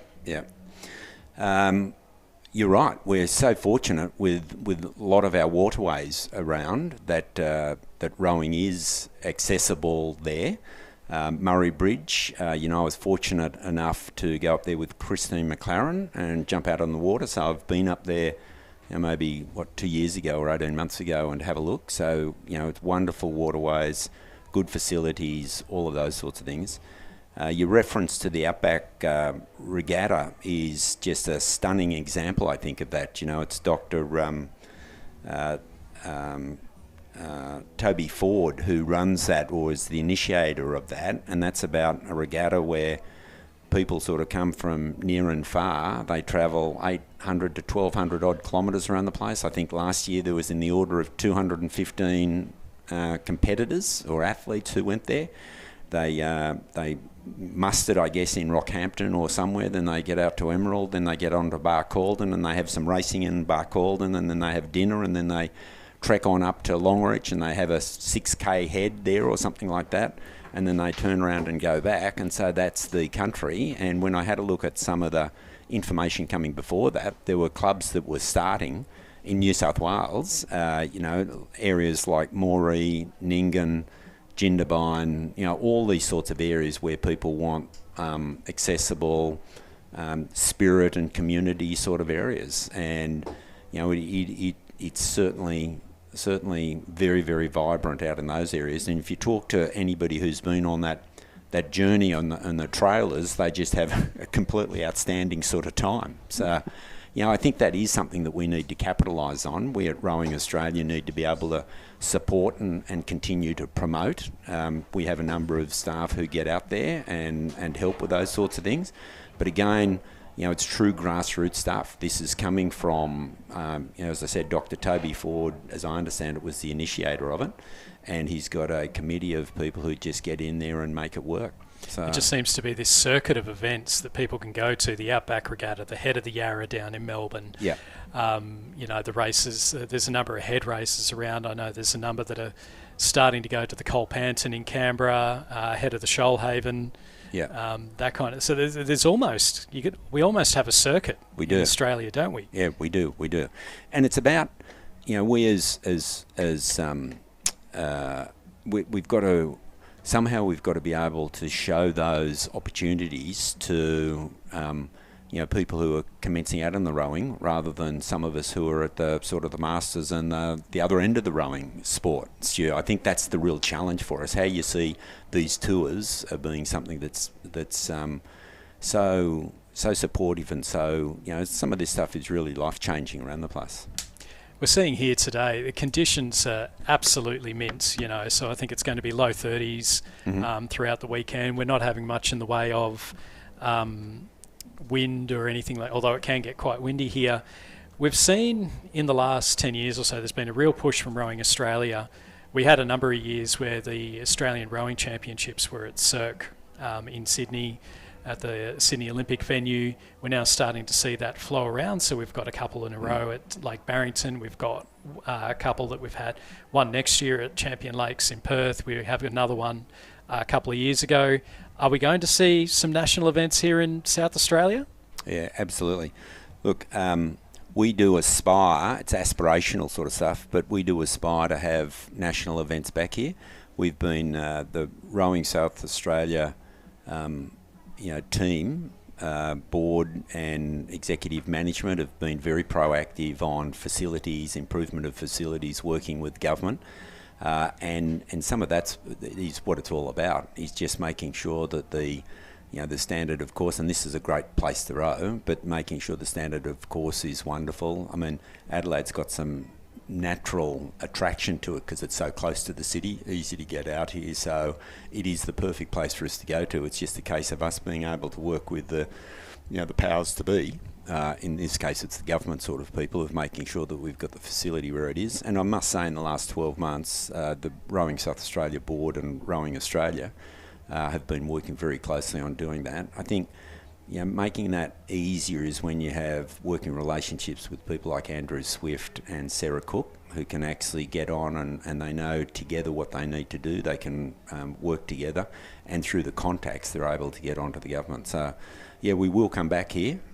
We are blessed that Sydney is a great facility.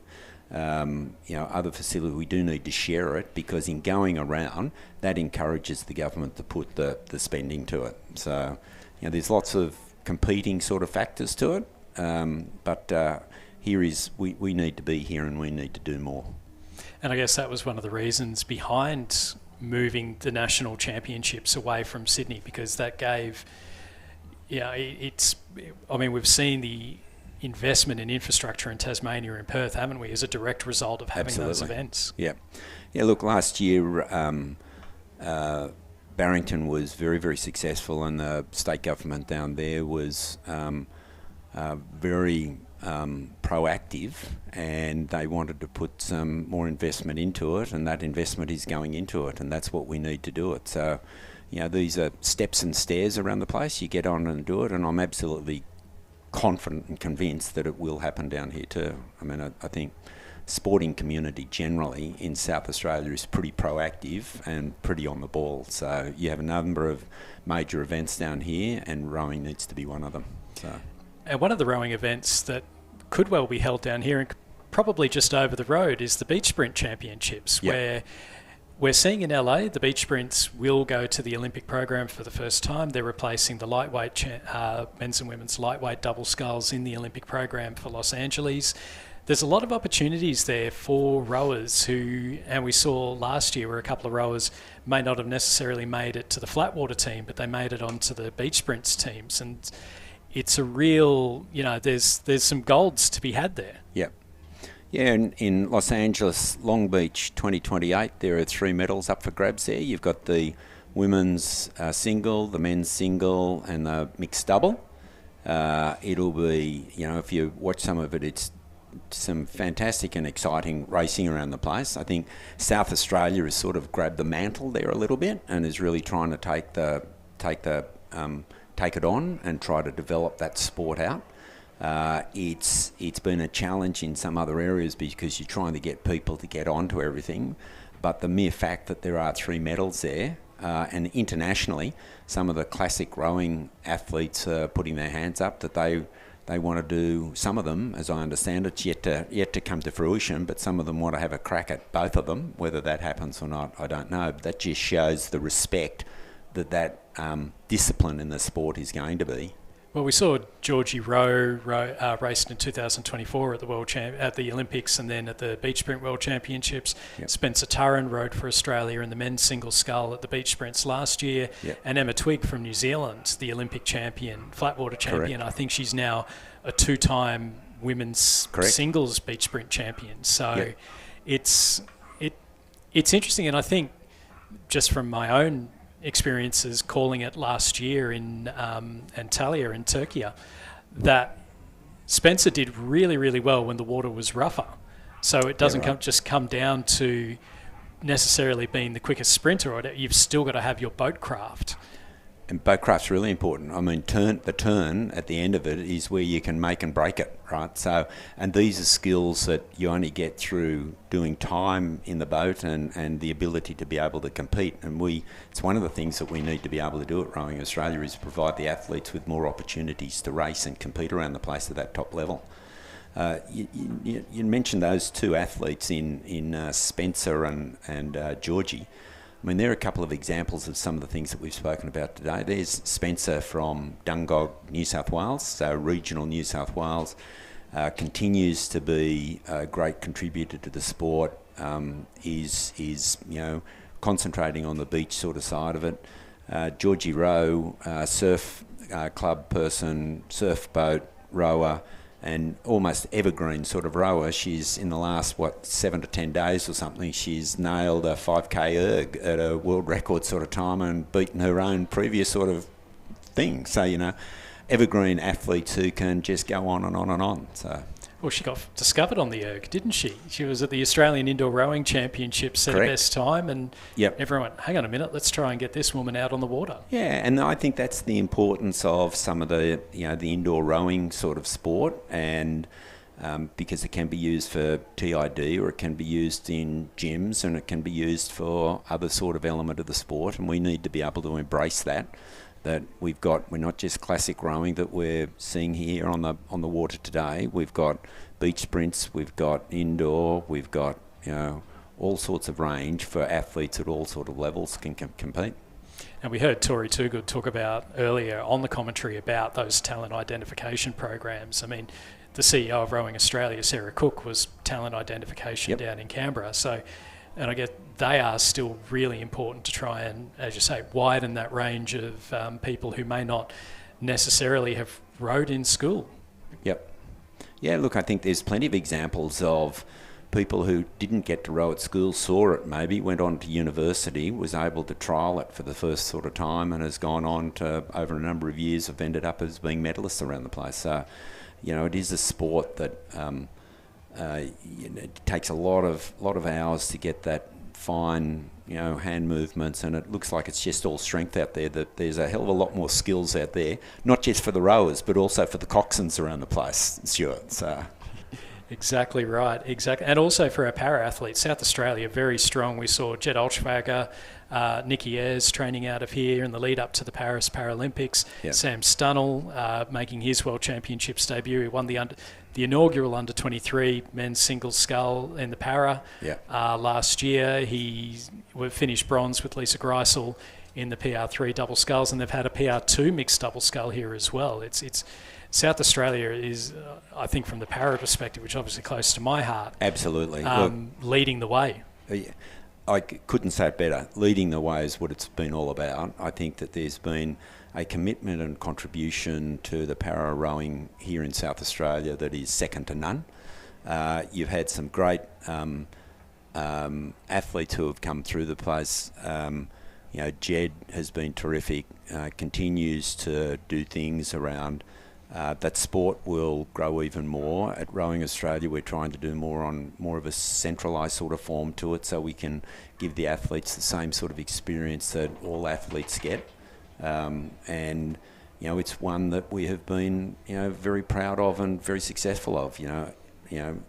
Including Eric, and talking about evergreen athletes, there's Eric who, and I think he might be doing personal bests and all of those sorts of things, Stuart. So he is raising the bar for those of us in our 40s, and it's just awful. It's extraordinary, isn't it? To still be finishing in bronze medal position, and I think he's about 47 or something like that, and still up there with the world's best. But it's one of the great things about rowing, isn't it? Correct. You can row forever and a day. Yep. You do not need to stop. It is something you can continue to do your entire life should you choose to do so. Yeah, the longevity of it, if you can stay injury-free around the place, the longevity just goes forever. And I think, circling back to the beginning, the reason I love the sport is just it teaches you so many different things around the place. So those messages stay with you, and I guess that's why we all continue to front back to it and contribute to the sport. It's just one of those things that you can do for absolutely ever around. It's the black hole of sports. It sucks you in and then it never lets you go. Yeah, exactly right. Yeah. And there's I mean, that's good for a number of elements, all right, but it also means that we've got to make sure that people like me move aside and make way for other people who have got that energy and enthusiasm and that passion to do things. So, all right, Stephen Donnelly, President of Rowing Australia, thank you very much for your time joining us. Enjoy the rest of the regatta, and yeah, great to see you down here in Adelaide. It's been a pleasure, Stuart, and I'd just like to say to the organisers here at South Australia, thank you very much. Great job everybody is doing. And to you, excellent job on your commentating, mate. Well done. Cheers, Stephen. Thank you.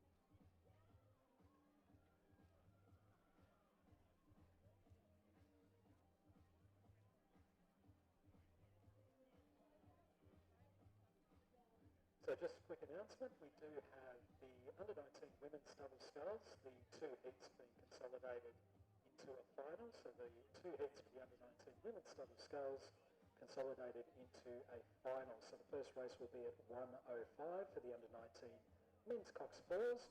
Also too, please return your bow numbers after your races so as that they can be reused for further crews. So please return your bow numbers.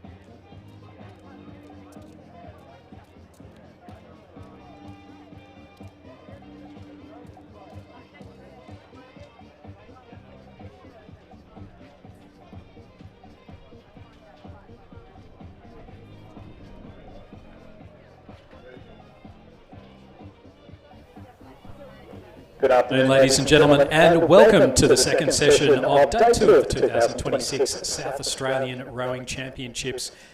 As mentioned earlier, the two heats for the under-19 women's double sculls were consolidated. It'll just be a straight final for that event, so that'll be coming up a little bit later on today.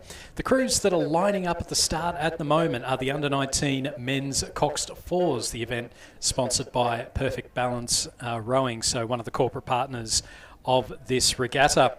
Joining me in the commentary box for the start of this afternoon is Katie Healy. She's the coach of the South State Pathway coach here at Rowing South Australia. Good afternoon to you, Katie. It's a great afternoon of racing ahead.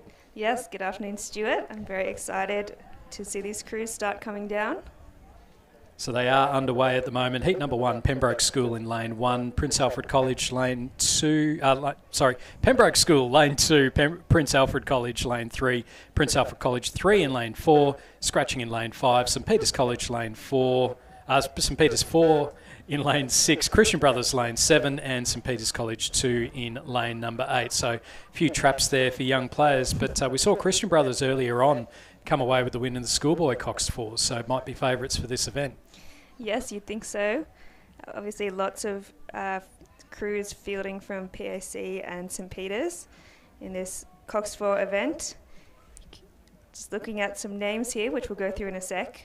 In that PAC 1 crew, you've got Will Garnett, which I'm placing a bet is the younger brother of Max Garnett of the Australian Junior 4 last year. So that will be exciting to watch him come through. So our crews off nicely there. So the three crews are at the top of the screen. So St Peter's College 4, Christian Brothers, and St Peter's College 2 looking nice and even. Christian Brothers just with their bow balls out in front. And then we've got a couple of lanes across from them. The Prince Alfred 1 crew, that's Maxwell Kammer, Harry Grandioso, William Garnett, Dougal McLaughlin, and Charlie Yellen. And you can just see there, it is actually quite nice and even. Christian Brothers, Memphis Costanzo, Lucas Barapani, Alex Evans, Hugo Frinsdorf, and Luke Bollock. It's the top 4 to go through to the A final, with the rest eliminated from the event. And the top 4 looking pretty comfortable. So that is Prince Alfred College that you can see on the screen at the moment, that distinctive red and white Zooty. And then over on the far side of the course, St Peter's 4, Christian Brothers, and St Peter's 2. So St Peter's 2, that crew, Ted Salvamini, Sydney Kupniowski, Rupert Millington, Will Barrera, and Anthony Mazzullo. St Peter's 4, Dyson Drew, Evan Lamb, Sam Humble, Jackson Clinthus, and Charlie Angus. And then the final 2 crews in this event, we've got PAC 3, that's Sean Thakur, Sam Bryson, Lucas Fusco, Joshua Fleming, and Modern Croft. And then Pembroke School, Hugo Hopridge, Jed Watson, Luke Jones, Alex Smitham, Dora Rossi Federler, and they're coached by Harrison Francis. But a great row here from PAC, just looking really comfortable at the moment. Yeah, they've got a nice rhythm. They're handling that bucket rig well. Now it's always interesting to me as someone who came to rowing a little bit later in life, the bucket rig versus the normal rig. It's sort of, in this particular scenario, is it because the 2 and the 3 seat are just suited to being in the middle, being in that engine room of the boat, and they both row the same side? It could be. Bucket rigs are pretty popular for the 4s, just because thinking of the balance of forces, if you have a tandem in the middle of the boat, then the midpoint of the forces from each side are both in the middle of the boat. So it's quite common to see a tandem in the 4s, less so in the 8s. In the 8s, it's usually more to do with timing or combination. I think there was one boat at last year's national titles that was 3 buckets. The triple tandem, yeah. The triple tandem from Kinross Walleroy from memory. So that was... Yes. That was an interesting boat to be able to watch go down. It is still Prince Alfred College holding on to that lead, but over on the far side, St Peter's 2 have made a bit of a move. Christian Brothers just dropping off a little bit. They're sitting in 4th place. As we mentioned, they did win the Schoolboy coxed fours a little bit earlier on today. So whether or not it's taken a little bit out of them, or if you're just trying to keep the powder dry, because the final crew in there, so it doesn't look like Pembroke School started in this one. Certainly we had the scratching in lane 5 from from Scotch College. So the PAC 3 crew in lane number 4 look to be the one that are missing out. So I guess that is that opportunity to be able to save a little bit of energy. Take the foot off the gas a little bit, conserve energy for the final. And just as you were reading those names, I heard Will Barrera in that St Peter's 2 crew, which is starting to move up well. Another younger sibling from one of the members of the Australian junior team last year, Grace Barrera, in the women's 8. So pretty strong pedigree coming through in this field. And some of these rowers would be up there. You've got the pathways competition. Obviously, we know about the under-21s, the youth 8s at the at the Australian Rowing Championships, Kings and Queens Cups, but also the pathway competition that's separate to that for the under-19s. Yeah, the pathways is a really good chance for school kids to race with talented athletes from other schools after the end of their school season. So the competition is held in Sydney in mid to late April every year, and they compete against pathways crews from other states in a bit of an interstate competition just for school-aged athletes. So for those looking to continue their rowing after school, it's a really good chance to get some exposure to some different coaching, some different people that they're not normally rowing with, and it's usually a really great learning experience for everyone.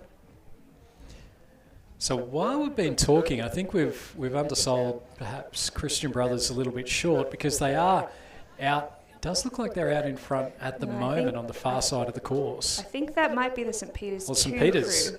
St Peter's 2 crew, there we go. So St Peter's 2 leading out from Prince Alfred College, and then looks to be St Peter's 4 that are in the middle of the course that are sitting in 3rd place, and then Christian Brothers in lane number 7. So there are 1, 2, 3 and 4. So as we say, it doesn't look like we had a crew from the Pembroke School, and we knew about the scratching from Scotch College Adelaide. So they're our crews. So again, you know, when you've got that kind of a gap that's as they do over the Prince Alfred 3 crew, then it is that opportunity to just slow it down a little bit, and you can certainly see the Prince Alfred crew just slowing it down. The St Peter's crew in lane number 8, they're going to go through and qualify in first position, so they'll go through to the final later on this afternoon. Second place will go to Prince Alfred 1 in lane number 3. They're ahead of St Peter's 4 in lane number 6 in 3rd, and then the Christian Brothers are in 4th place ahead of Prince Alfred College, who unfortunately miss out on the final.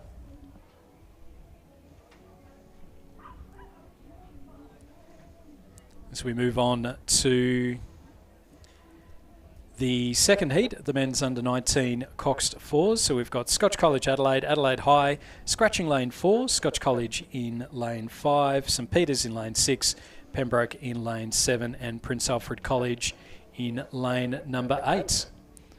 Just see one of the 8s coming down the course, getting ready for the start.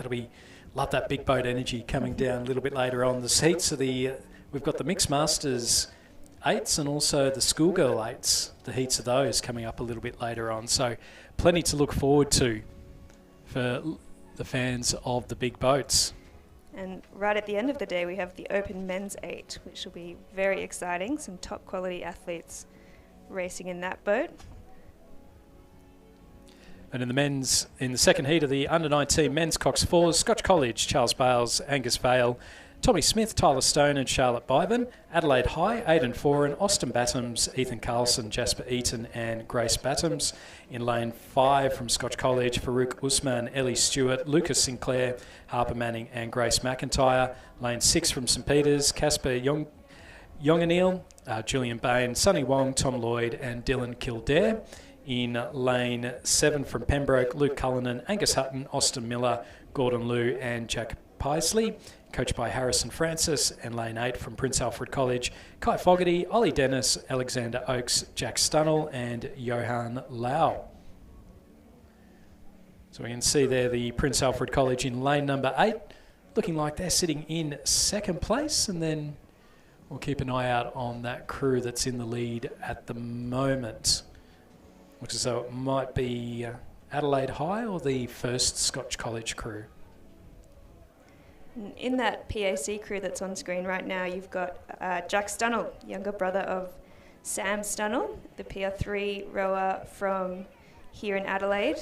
Had a great season overseas, got gold at the under-23s in the PR3 single, and then made his senior team debut in the PR3 double, and I believe they came away with bronze. They got bronze. The World Championships. They rode through the British at the in the last 500 metres or so, and huge achievement for Sam, only 18 or 19 years old. And it was a real contrast there because you got Sam, who's 18, 19 years old, and then Lisa Greisel, who was in the bow seat of that one, who I think is in her early 40s. Yes. So and I think she was the first mother to win World Championships gold medal for Australia since Sarah Tate in the 2010s. Wow. So it was a fantastic thing. It's a very tight-knit para community. Yes, and we've just got our own new little project here in SA in the PR2 double with Candice and Sam. They've just teamed up, just fresh off the back of a development camp over at the Para NTC. So it's really great to have a homegrown PR2 crew. Very rare to see that mixed double out training. Well, I mean, one of the last PR2 at the Paralympics back in Tokyo, I think it was, and his name temporarily eludes me, but he's original. We went to school together, ironically enough, in Brisbane. Simon Aubrey, yes. Simo, yep. Yes, big Brisbane Lions fan, which is always good to see. But no, so he was there with Kat Ross from ANU. Yeah. So they rode, and I think they won the B final in the Tokyo Paralympics. So we mentioned earlier with Stephen Donnelly, the president of Rowing Australia, you know, you've had Jed Altschwager, Nikki Ayres still training down here. You've got Sam that's obviously made it to the Australian team. You've got the PR2s that have just come through. Mitchell Bales rowing in the PR1 as well. So it's fantastic to see the encouragement that the para rowers have got down here. Yes, and that's largely driven by Sassy. Sassy do a great job across all the sports in the para space. They're really leading the charge in the country. Leading the charge in this race is Adelaide High over in lane number 3. So Jasper Eaton, we already saw him win, I think, in the under-21 lightweight single sculls a little bit earlier on today, and you can see that distinctive fluorescent hat of Adelaide High with that lead. Prince Alfred 2 in lane number 8. They're sitting in second place at the moment, and then it does look like we've just had a little bit of an issue over on the far side.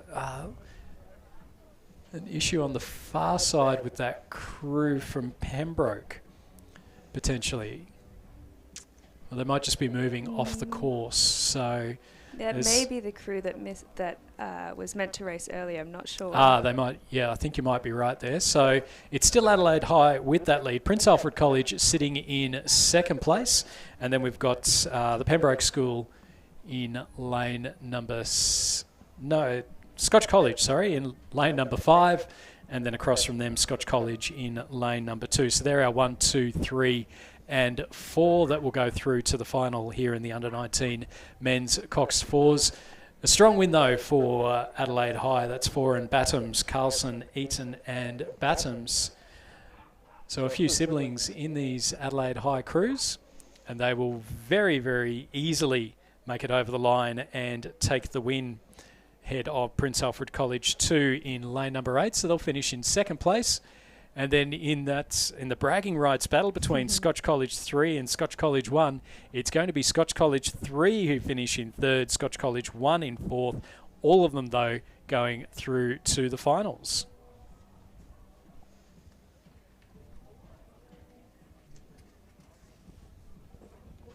So we must have had a few crews missing from that race.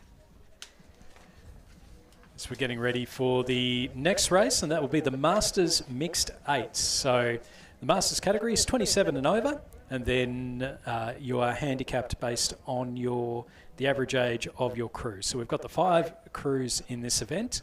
In lane 3, we have a Riverside crew. They have a 26-second delayed start. Torrens in lane 4, also with a 26-second delayed start. In lane 5, a Torrens Gulwar composite with a 22-second delayed start. And then in lane 6, a Phoenix Pembroke Masters composite. They're off go, as are the Riverside crew in lane number 7. So we'll see these crews getting ready to go. So they're just lining up at the start. It's not a held start over the 1,000 metres, but it is It's always that trickiness of trying to line it up. Thankfully, the condition's nice and still, because trying to wait for 26 seconds with a cross breeze blowing you sideways. Yeah, not easy. And then trying to stay in your lane is, I don't think anyone's idea of a good time. No, especially in the 8s. A lot of noise going on. Well, it's that real big boat energy as it comes down the course, isn't it? But one of the things that I quite like about the Pathways program is that it's not just the 8s, is it? It's the quads as well. Yes, there's a coxless quad and an 8 event. Traditionally, SA has reserved that quad as an under-17 event, which is a nice little development opportunity for them, but every state does it differently. And yeah, you can send multiple boats if you have the numbers, but SA has done quite well, I think, over the last couple of years. I believe the boys' 8 last year was up on the podium, really batting above their weight.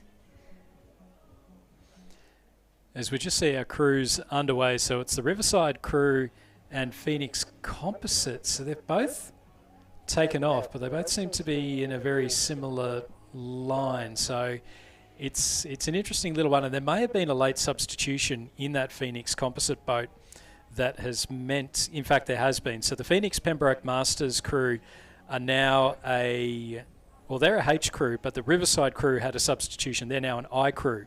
So Phoenix Pembroke Masters were off 14 seconds, Torrens Gulwar off 36 seconds, and then the Torrens and Riverside crews off 40 seconds. So they are cleanly underway at the moment.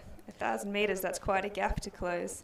It is quite a gap, but I think that we'll see a very exciting race here, because these two crews closest to the grandstand side, Riverside and Torrens, both looking at Torrens maybe just getting their bow balls out in front there. Torrens Gulwar just having some steering issues at the moment, so they'll be looking to get back the BRO. You can see the BRO flag just calling them to move across. And then out in front, we've got the Phoenix Pembroke Masters Composite just about level with the Riverside crew over in lane number 7. So with the Masters racing, you do see, and it's been done where you just get the older crew on the line, just trying to make up that little bit of extra ground. So the Torrens Gulwar Composite just getting themselves now back into their middle lane. It is the Phoenix Pembroke Masters crew, Chris Cowan, Leanne Sandow, Caroline Musared, Jackie Hamoud, Martin Hughes, Joe Bills, David Ellis, John Lister and Tina Lowe, who have themselves out in front. Big push coming here from Torrens, though. Matt Russell, Tom Sullivan, Kevin Tankard, Rob Ellis, Belinda Yankoviak, Tori Toogood, who we had on the commentary earlier, Robin Gray-Gardner, Natasha Vassos and Tully Redman. So they are the two crews that I would suggest would be the ones that to look out for. No bucket rigs, though, on this. No. The mixed eight, it's always interesting to see where they choose to seat the men and the women. Obviously a new event on the world stage at the World Champs, and that was quite an experiment, seeing how the different countries decided to seat it. I'm sure there'll be more and more research coming out about that, but at this point everyone's kind of just guessing, so still a very fun event. Well, there were some with the women in the bow end and the men at the stern end, but there were also quite a few that had a woman stroking, then the 4 men, then the other 3 women. So it's... Yeah, those seem to be the 2 most common variations. Either the men all together in the stern end or stuck in the middle of the boat. Torrens have moved themselves out in front, so there's a number of these rowers are in the South Australian Masters team that we heard Tori talk about in the morning session, and they are looking very comfortable out in front.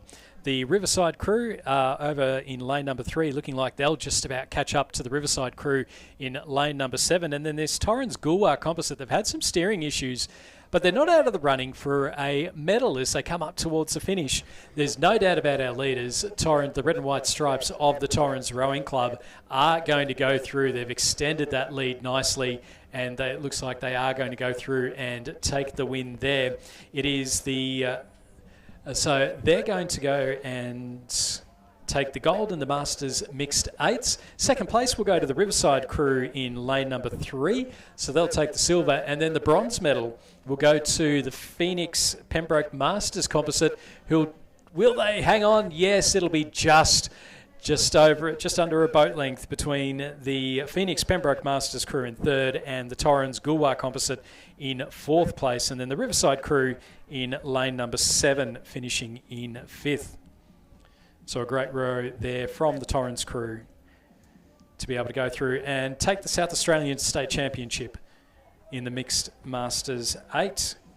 As we move back down to the 1,000 metres, and it's heat number 1 of the under-16 men's double sculls. This event sponsored by City Mazda. Top 4 through to the A final, with the rest through to the B final. So over on this side in lane 2, we have St. Peter's College 3 with Louis Snow and Xander Jeglik. Lane 3, we have a crew from Torrens, Charles Roberts, Tully Redman. Lane 4, from Adelaide High, the number 2 crew, we have James Healy, Sebastian Sipek. Lane 5, from Unley, we've got Louis Mason, Xavier Anders, and their coach is Annie Size. In lane 6, it's the 1 crew from St. Peter's College, Owen Tan and Tom Baker Evans. And then we have a crew from Pembroke over in lane 7, William Baker, Banjo Parkinson, coached by Simon Lane and Nicholas Dawes. And in that Torrens crew, we've got Tully Redman. You've probably heard the last name Redman a number of times today. He's got 2 older brothers, Tom and Finn, also rowing for Torrens or their school, Adelaide High. And I'm sure you'll be hearing that name plenty more as they're doing a pretty good job so far. I believe Finn was second in the under-21 single. And I don't think we've seen Tom yet. I don't think the under-19s have raced, but I'm sure he'll be up there when they do. So the wind just starting to pick up a little bit now, so it's due to pick up a little bit more as the day goes on. Thankfully, the conditions out there still nice and flat. So looking out on the course, and it does look like that we've got the crew in the middle from Adelaide High potentially. So we've got 6 out on the screen, and you can see there in the middle of the course, we've got Adelaide High's Healy and Sipek and Unley High's Mason and it looks Anders. like it might be the stripes of Unley that are just out in front. Yeah, they've got themselves about a boat length out in the lead, isn't it? And then over on the far side from Pembroke, Baker and Parkinson also in with a shot. 1,000 metre racing though, very exciting. And it's so important to get off to that good start, isn't it? Yes, especially these under 16s may not have raced much in these smaller boats, so it's always a little bit chaotic at the start, but they look like they've all got themselves in the race well. It's a fairly tight field, probably only a couple of lengths between them, and they're all nice and in the middle of their lanes, so really good job for these young boys. Unley High's Lewis Mason and Xavier Anders have the lead. They've extended it out to a boat length over Adelaide High's James Healy and Sebastian Sipek. And then on the far side of the course, William Baker and Banjo Parkinson from Pembroke School sitting in third place. And we're just seeing there, and we spoke with Tori earlier on about the trickiness when you're not used to it, about learning how to foot steer and making sure that you're not just getting the strokes right, but also making sure that your foot stays in the same spot. So in these doubles, I'm not sure that they would have foot steering. It's kind of a preference whether you have it or not in the doubles, but certainly in the pairs they would. These crews obviously looking for a top 4 finish to go through to the A final. It looks like we've got 4 clear leaders. Then with that, is it the Torrens crew and the St. Peter's College 3 crew over on this side, just a little bit behind the rest of the field.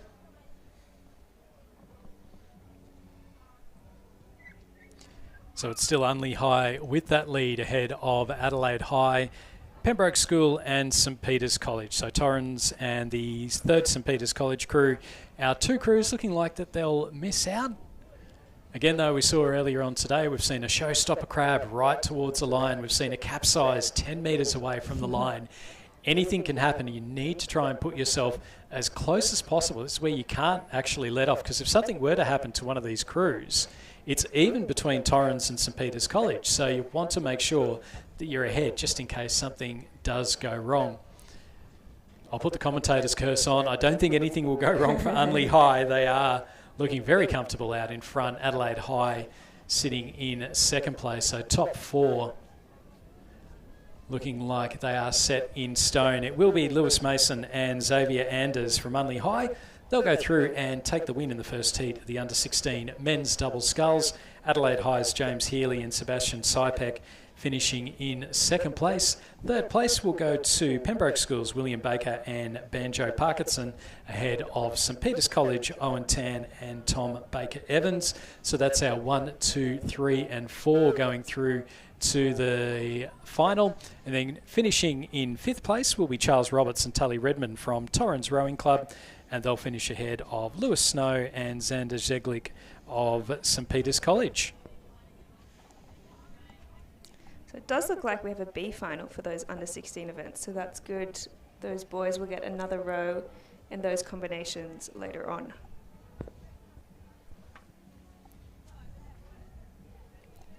So we head back, not even to the start. They're getting these, making up some time here. So we've got heat number 2 underway, again top 4. So Norwood International High, lane 2, Philip Farkas and Diesel Heath. Lane 3, Adelaide High, Oliver Johnson, Kobe Keane. Lane 4, Pulteney Grammar, Jordan Bollinger and Ellie Kenninson. Lane 5, Christian Brothers, Xavier Centofanti and Risa Darno. In lane 6, St Peter's College, Maximilian Martin Begg and Hamish Hill. Lane 7, Pembroke School, Harry Fawcett, Henry Reynolds. Lane 8, Unley High, Thomas Brazibia and Elijah Yale. And it looks like the Pulteney Grammar crew, Bollinger and Kenninson, are in the lead on this one, ahead of Adelaide High. And then we go back a little bit further on the far side, Unley High sitting in 3rd place, and then 4th is anyone's guess, Katie. Yeah, these crews are really driving all the way to the line. Everyone's got the beat up, really racing. This Pulteney crew looking super aggressive. So Jordan Bollinger and Ellie Kenderson, they're going to qualify in 1st place, just over a boat length ahead of Adelaide High's Johnson and Keane. 3rd place is, well, it could go either way, but it's looking like it is going to be 3rd place for Unley High. That's Brazibla and Yale. They'll finish about a half a boat length. They slowed down at the end. They were half a boat length, barely at the end, ahead of Norwood International High's Farkas and Heath. And then finishing in behind them, we will have the Pembroke School, St Peter's College and Christian Brothers. So an exciting finish there. You just want to make sure you row right through to the line, don't you? You don't want to give up a spot unnecessarily. And in that Adelaide High crew that came second, we had Kobe Keane. He's done very well in the beach sprints discipline. I believe I think he won or at least got a medal over at the Nationals late last year in the junior beach sprint event in the solos. So that's an exciting pathway for him. So we now head to, I think it's the 500 metre to start. 1500. Yeah, that's new to me. 1500 metre racing. This will be fun. For the Schoolboy Year 10 coxed quad scull heat. So top 4 will progress through to the final later in the day. This event is sponsored by City Mazda. We have in lane 2 the Prince Alfred College 3 crew, Hugo Grayling, Isaac Wood, Spencer Zerber, James Morgan, Jasper Arnold Chamney, the Cox, and they're coached by Jack Miller. In lane 3, we've got St Peter's College 4, Bo Shandnan, Charles Goldfinch, Bodie Nielsen, Charles Paul, and coxed by Jack Jemison. In lane 4, we've got Scotch College, Noah Kennedy, Billy Finlayson, Jasper Bradley, Hugh Ellis, and Cox Lila Meals. We've got the number 2 crew from Unley High in lane 5, Sebastian Mouch, Austin Palmer, Taylor Bainish, Hudson Visser, and coxed by Eddie Williams. Their coach is Misha Van Wamelo. In lane 6, the PAC 1 crew, Lachlan Logan, Jack Amber, Campbell Brown, Fred Ashby, Noah Burton Howard is their cox, and they're also coached by Jack Miller. In lane 7, we've got Pulteney, Grammar, Moses Ralph Christopher, Vivan Chandra, Alexander Smith, Xavier Lee, coxed by Maggie Cannon, coached by Brooklyn Selway. And then rounding out the field in lane 8, we've got the 2nd crew from St Peter's, Bill Roberts, Rupert White, Dominic Palmieri, Ollie Brook, and coxed by Harrison McClurg. And off the start there, it was Prince Alfred College with the beautiful start. They've got themselves out to a boat length lead very, very early on in the piece. We're just seeing there, I think that's Pulteney Grammar, that crew.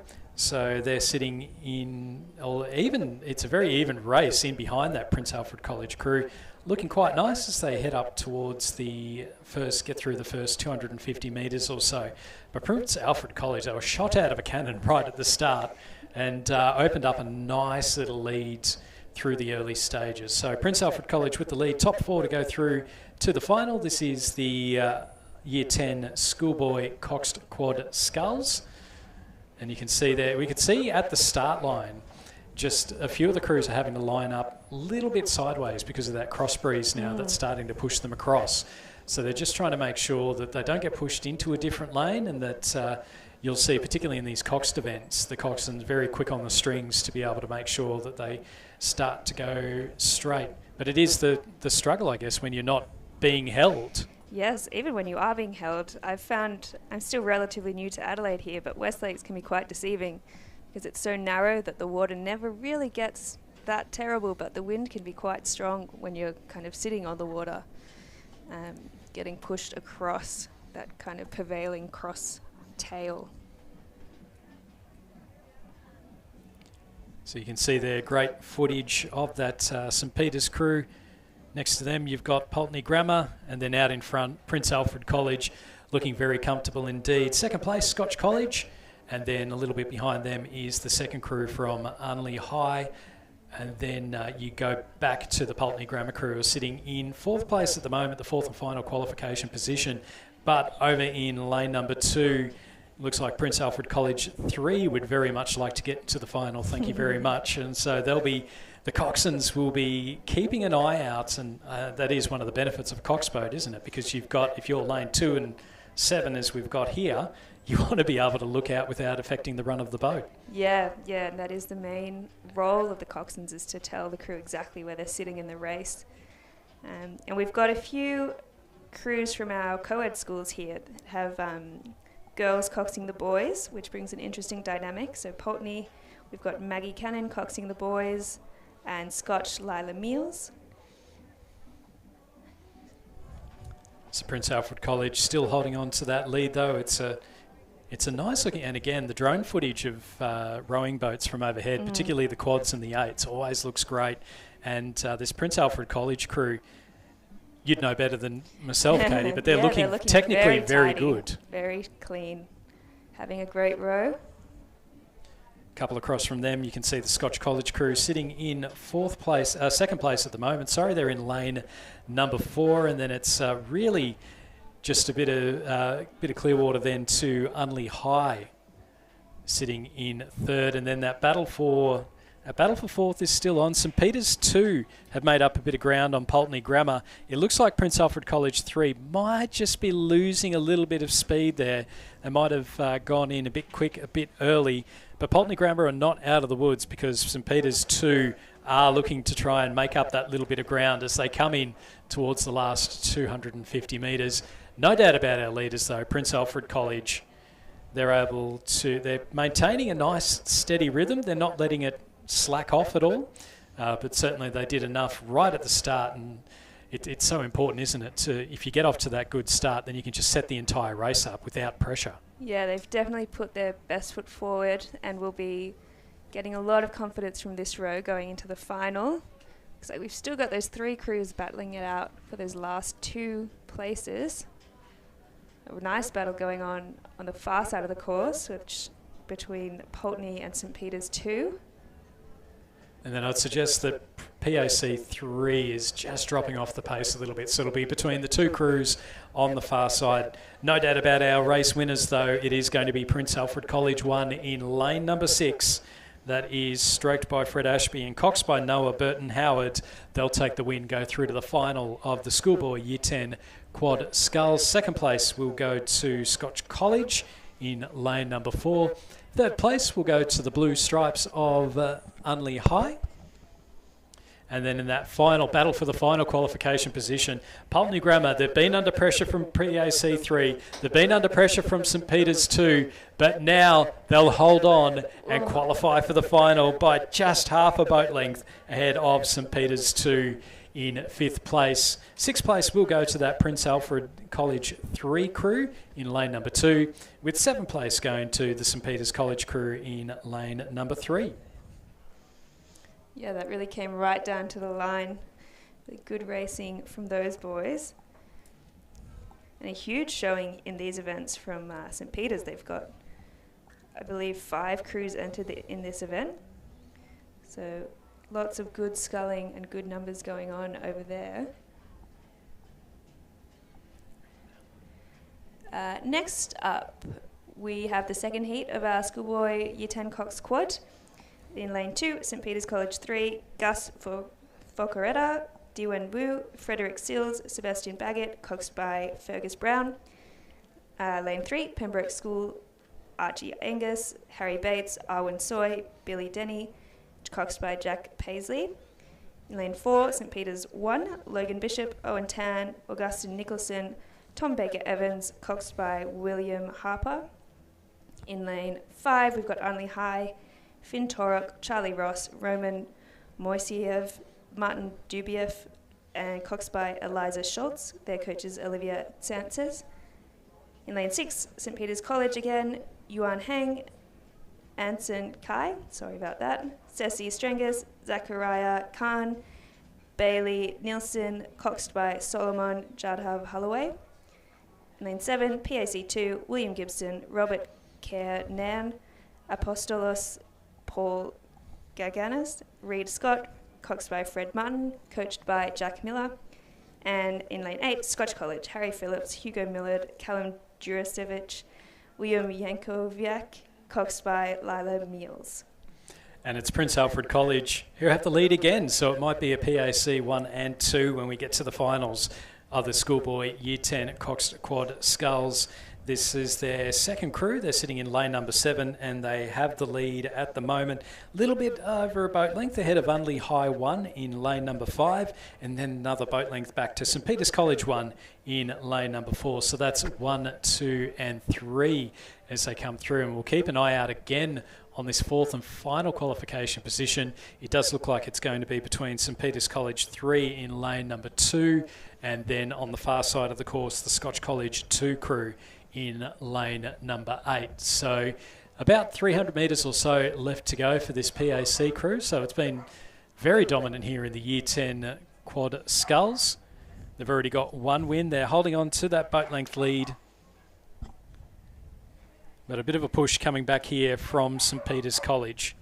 And I guess that there always is that motivation, isn't there? You're trying not to be beaten by a 2 crew when you're the 1 crew of a different school. Yes, and you're always thinking about that lane draw for the final. In case the weather gets a little bit temperamental, you always want to put yourself in the best position. And I guess if you've got the 2 PAC crews going side by side, you've got to imagine there's going to be some serious bragging rights. Yes, they'd be very good training partners, I'd imagine. Looks like they're both very high quality, very technical crews. Unley also doing a really good job. So Prince Alfred College are going to go through and take the second heat win to go with their first heat win. So PAC 1 heat 1 and PAC 2 1 heat 2. They're going to finish ahead of Unley High in second place.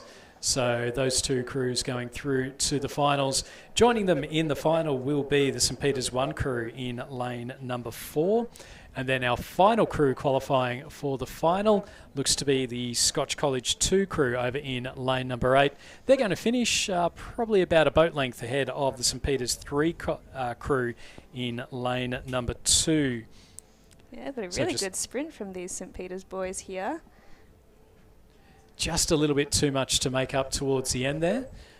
But St Peter's College finishing in 5th place, and they're ahead of the, looks like the Pembroke School crew may have just had some equipment issues. They are a little ways back at the moment. So that concludes our 1500 metre racing for now.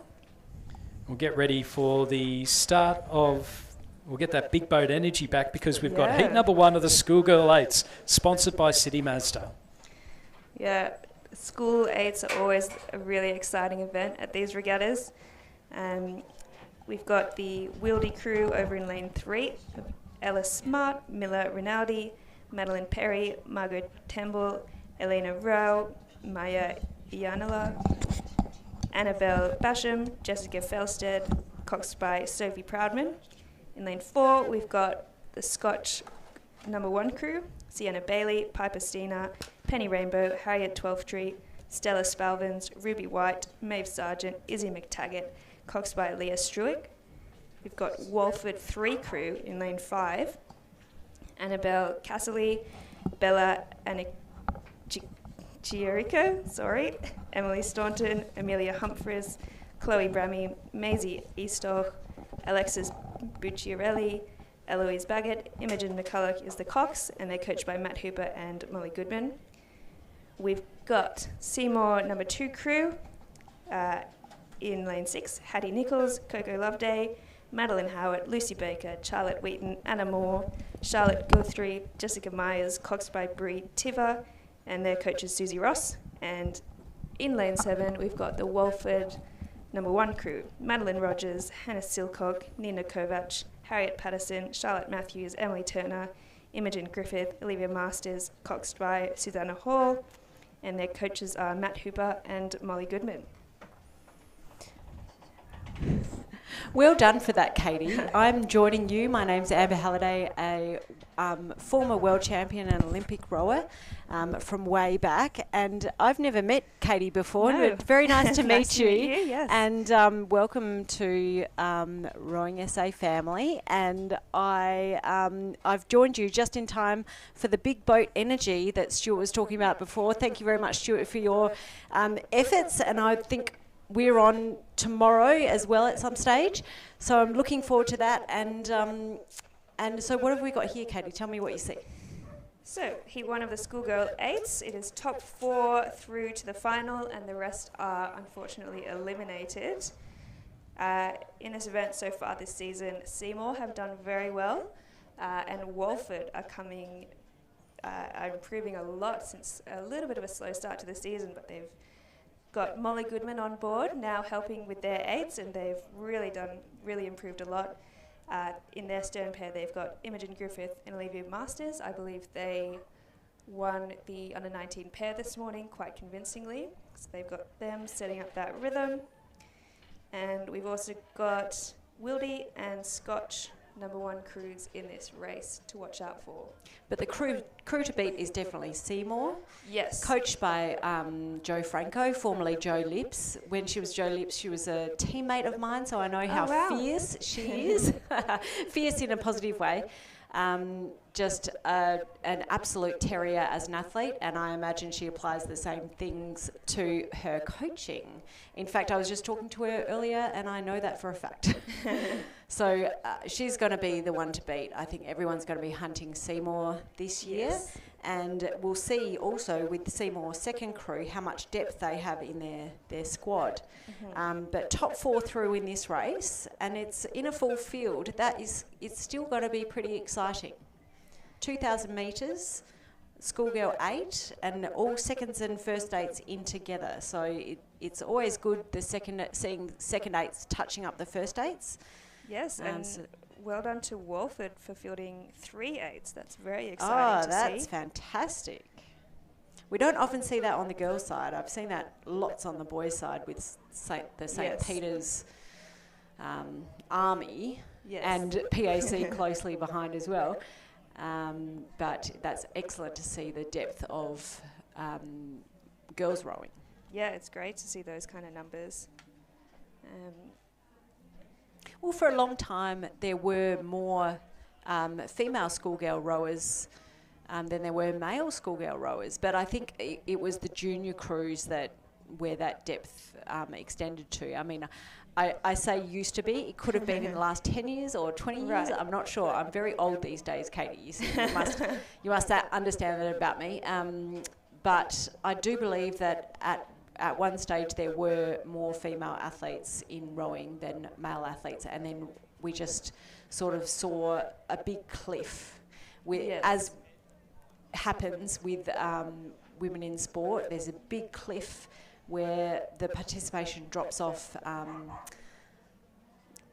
around 16, 17. So I sit on the Women in Sport Task Force, and that's one of the things that we try and address at a state level. And so I think part of what I try and do is just talk about it. Yeah. Well, it's for the girls that do stick around, there's plenty of opportunities now with the Title IX ruling over in the US. There's heaps of funding available for female rowers to continue to pursue their dreams over in the US pathway. I think we've got a couple girls about to head over later this year. We've got Ellie Arundel, a former Scotch rower, and Felicity Cox, a former Unley girl. And they will be heading over to Ohio, and I forget which college Ellie's going to, but I know she's very excited. So for the girls, especially, the pathway exists for the boys as well, certainly, but there's a lot more opportunity for girls at the moment, which is great to see. Yeah, Title IX. We have Title IX to thank for that, don't we? Anyway, but we should talk about the race because there is absolute domination going out there on the water. Yes, that is that Walford #1 crew that we were talking about earlier, with that very handy pair up in stroke and 7. They seem to have a commanding lead. They've still got their foot on the pedal. They're keeping the beat up, not content to just hang back. They want to put their best foot forward. And it looks like Scotch is having a great row as well. They've got a couple of handy scullers in there, and it's nice to see them coming together. And it looks like they're just cruising at the moment. They're not extending themselves. This yes. is just a Taking heat. it right down. They don't want to make any mistakes. It's pretty fast conditions out there, just with that light tail breeze. Looks pretty even across the course, which is always nice to see. You know, I used to have a coach that told me that it's hard to hurt yourself in a tailwind, and I said, bull, bull dust. But these guys look like they're pretty comfortable out there in first place. With Scotch also doing it quite easy in second. Yeah, Scotch have brought it down. It looks like Wildy is battling it out with that Seymour College 2 crew for that 3rd place. But you say top 4 through, Yes. so top 4 are pretty clear. Yeah. I think it's a bit of a battle for pride in the 4th place there. Yes, bragging rights and potentially getting a better lane for Yeah. the final. And also it's nice to bring a bit of confidence into the final. So Yes. Walford crossing the line very nicely, Scotch to follow, and then it looks like Wilderness have got it over Seymour to make up the top 4 going through to the final from this heat.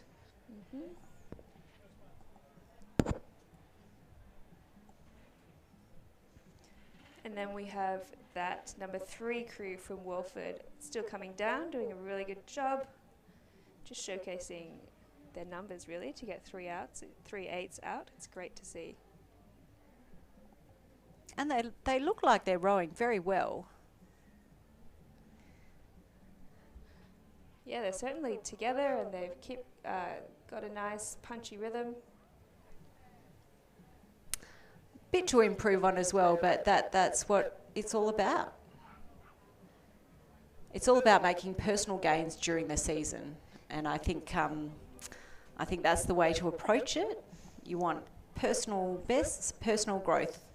I've been watching. I've been watching Ted Lasso lately, so it's all about the touchy-feely coaching. You know. Yes. No, but I think that's generally the style that's coming through more and more. We've got more awareness about athlete wellbeing and engagement at the top level, and that's filtering down. It seems very old-fashioned to absolutely flog your athletes, although I'm sure it still happens. It's definitely still out there, but yes, it's been recognised across the board that creating a nice supportive environment often gets the best results. Psychological safety is now considered a performance factor, not just an afterthought. So it's good to see that coaches are more focused on getting the best out of their athletes rather than trying the tough love approach. And we're underway in the second heat of the Schoolgirl 8. In lane 3, we've got that Seymour College 1 crew who have been very dominant so far this season. Lauren Halls, Olivia Pisaniello, Sky Birdseye, Harriet Foster, Georgia Guthrie, Clementine Mitchell, Imogen Johnson, Ava Charlesworth, coxed by Ella Edwardson, coached by Joe Franco. In lane 4, we've got the number 2 crew from Scotch, Abigail Lindsay, Emily Appleby, Georgia Tucker, Lila Meals, Mia Lupton, Charlotte Ellison, Sophie Mays, Charlotte Macareth, coxed by Tash Corbett. In lane 5, we've got the crew from Loretto, Charlotte Wood, Ava McCulloch, Alice Shanahan, Meg Honor, Maisie Honor, Jessica Newen, Olivia Tilley, Liran Ma, coxed by Annie Redwood, coached by Stefano Baloso. And lane 6, we've got Walford's number 2 crew, Amara Davis, Milia Elia, Lexi Reed, Malia von Medding, Sophie Walsh, Lillian Wang, Alice Milne, Mimi Young, coxed by Pollyanna Townsend. And then in lane 7, we have the crew from Pembroke, Catherine Watts, Lali Majara, Abby Young, Scarlett Foster, Matilda Liu, Mia Chapman, Evie Barras, Alex Riddler, coxed by Beatrice Liu, and coached by Tom Merrigan. And full disclosure, Mia Chapman is my niece. Ah, so I'll be very commentating a interesting. few of her races today and tomorrow. No bias whatsoever. No bias. So I'm seeing this little crew out here. That looks like, you see, this is showing my age because my eyes are dodgy. That looks like Seymour, but who's this out here? Is this maybe a men's quad? Yes, it's very possible that they've combined the men's quad, under 21 men's quad, with the Schoolgirl 8. And that would be because the Torrens crew in the next race, the men's quad, they've had to scratch, leaving only one crew. So very well done by the officials to get those boys in a competitive race, and probably great for the Seymour girls as well to have some competition pushing them. Yeah, I'd say it's very unfamiliar for the Seymour crew to have that So the feeling crew of leading, a yeah. crew being out of their periphery towards their back. So that under 21 men's quad, there's Sam Williams, Alex Lee, Tom O'Mani, Ren Anderson. I think there may have been a sub there because those boys, many of them trained with me in the academy, and I believe I saw Igor getting on. So I think there may have been a sub in there with Igor Zarubin. So great for them to have a competitive race. I know they were they were jumping on, disappointed that they didn't have anyone to race. So really good last-minute organising there. They're out in front, as you would expect a men's quad to be a little bit faster than the women's 8s, but still great experience for the Seymour girls to be chasing a crew.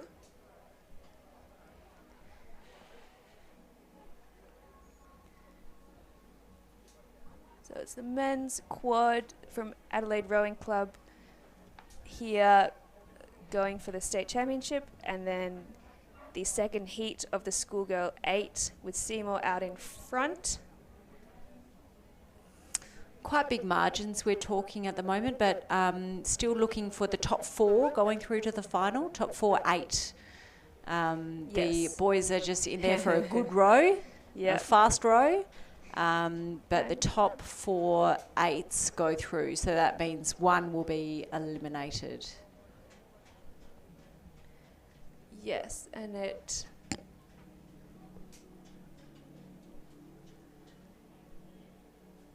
Do we possibly have a...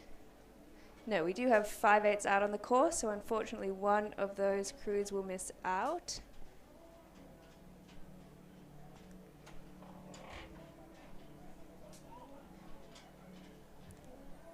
I believe...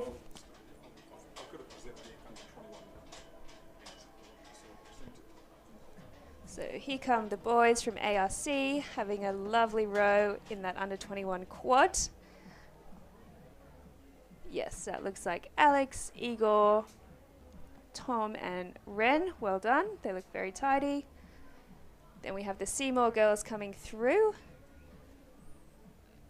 Still well clear of their peers, but Yes. coming in a very unusual second place.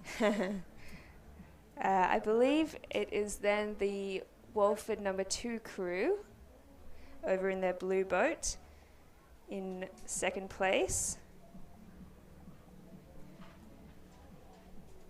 Third place looks like Pembroke. They will go through to the final. Over in the yellow Empacker. Not under too much pressure. And then fourth place will be Scotch, and it looks like the girls from Loretto will just miss out. I think this may be the first time they've fielded an 8, so good on the girls for getting out there and having a row.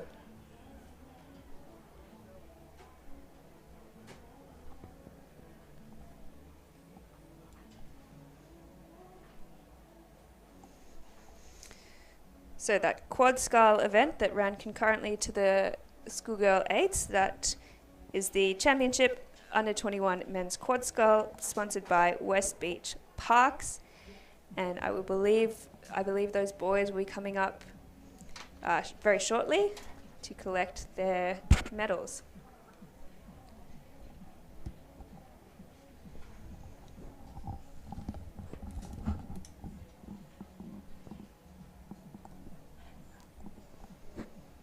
So we may have a short break in the program here as that race was consolidated. Next race will be the under 21 women's sculls starting at 2:10. And I'll be very interested in this race. I have a couple of academy athletes there, in Felicity Cox in the Adelaide Uni double rowing with Emily Lane.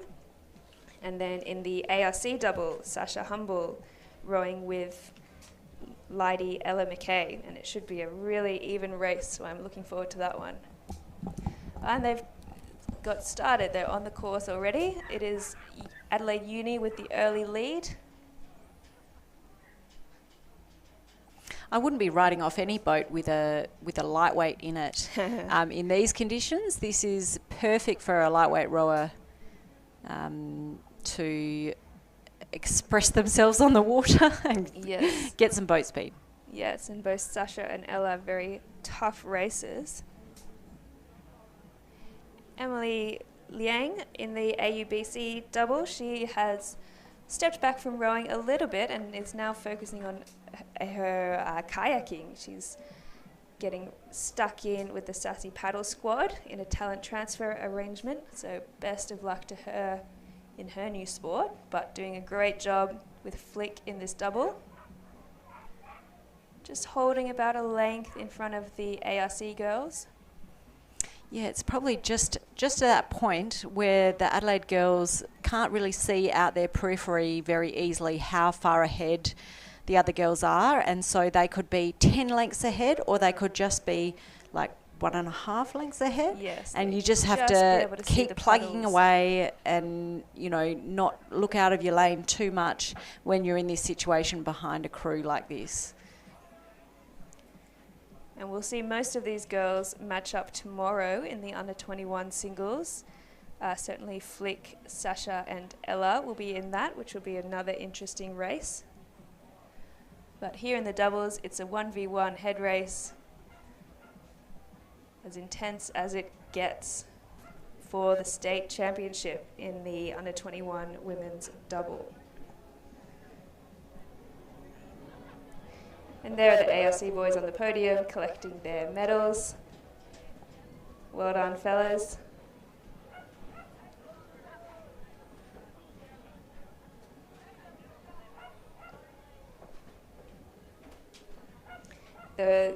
Those medals presented by Greg Walters, the chairman of the board of Rowing SA.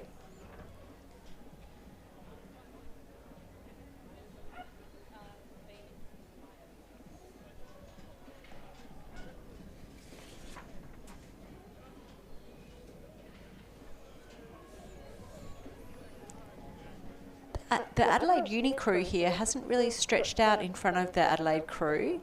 They're just sort of staying there out of the periphery, you know, just tapping away in the blind spot. And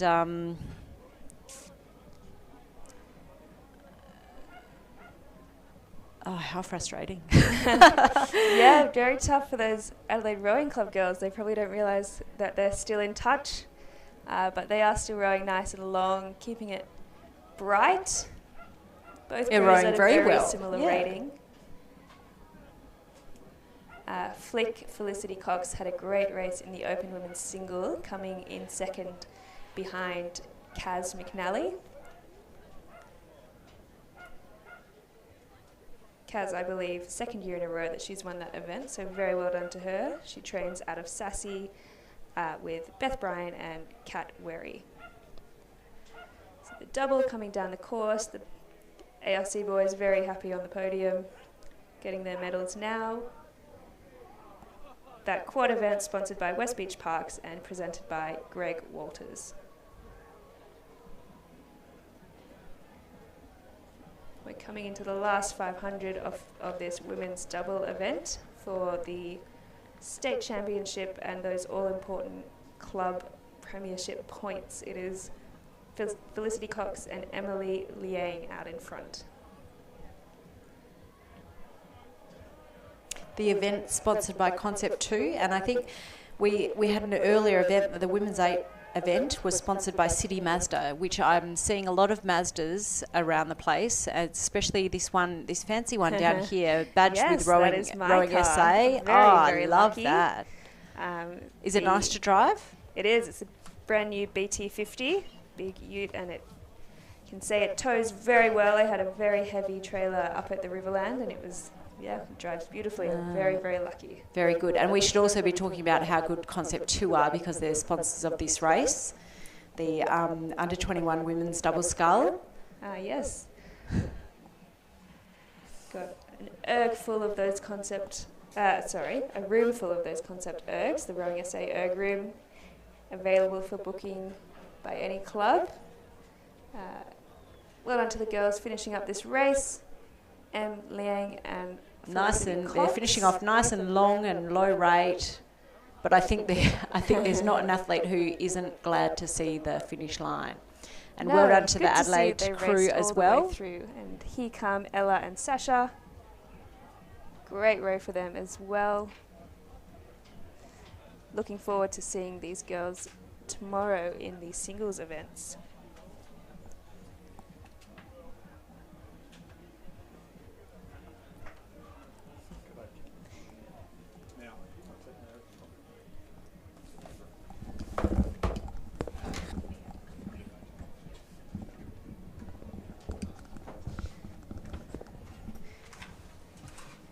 Here we have the Open Women's 4 on the course, again for the State Championship and the Premiership points.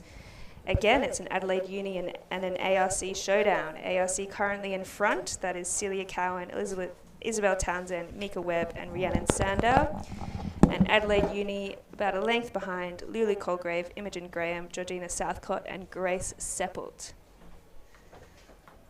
And fresh up from presenting those medals, I'm going to pass over to Greg Walters. Thank you very much, Katie. It was very nice to meet you, and we'll. I think we're in the chair together tomorrow as well, which I'm looking forward to. And in this race, there's a few names that Greg might be able to expand on. Which generation we're talking about? I see a Southcott. I see a Seppelt. Mika Webb, I mean, she's just an institution in rowing, and we've got a Sandow, and I wonder if that Sandow is related to Sally Sandow, who's now Sally Silts. They could be. I do know that these women like to forge their own paths, and are certainly doing that out on the water. Some very impressive young women coming through in the under 19s, under 21s, so competing in the Open Women's Coxless 4. We've got a lot of talent. I'd like to see even more talent. There's some amazing rowers out there in the school crews as well, and we'd like to see them competing in the open events in future years as well. Yes, Katie and I were talking about the cliff that quite often happens with women's sport around the end of school, the fall off in women's sport, but rowing is just an absolutely, I couldn't recommend it enough to continue after school. you meet a whole bunch of new friends, and they're friends for life. Absolutely. And it's also not a binary decision too. In fact, men and women go in, they do some coaching for a while, take a sabbatical, take that year off or whatever. That doesn't mean you can't come back into the rowing, and I think this is a fantastic opportunity. So, the Open Women's Coxless 4, just saying for Adelaide Uni, in lane number 4, Lulu Colgrave, Imogen Graham, Georgina Southcott, Grace Seppelt, and lane number 5, the Adelaide Rowing Crew, number 1 crew of Celia Cowan, one of our Rowing South Australia members. Isabel Townsend, Mika Webb and Rhiannon Sandow. And it looks like Adelaide have it quite easy at the moment.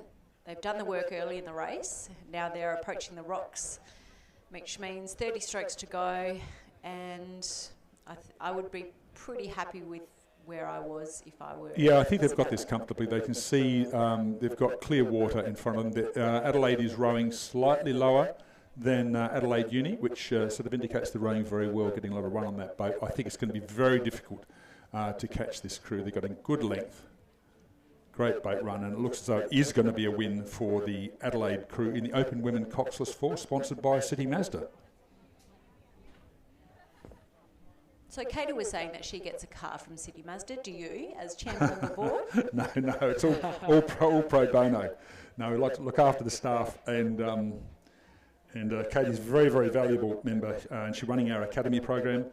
She's got a great history. We're very lucky to have her, having got that very, very strong background, both as a rower, a competitive rower, and also as a coach of the sort of youth under 21 crew. So it's great she's come across to us this year. And well done to those women's fours just crossing the line there. The Open Women's Coxless 4, sponsored by City Mazda. Adelaide winning that, Adelaide Uni in second place. Well done, that traditional rivalry between those two crews. Those clubs, where most of the open rowers tend to congregate, although of course Torrens do have some as well, but they do tend to have congregated in those two clubs. Look, it's just all about the blacks for me. Adelaide Uni's my club, and I've certainly got fond memories of fun times at Adelaide Uni.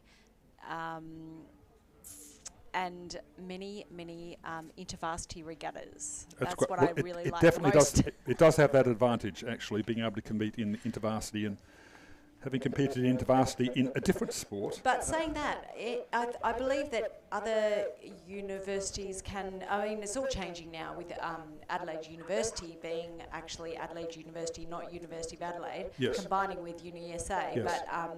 But I believe that when you go to a university, you can represent in the intervarsity. It just so happens that you go to Adelaide Uni and there's an Adelaide Uni boat club. Yes, that's right. That is correct. So it made it very fun. I went to many intervarsity regattas, and it was just that level, just above school rowing, but below the elites, where it's still really fun. It was really important in the end. Now, the next race we've got is race number 59. This is a Masters event. It's the Masters Women's Coxed 4. Although we do find in some of these events, whilst it's a Coxed 4, we do sometimes get coxless boats in there, and they just take a 10-second handicap. Now, in the Masters, it is different from in the schools or the open events in that they have handicaps because it's based on ages. You have to be over 27 to be a Masters, and you're ranked into different age categories. So that doesn't mean A, B, C, D in terms of the quality. It's just an age bracket. So we have a number of C, D crews and an I crew. Now, C crews means that the average age of the rowers is 43. So you can have a range of, they don't all have to be 43, but as long as that's the average age. The D crew has an average age of 50, and an I crew has an average age of 75. So we have quite a variety here. Now, because of that, in lane 7 we've got the Riverside crew, which is an I crew. They will go off first. So as you look at the screen, it tends to be on the right-hand side, or at the moment in the top of your screen, they will be the oldest crews. And as you work, as we look at the screen now, down to the bottom of the screen, or sort of from lane 7 down to lane 1, the crews will tend to get younger. Now, as the crews get younger, they have a greater handicap. Once again, I'll read out the handicaps, but it's confusing a little bit because some of them are coxed boats. So, having said all that, in lane number 2, we've got a Torrens crew. They're a C crew, and they are on a 53-second handicap. That's Naomi Feder, Rebecca Rose, Ali Gudja, Melanie Penfold, and Matilda Doolan as the cox. Lane number 3, another Torrens crew, C crew. They are also on a 53-second handicap. That's Anna Seppelt. You're mentioning some of these names. Yeah. Donatella Mossolino, Helene Whipf, Serena Pitt, and Grace Doolan as the cox. Lane number 4, Riverside, my club. Erin Sterling, Samantha Jersman, Melanie Innes, and Ilaria Pajani. They're rowing in there, and they have a 61-second handicap. Torrens crew in lane number 5. They are a D crew. They have a 57-second handicap. That's Robin Gray Gardner, Simone Ellis, Belinda Yankovic, Tori Toogood. I think we've heard Tori she's been commentating up here. Adelaide Uni are in lane number 6. They have a 57-second handicap. Kate Hollands, Christina Bursell, Susie Ross, Angie Franco. And then we have the I crew. That I crew, the average age is 75 from Riverside, are Rochelle Woodley Baker, Jane Moore, Diane Levesque Hocking, Laurel Kenner, and Gillian Harfield. So that means the crew in lane number 7 will start first, as we've seen, and then 53 seconds later, lane 2, the Torrens crew, and lane 3, Torrens crew will go. Then 57 seconds, the Torrens crew in lane 5, and the Adelaide Uni crew in lane 6 will start, and then last will be the Riverside crew in lane 4. And isn't it just wonderful that they publish the ages in the program? But I tell you what, I wouldn't be afraid to say, look, I'm 78. No, well. And rowing. Absolute legends, those women. So amazing. I know those women well from the Riverside Club. Age shall not weary them. And likewise for many of our male rowers. So if you're out there and thinking about rowing, age is no barrier. I reckon this Torrens crew in lane 5, I reckon that I'm going to keep my eye on them. That you've got Robin Gray Gardner in the crew, Belinda Yankovic, formerly Belinda Talbot or BJ Talbot. She's a rower from my era, an under-23 Australian representative, and of course Tori Toogood, Olympian and Australian representative. So and don't forget Simone Ellis. I mean, she's been a Queen's Cup rower. She was the South Australian Rower of the Year last year, the highest ranked rower by performance. I mean, she's quite a legend in the Masters field. So yeah, the only reason I didn't say that was because we've got the Adelaide Uni crew in lane number 6 with Kate Holland, Christina Bursell, Susie Ross and Angie Franco, and they would kill me if I suggested that the Torrens crew might have the wood on them. So I think it's going to be a real battle between those two crews. Absolutely. You took the words out of my mouth. I mean, the rivalry between these two Masters crews is amazing and driving the standard of this part of rowing just through the roof. Look, I've seen it grow amazingly. The standard of Masters rowing in South Australia are actually represented by many of those rowers we've just spoken about, and a number of others are dominant both in the men's and the women's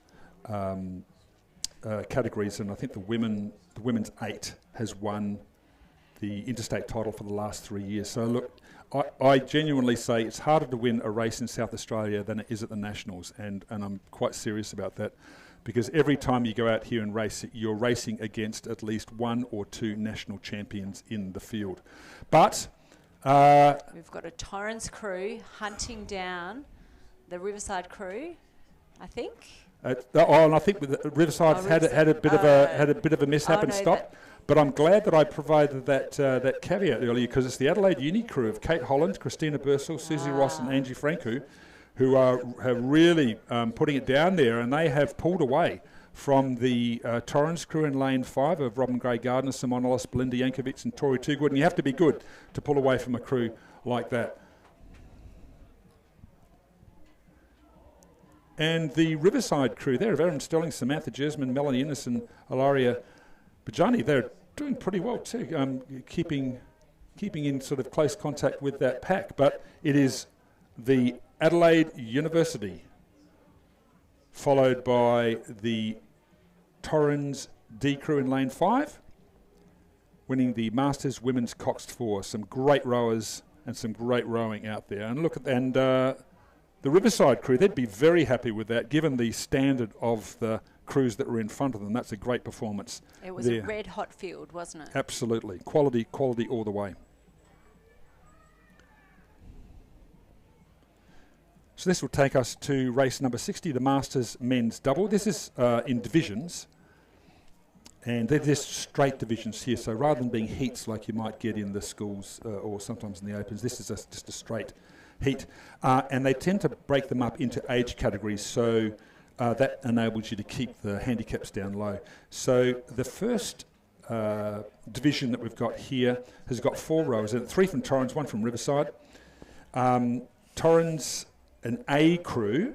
Now, I did say you have to be over 27. So this crew's got an average age of over 27. Harry Price and Trent Monday.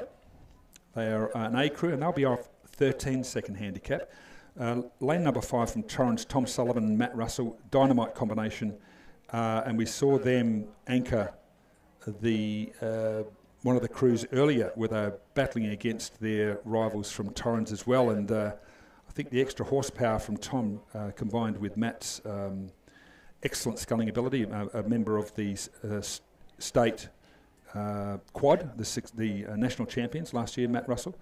Tom, having been a member of the national champions in the 8, they're going to be hard to beat, I think. Lane number 6, Torrens, they're off 9 seconds. Nathan Arnold and Duncan McKellen, and an E crew, which means that their the average age over 55 is Brian Glawson and Uwe Dombrowski, my pairs partner. So Riverside will be off go, and then 9 seconds later we'll get the Torrens crews in lane 5 and 6, and then 13 seconds after Riverside has departed, Harry and Trent will depart in lane number 4. So it looks like they're off. Or maybe, yeah. No, I'd say they're off from the 1,000 metre mark here at West Lakes. Still that light following wind. You mentioned that your pair partner is in here, but yes, here we are. Here he is rowing scull. So what do you notice a difference after he's been in the scull and jumps back in the sweep boat with you? Oh, he's good at both. Everybody wants to row with Uwe, so you can't be too proprietorial about your rowing partners. So Brian's very keen to row with Uwe. Yes, the pair and the single, I think, are the 2 most technically difficult boats to row in.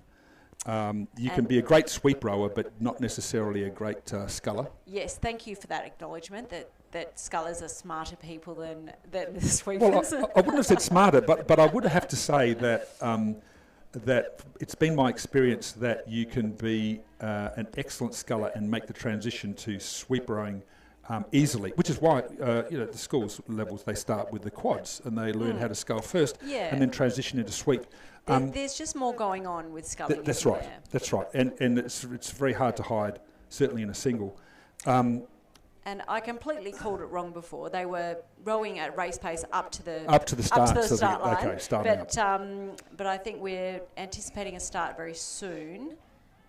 Yes, that's right. So that's Riverside crew of Brian Glawson and Uwe Dombrowski have started, and now we should expect 5 and 6 should start next. That's what we've. Yeah, that's interesting. Something's. I would have thought that they had the same handicap, but anyway, certainly lane number 5 started. Lane number 6 appears not to have started, or something's going on. I think in fact what it could be is Tom and Matt are very fast out of the start, a very strong crew, and that could all be contributing to it. Well, this is Matt Russell, the former Australian lightweight correct. representative. Correct, yeah. So I'd say technically very very good sculler. Yeah, very, very handy. And I know Tom's been spending a lot of time out on the water in his scull up at Renmark. So Tom is also the president of the Renmark Rowing Club. So he's been spending a lot of time up there early in the morning, getting out there, doing long kilometres. And also, I think might have been doing pair, or he's been training with Kev from his club as well, Kevin Tankard, who will be rowing with his partner Rob Ellis in the next race. So basically those two rowers getting a lot of time, very practiced rowers, and Tom at 36 years of age has got an enormous engine, very, very powerful rower. I'm so pleased to be sitting next to the two commentators that I've just sat next to. Katie had all the intel about the young ones coming through the pathways that she's in charge of through the academy and whatnot. And then Greg is here to give us the intel on the Masters rowers. The Masters rower, we're very lucky. We've got a really very strong depth, and for the quality in South Australia is very, very good. And fortunately, we compete on the water, but you know we're all good friends and enjoy having a cup of coffee or a beer or whatever. Or three. As a friend of mine says, I'm only here for the after party. And that's true. We talk a lot about the rowing and the competition, but actually the social side is so important in Masters rowing, and I think that's what keeps us here, because we just enjoy the company of both the people in our club and the people that we compete with. It's a great culture here in South Australia. Yeah, there's nothing like a rowing after party. No, that's I right. have to say. Now, I just want to make a comment out there. That crew, I'm biased, of course, but Brian and Uwe are keeping up there. They are doing extremely well. So the battle here is, as we expected, Tom and Matt have taken the lead in lane 5, but Brian and Uwe are, not far behind them. They are doing exceptionally well, and the other crew of Nathan and Duncan in lane 6 are back off the pace. So I think, look, Brian and Uwe doing very, very well against some exceptionally good scullers from Torrens in lane 5. Got to be happy with that.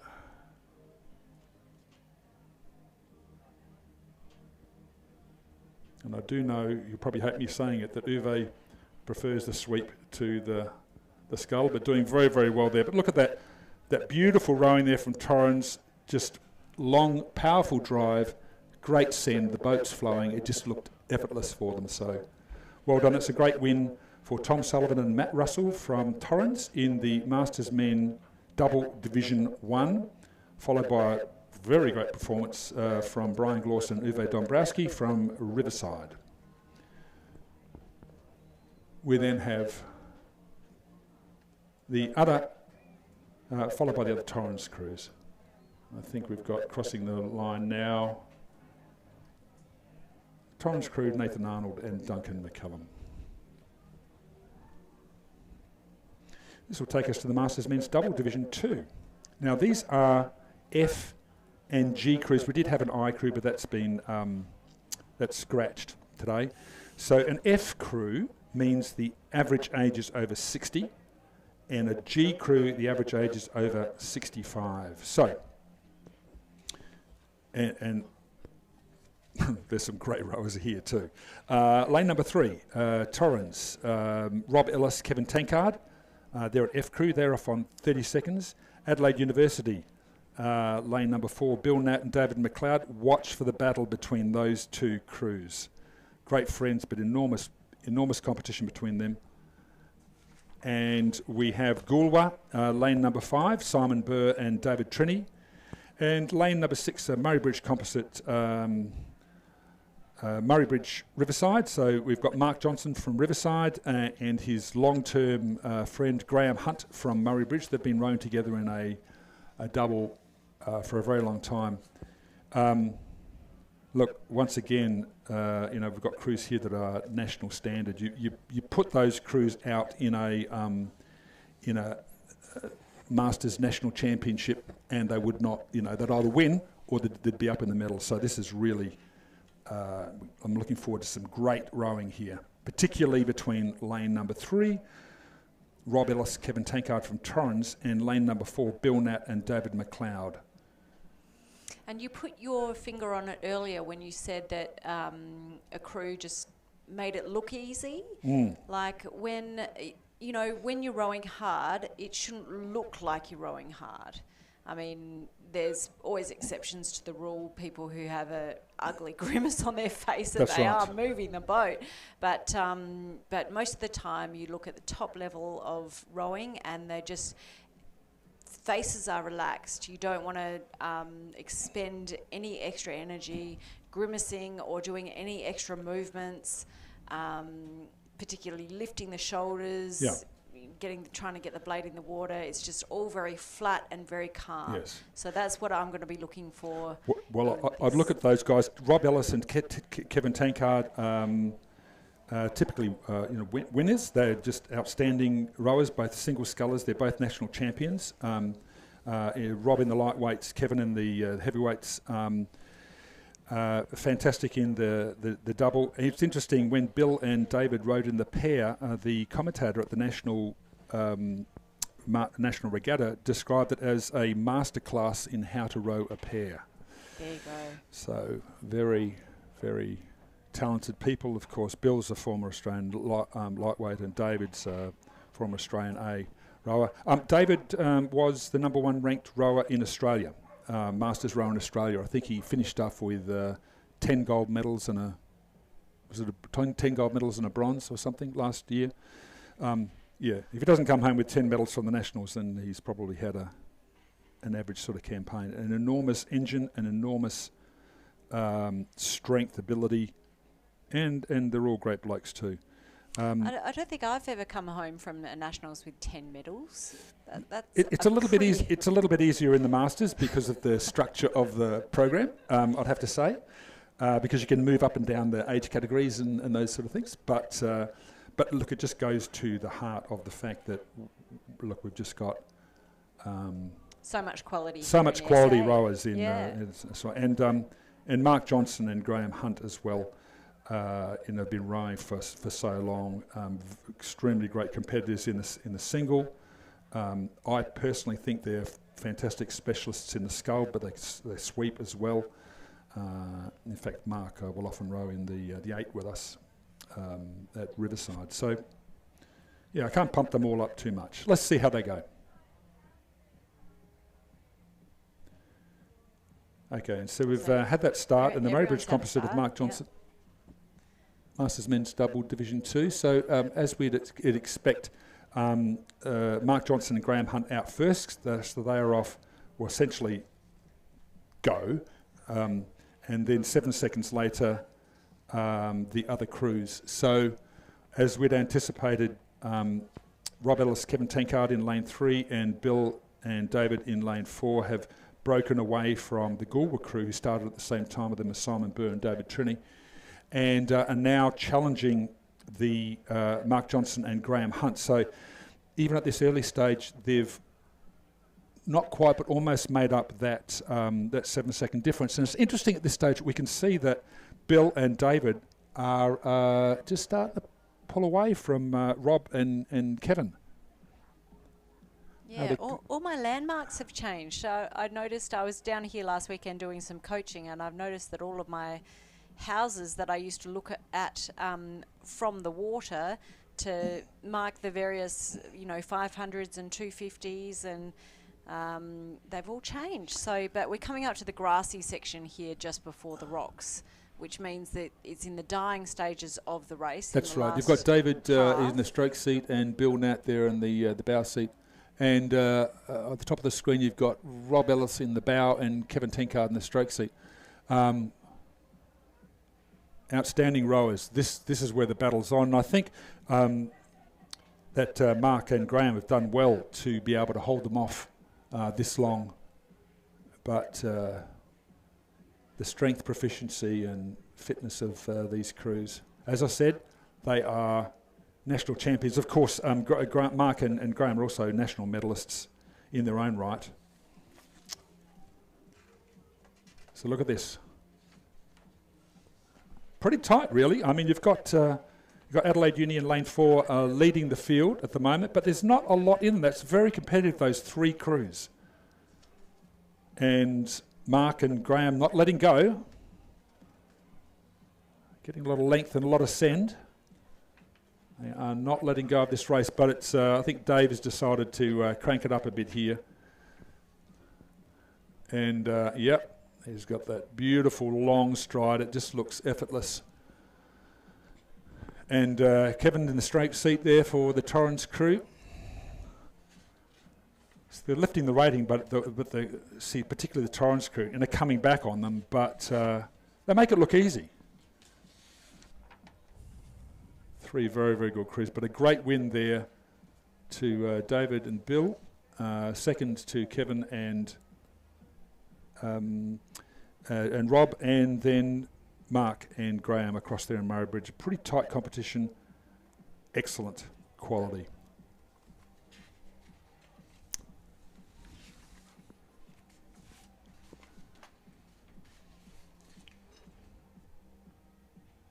And this will take us to the under-17 women's double sculls, sponsored by City Mazda.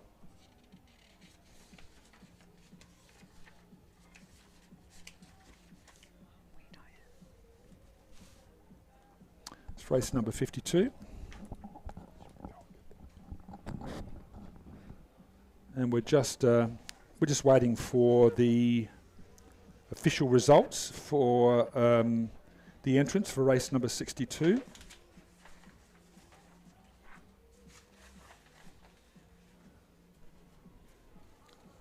We don't have those details with us at the moment, but we're just searching for them so that we can confirm.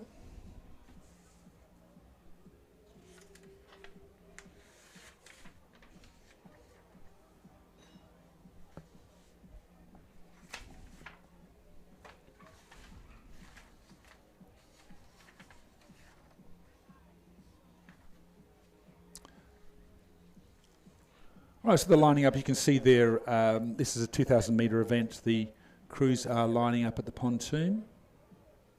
You can see from left to right. There we go.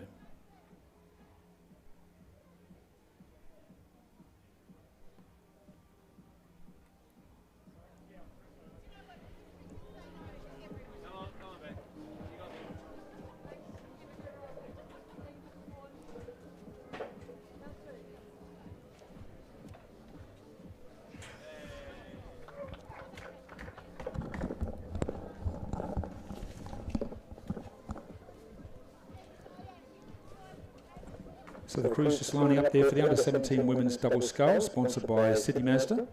This is the final event. And we're just seeking to confirm the crews in each of the lanes there. You can see lanes 7, 6 and 5 at the moment. This is the 2,000 metre mark.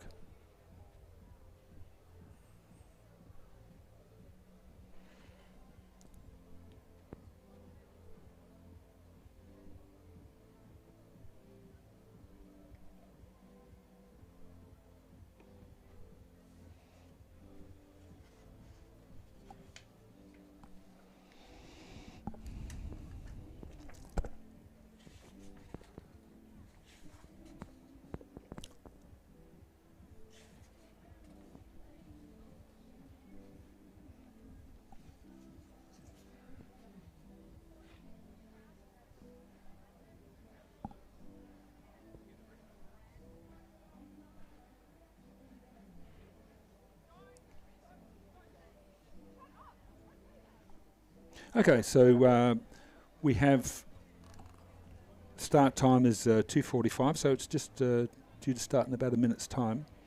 In the under-17 women's double sculls, we have Pembroke School number 2, O Parkinson and O Black, coached by S Mumford in lane number 1. Lane number 2, Pembroke School 1, C Watts, O Riddler, coached by Tom Merrigan.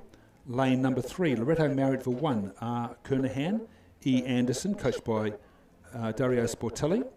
Lane 4, the Unley High 2 crew of L. O'Neill, M. Possingham, coached by T. Osborne. Lane number 5, Unley High, Adelaide High combination, who did very well, I remember, in the heat. A. Dedich from Adelaide High and R. Luscombe from Unley High, coached by H. Linder and Mitch Parker. Lane number 6, Unley High 1, K. Pitt, C. Absalon, coached by M. Van Warmello. And lane number 7, Loretto Marriottville 2, J. Lorna, A. Waters, coached by M. Johansson and Dario Sportelli. Lane number 8 is the Loretto Marriottville 3 crew of E. Park, H. Fleer, and coached by D. Sportelli and M. Johansson. Now, I presume here, Amber, that what would be normal is that, based on the times, they would put the fastest crews in the centre of the field, and so all things being equal, they sort of create a bit of an arrowhead formation, which is sort of a bit what we're seeing here at the moment. Yeah, that's right. If they are following the standard convention, it does make a nice chevron pattern, and we're roughly sticking to that.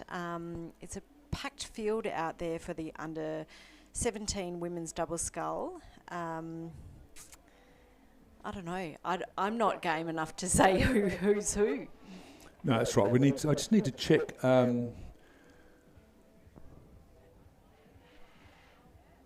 Because it looks as though, is that lane 6 that's, it's a bit hard to see here at the moment. It looks like it could be lane 6, leading, which is K. Pitt and C. Epsilon. I'm loving what Rowing SA has done with their tech upgrades and getting this on, getting some vision for these regattas, which is amazing. But, you know, wouldn't it be nice to have, for the commentators, to have an overlay of which ladies, which that's right. We've got audio visual people here just laughing, going, yeah, it'll be great. Yeah, that's right. We'll have a chat afterwards. I can give you lots of tips. That's right. You have done well. Have done well. No, it's fantastic. It's such a treat to see rowing treated like a real sport and broadcast like this. So it does. What the ratings are. That's right. It does look here though. We've now got the full field, so it's actually it is lane number 5 that I'd mentioned before, the Unley High, Adelaide High of A. Didich and Arluscombe, who did very well in the heats, who appear to be leading this field. So that's lane number 5. Especially being a composite crew, you would think that they've gotten together with purpose and they're rowing this race with purpose.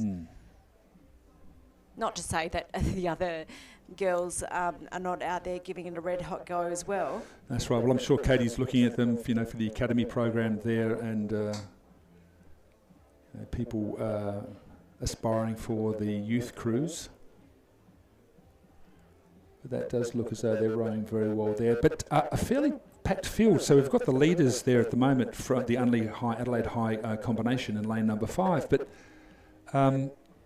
at this early stage, it could be anyone. Loretto Marriottville number 1 is doing well in lane number 3 of R. Kernhan and E. Anderson. But they've come through the 1,000-metre mark. I think they'd be about, they're spread out. The field is a little bit spread out, but they've come through the sort of, I would say, about the 7:50 to go at this stage. We've got a definite leader there. And they're doing very well to get these sorts of margins on the rest of the field in a tailwind as well. Tailwinds tend to bunch up fields and headwinds tend to spread them out. Just got a light tailwind today that I think is actually dropping. We'll see. But it is the Unley High, Adelaide High in lane number 5, leading the field to Loretto Marriottville 1 crew in lane number 3. And I think those two crews have broken away from the rest of the field.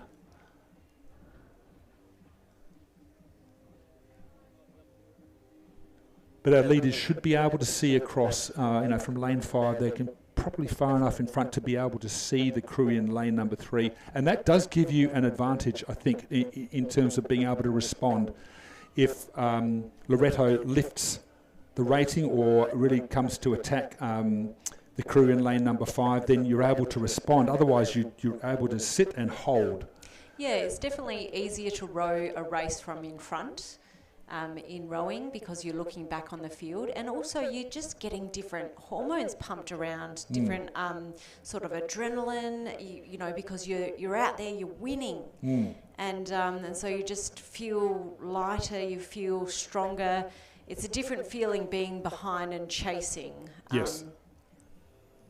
Although I have to say it's not impossible to win from behind. No, I remember a Masters crew, I was watching them, it was the State Masters 8 in Sydney a few years ago, and once again they weren't used to coming second, but they had a slower start, and with about 300 metres to go you went, oof, you know, they were behind New South Wales, and it was one of the best finishes I've seen. It was just step, 10 strokes, step, step, and they just came from behind and won by...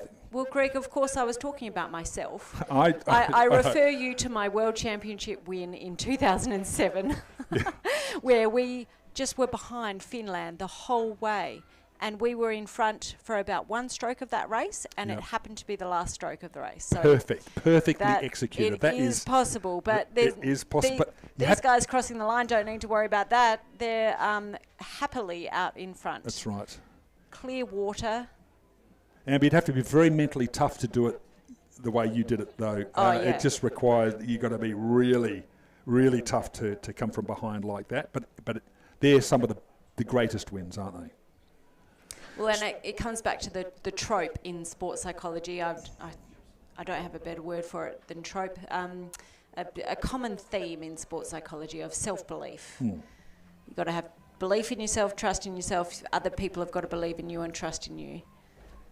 And well done to all these under-17 girls who are coming across the line now in the double scull. Loretto, now we've got third, the Unley High crew in lane number 4. And a Pembroke crew. Pembroke crew coming through in lane number 2. The other Unley High crew coming through, just crossing the line now, and is it the Marriotteville crew? Yes, I believe so. And we do have a Marriotteville crew a little bit further off the field. You mean a Loretto crew? Loretto Marriotteville. Sorry, that's right. Yes, in the program. Yes, the Loretto Marriotteville crew. Unfortunately, Marriotteville should be a rowing school, but is not. Yeah, sorry, I apologise. But you know, people are often put into these events as learning experiences as well, and that's great. You know, being able to compete at this level and these sort of things over that distance as well. So. Oh, it's a long way. It's a long way. It's 2,000 metres, and so... especially in a small boat at this age. Yeah. Well done to all of them. That's right. This may be the first time some of them have competed. Today might be the first time that they have competed. So they've made it through to the final of the under-17 women's double scull. So well done to all concerned, but a great win there to our composite crew from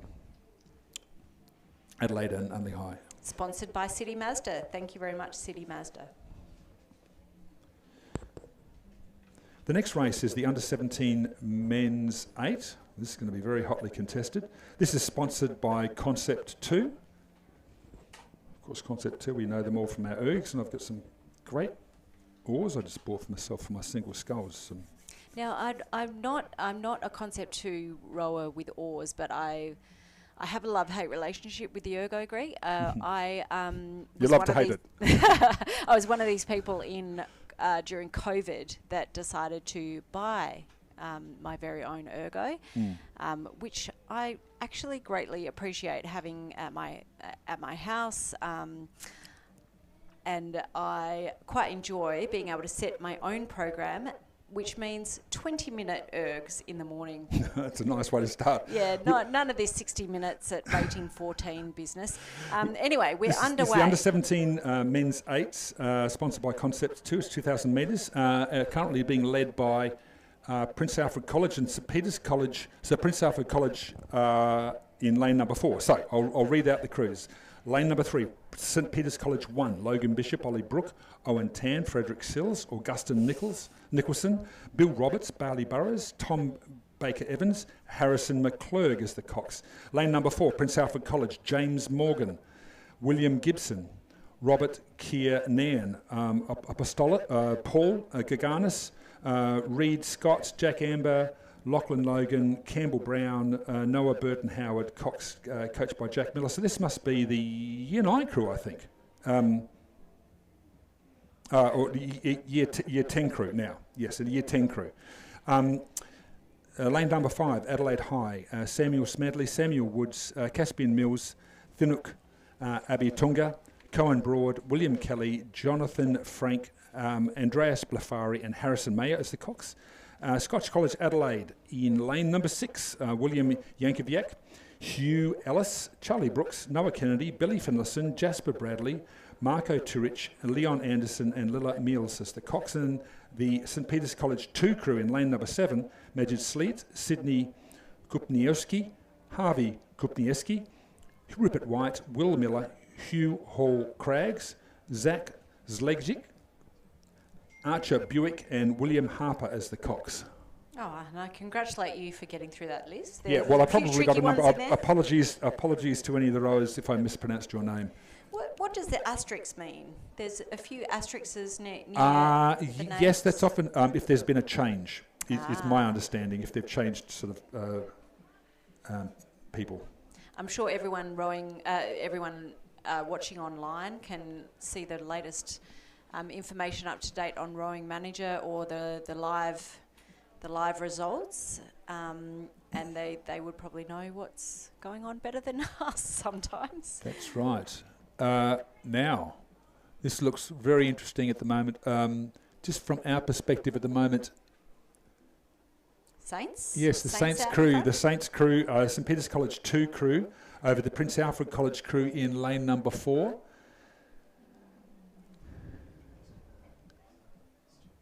And then back to, that would have to be St Peter's College 1, surely. Well, I'm looking at, well, not according to the, to the program. So, that's very interesting, isn't it? Yes, that's right. Because the St Peter's College 2 crew is well in front of the St Peter's College 1 crew in lane number 3. But nomenclature, that Saints crew in lane number 7 doing very, very well, leading the field over the Prince Alfred College crew in lane number 4. And whereabouts are Adelaide and Scotch? Well, I think Scotch College are coming in at 3rd at the moment. Then back to it would be the St Peter's College crew and the Adelaide High crew in 5th place. So Scotch still swinging along there. I think they've got a strong lead there, coming up to the 250 mark. Oh, and here comes the Saints and PAC showdown in the last 250 metres. That's right. I think the Saints crew just look a little cleaner than the Prince's crew at the moment. There's not a lot into that. Saints crew are finishing well, getting good run on that. But Saints over PAC, then back to Scotch, and then back, a good gap in the field to the St Peter's College 1 crew and battling it out with Adelaide High. But it is that Prince Alfred College, it is the St Peter's College 2 crew who've just crossed the line in lane number 7 to win the under-17 men's 8, followed by Prince Alfred College in lane 4. Bit of clear water and a bit of clear water again back to Scotch. That's right, and I think it's be interesting. Whilst I can't say definitely, I would anticipate that many of these rowers could be Year 10 rowers. So, they've been rowing in sweep all the way through, and now they're putting them in a combination for the 8s to sort of them to get used to the 8s. I remember certainly in my day you had the first and second 8, and you didn't get a chance to really get into that until you in year 11. So it was year 11 before you would be in an 8, and they are they're introducing rowers to them at a younger age. Right. So I'm going to hand over to Stuart John now. It's great to have Stuart back. I'll hand over to you now, and I'm going to head out on the water again. Weather's lovely. It's going to be an 8, so great conditions for an 8 today. I think we're starting to get a little bit more of a side breeze, but that shouldn't make too much of a difference for the big boats. Anyway, Stuart, great to have you on, and I'll hand over to you. And likewise, I'm going to hand over to Andrew Southcott, who's one of those names that we were talking about in the program, a rowing name. And so welcome. You guys get to commentate my niece in the under-19 women's double scull. Our thanks there to Greg and Amber taking us through the middle part of the afternoon session. Some great racing all been done, and there's some great racing still to come. So that was the under-17 men's 8s that we just had, and we move on to the under-19 women's double sculls. You can see them if you're watching on the big screen or on the live stream at home. In lane number 1, we have Norwood International High's Julissa Aspinall and Scarlet Power. Lane 2 from Torrens, Lucy Russell and Caitlin Anderson. Lane 3 from Murray Bridge, Mackenzie Milne and Sienna Watkins, coached by Ben Porte and Peter Newell. Lane 4 from Loretto Marriotteville, Alice Frierson Leah and Lila Bryant, coached by Dario Sportelli. Lane 5 from Norwood International and Adelaide High School, we have Fenella Rodwell and Grace Kelly. Lane 6 from Pembroke School, Evie Barras and Mia Chapman, coached by Tom Merrigan. Lane 7 from St Francis, Jaden Searle and Billy Augie, coached by Stephanie Turnbull, Molly Gibbons and Lucy Cattell. And Lane 8 from Pembroke School, Adwiti Anu and Emily Rolls, coached by Tom Merrigan. So our cruise now well and truly underway, and you can just see there, looks to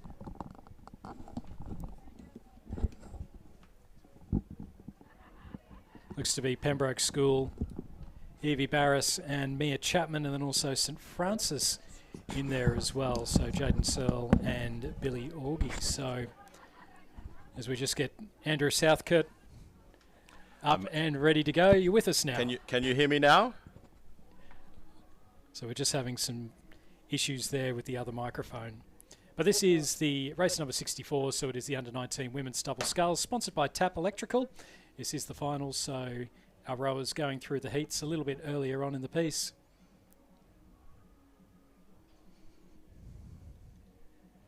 And as we say, it does look to be Evie Barras and Mia Chapman with that lead at the moment.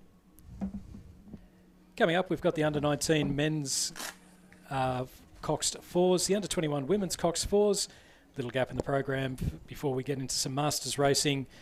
The under-16 men's double sculls, Schoolboy Year 10 cox quad sculls, under-17 women's quad sculls, Schoolgirl 8s, the open women's 8s and the open men's 8s. Some great racing to finish up day 2 of the 2026 South Australian Rowing Championships. So it's been a fantastic couple of days so far, and looking forward to bringing the rest of today and also tomorrow with you. Big thank you to all the sponsors of the South Australian Rowing Championships, Platinum Partner City Mazda, TAP Electrical also, as we say, sponsoring this event, and one of the many sponsors that we have here also sponsoring the Open Women's Double Sculls. TAP Electrical have a rich tradition of servicing Adelaide residential, commercial and property management clients with a customer-centric focus. They have a reputation of delivering Adelaide's best electrician experience. So TAP Electrical sponsors of this event. So our women's under-19 double sculls coming up now with about 500 or so metres left to go. It's still the Pembroke School holding on to that lead and stretching it out just a little bit further over St Francis. So Barras and Chapman, and then closest to us on the regatta side of the course, we've got Norwood International High's Julissa Aspinall and Scarlet Power. Also, Torrens, Lucy Russell and Caitlin Anderson sitting in second place by the look, third place by the looks of things, just in behind Pembroke and St Francis. So our crew's now just coming down there, past the last 500 metres, coming up towards that canal, out towards the east. and then it'll be into that final stretch, that final run home, 250 metres or so left to go. So Barris and Chapman, they've led right from the start. It's been a strong row from this pairing, and they are certainly looking very comfortable out in the lead. So now just about 300 metres left to go. They've got a very good, very clear view of the rest of the field. And as we heard before, Mia Chapman is the niece of Amber Halliday, so some Olympian rowing pedigree in that family. Coached by Tom Merrigan as well. So the Pembroke School under-19 women's double scull, leading by several lengths back to St Francis in lane 7, and then back next to Torrens in lane 2, the crew of Lucy Russell and Caitlin Anderson. And then there's a bit of a battle for 4th with Loretto Marriotteville and Norwood International Composite battling it out for 4th. I think that Loretto Marriotteville are currently sitting in 4th place, but just less than 100 metres left to go. And you can see the crew from Pembroke, really good run, and they'll come down to cross the line first for the under-19 women's double scull. And it is a battle now for 2nd place, because Torrens, Lucy Russell and Caitlin Anderson have put the afterburners on over that last 250. They're going to go through and take the silver medal. That's Torrens Rowing Club, Lucy Russell and Caitlin Anderson, finishing ahead of Jaden Searle and Billy Augie from St Francis. And then back a little bit further, we've got the 2 crews almost in the same lane. So that is the Norwood International Composite and Loretto Marriotteville. So Loretto Marriotteville, Alice Frierson, Leah and Layla Bryant finishing in 4th ahead of the Norwood International. Adelaide High Composite of Fenella Rodwell and Grace Kelly. Closest to the regatta course, we've got the Norwood International High of Julissa Aspinall and Scarlett Power. They'll come through in 6th position. And then in behind them, we've got the Murray Bridge crew of Mackenzie Milne and Sienna Watkins. They'll finish ahead of the Pembroke Schools, Adwitianu and Emily Rolls. So good win there for the Pembroke School from start to finish, and a great finish from the Torrens crew to be able to come through right at the end there. So we move on back down the course. We will be very close to underway, if not underway, in race number 65, the under-19 men's coxed 4s. This race sponsored by Perfect Balance Rowing. And so we have the crews in lane 1, Scotch College, Adelaide number 1, Henry Lauder, Angus Vale, Tommy Smith, Tyler Stone, coxed by Emma Calder. In lane 2, St Peter's College 4, Dyson Drew, Evan Lamb, Sam Humble, Jackson Cleanthus, coxed by Charlie Angus. In lane 3, Prince Alfred College 2, Kai Fogarty, Ollie Dennis, Alexander Oakes, Jack Stunnell and Johan Liu. Coxing, and we can just now lane 4 Adelaide High, lane 5 St Peter's College 2, lane 6 Prince Alfred College 1, lane 7 Scotch College 3 and lane 8 Christian Brothers. And it looks to be the crew in lane 6 Prince Alfred College 1 who are currently leading. We can see they've gone through the first 500 metres, and this is the crew of Maxwell Kammer, Harry Grandioso, William Garnett and Dougal McLaughlin, coxed by Charlie Yelland.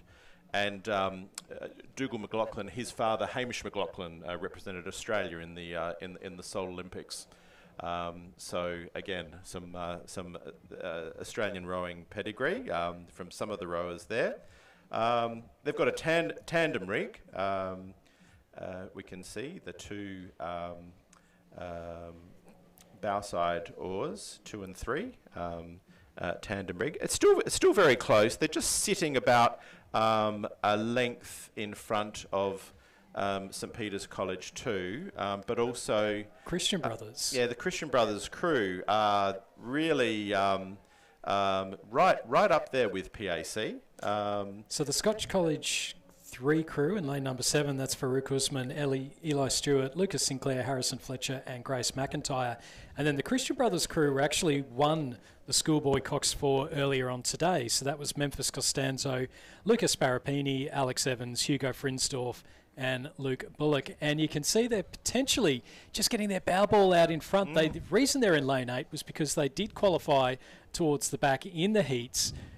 Were they foxing a little bit? Well, they're looking very good at the moment. They have got themselves out in front of that Prince Alfred College crew. Then next to Prince Alfred College, we've got the St Peter's 2 crew, and then it is across to the Adelaide High crew, and then again to Prince Alfred College 2, Scotch College, and also the Scotch College 3 crew in amongst it as well. So, in fact, the Scotch College 3 crew might be ahead of the Scotch College 1 crew, which is always a bit of bragging rights up for grabs there. But Christian Brothers, they've already won the Schoolboy Cox 4s. They're looking good now to be able to go through and win the under-19 Cox 4s. I just want to say how exciting this is because Prince Alfred College, one of the traditional powerhouses of rowing in 4s and junior rowing in South Australia, but Christian Brothers has been in the doldrums for a few years, and just to see them right up here challenging, it shows that something is going on at Christian Brothers, that they're putting together like a top 4, which at the moment is leading this race for under-19 men's Cox 4. Yeah, they're just starting to extend that gap out now. We've got about 500 or so metres left to go. It is Christian Brothers leading out Prince Alfred College, St Peter's College and Adelaide High next to them. Then it is back a little bit further to St Peter's College, Scotch College and the Scotch College 3 crew that just seem to maybe just dropped off the pace a little bit there. So it's Christian Brothers holding on to that lead. As we say, a win in the Schoolboys Coxed 4s, then not so quick. And the question was, are you conserving energy? Because it's warm conditions and it's become a little bit humid as well. So it does mean that trying to conserve that energy, make sure that you're not spending all your fuel tickets too early. And it looks like it's paying off for Christian Brothers because now they are extending that lead out over Prince Alfred College. What have PAC got in the last 250 metres or so? It really is a race between these two, the Christian Brother College crew over on the far side in lane 8 and the Prince Alfred College crew in lane 6. And then it's back to St Peter's College 2 and then Adelaide High. So 4 schools now represented in the top 4 positions. It still does look, if we just look at these two racing side by side, Princes are certainly responding. They're going to throw it right up at CBC. There's now less than 200 metres left to go. Princes are probably rating a couple of points higher than Christian Brothers. Still very close. Now just 100 metres left to go. Here comes the push from Christian Brothers. They've just seen the danger coming. They're keeping it at about a boat length. They've upped the rating, rowing just that little bit shorter, making sure the boat's still moving. It's only a few strokes left to go. PAC closing the gap, but it's going to be Christian Brothers, the Schoolboy and under-19 Coxed 4 champions of South Australia for 2026. Prince Alfred College in second place. Third place will go to St Peter's College, just holding off a fast finishing Adelaide High back in 4th. And then we go back to St Peter's College in lane number 2. They'll finish back in 5th place ahead of PAC 2 in 6th. And then in the battle for the final places between Scotch 1 and Scotch 3, it is going to be a very fast finishing Scotch 1 just over the top of Scotch 3. Great racing there, and Christian Brothers, well, they weren't leading at the very early stages, but they got themselves into a good rhythm, got themselves far ahead, that they could see the challenge from PAC right at the very end and hold them off nicely. What a great row from Christian Brothers. Absolutely. And look, I just want to again say Christian Brothers in the 1980s, they had success in Head of the River. Their coach, Slim Lawrence. The last time they won Head of the River, they had a very handy stroke called Hamie Fernandez, who did go on to represent Australia at 3 Olympics subsequently. But they haven't really been a force since then. So to see Christian brothers do this against a quality field, it suggests that this is a school that is really investing in their rowing program, and we're seeing the results. I think it's really an exciting development for South Australian schoolboy rowing. As we move on to the under-21 women's coxed fours, this event sponsored by Ratio Theory Rowing. In lane 4 from Adelaide University, a number of South Australian representatives in this event, with Victoria Binns, Emily Lang, Felicity Cox, Gia Rinaldi and Lucy Seppelt. And then from Walford Anglican, Sophie Walsh, Mimi Young, Alice Milne, Eloise Bago and Imogen McCulloch is their coxswain. And as you'd probably expect, it is the women from Adelaide University who have the lead over the school crew from Walford Anglican. But this is the opportunity for a number of these crews. It's obviously a selection regatta for the South Australian state team. We saw, I think it was the women's youth eights that won the bronze medal at the That's right. Australian Rowing Championships last year. So the talent's there and coming through, and it's you're still eligible for the Bicentennial Cup if for the under-21s. So Binns, Lang, Cox, Rinaldi and Seppelt will be doing their darndest to try and get into that particular crew. That's right. I think a number of those rowers rowed in both the Youth 8 and the Queen's Cup race. So they not all of them could even receive that bronze medal for the Youth 8 because they were sort of rowing back up to compete in the Queen's Cup. So this is a very good club crew, and I think the Walford crew in lane 5. I think all of those girls are rowing. Are part of their first 8, which we saw a little bit earlier today in one of the heats, and sponsored by Ratio Theory Rowing as well.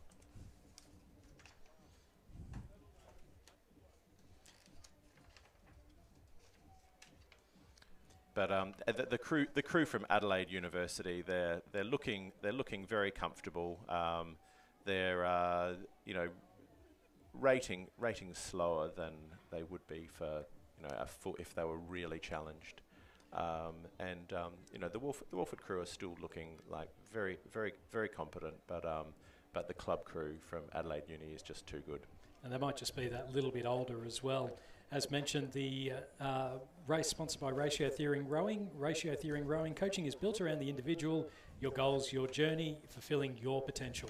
Provide expert rowing coaching so you can receive a clear structure, expert guidance and ongoing coaching support on and off the water. If you want to build speed, refine technique and gain confidence in your rowing, search Ratio Theory Rowing to find out more.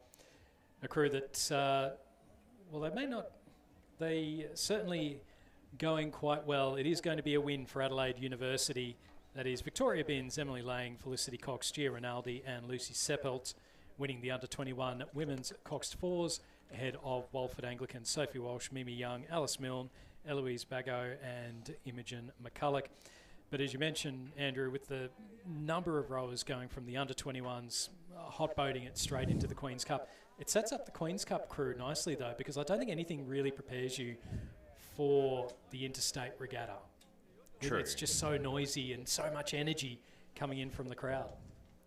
That's absolutely right. Unfortunately, like a smaller state like South Australia, we we don't have quite the depth of the larger states, so do rely on people sort of often rowing a couple of those races in the interstate regatta. Now so this is I think we've got the Masters women's quad scull now. They're lining up at the 1,000 metres, and we can just see they're getting ready. So we have a mix. We have a B crew, 2 C crews, and 2 D crews. So the D crews are the oldest, so they go off first. The back marker will be the B crew. This is a Riverside crew of Ilaria Pagani, Tegan Druce, Erin Sterling and Melanie Innes. And then so at Go, we'll have the Torrance crew of Natasha Vassos, Gina Bell, Belinda Jankoviak and Simone Ellis, and the Murray Bridge crew of Alice Beckoff, Kerry Milne, Nicole Hoare and Bernadette O'Neill. Then at 4 seconds, we'll have the two sea crews from Torrens. In lane 5, Donatella Marzolino, Helen Whipf, Anna Seppolt and Serena Pitt. And in lane 4, Ali Gudja, Alexandra Daunt-Watney, Rebecca Rose and Melanie Penfold. And then at 7 seconds, the younger crew, the back marker, will go off, and that's Ilaria Pagani, Tegan Druce, Erin Sterling and Melanie Innes. They're more or less in a straight line now. The umpires will probably just want to straighten them up a little bit more, and then they'll be ready to head off soon. It does look relatively calm down there at the moment. We saw a little bit earlier when we got those drone shots from the start line how a few of the crews would be pointing off to the side, trying to make sure that as the wind blew across, and particularly for the crews, I mean, 7 seconds isn't a huge amount of time to wait, but in the next race, we've got 24 seconds for one of the crews to have to Here wait. we are. So the front markers are off now. This is the Murray Bridge crew in lane 7, the Torrens crew in lane 6. Now they're all underway. So it is Torrens in lane number 6, struck by Simone Ellis, that is the faster off the line ahead of the Murray Bridge crew. The two Torrens crews then next to each other. Not a lot to pick between them, but it is the Torrens crew stroked by Serena Pitt, who is just ahead of the Torrens crew in lane 4, stroked by Melanie Penfold. And then this Riverside crew, stroked by Melanie Innes, is absolutely motoring as well. They've made up ground on that second Torrens crew in lane number 4 and are not far away of getting past them. And they've got a bit of overlap over the Torrens crew in lane number 5 as well. So plenty of catching up going on as they jostle for positions. But the Torrens crew, struck by Simone Ellis in lane number 6, well and truly out in front. They've shot off the start, and they are looking very comfortable out in the lead at the moment. Murray Bridge still sitting a little ways ahead of the other two Torrens crews, but as always with these Masters races, it's only with about 200 metres or so to go that you get a bit of an idea as to who the winners might be. But I do agree with that. It is the Torrens crew in lane 6, stroked by Simone Ellis of Natasha Vassos, Gina Bell, Belinda Jankovic and Simone Ellis, which are now the crew to beat.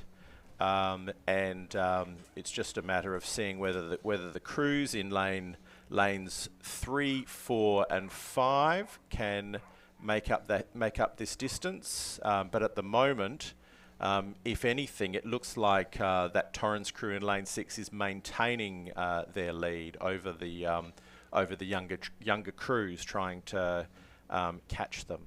And those younger crews are having a humdinger of a battle, lanes 5, 4 and 3, Torrens and Riverside. A reminder too that if you've finished your race, please hand in your bow numbers to the Control Commission. They are running short of bow numbers, so if you've finished, you've done it, please hand it back across. We just see Adelaide University being presented with the trophy for the under-21 women's coxed fours, and that is the Youth Women's Coxed Four Trophy. Torrens still in the lead. Natasha Vassos, Gina Bell, Belinda Jankovic and Simone Ellis. We've had a few commentators, Andrew, speak about the strength of South Australian Masters rowing in particular, where the women and the men won the 8s last year, and I think there's streaks with both of them.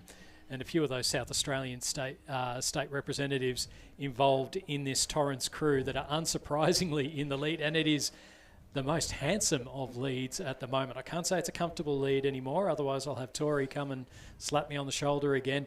The battle for 2nd, 3rd and 4th, though, is on. Can Murray Bridge hold on? 250 metres left to go. Riverside have started to make their move now. They've got their bow balls out in front of the two Torrens crews. Are they going to make up that ground on Murray Bridge? Can Murray Bridge hold them and the Torrens crews off? It is Torrens, lane number 6. They've led right from the start. They had a great start. They've opened up. It is a commanding lead, and it is going to be a win for Vassos, Bell, Jankovic and Ellis in Division 1 of the Masters Quad Sculls.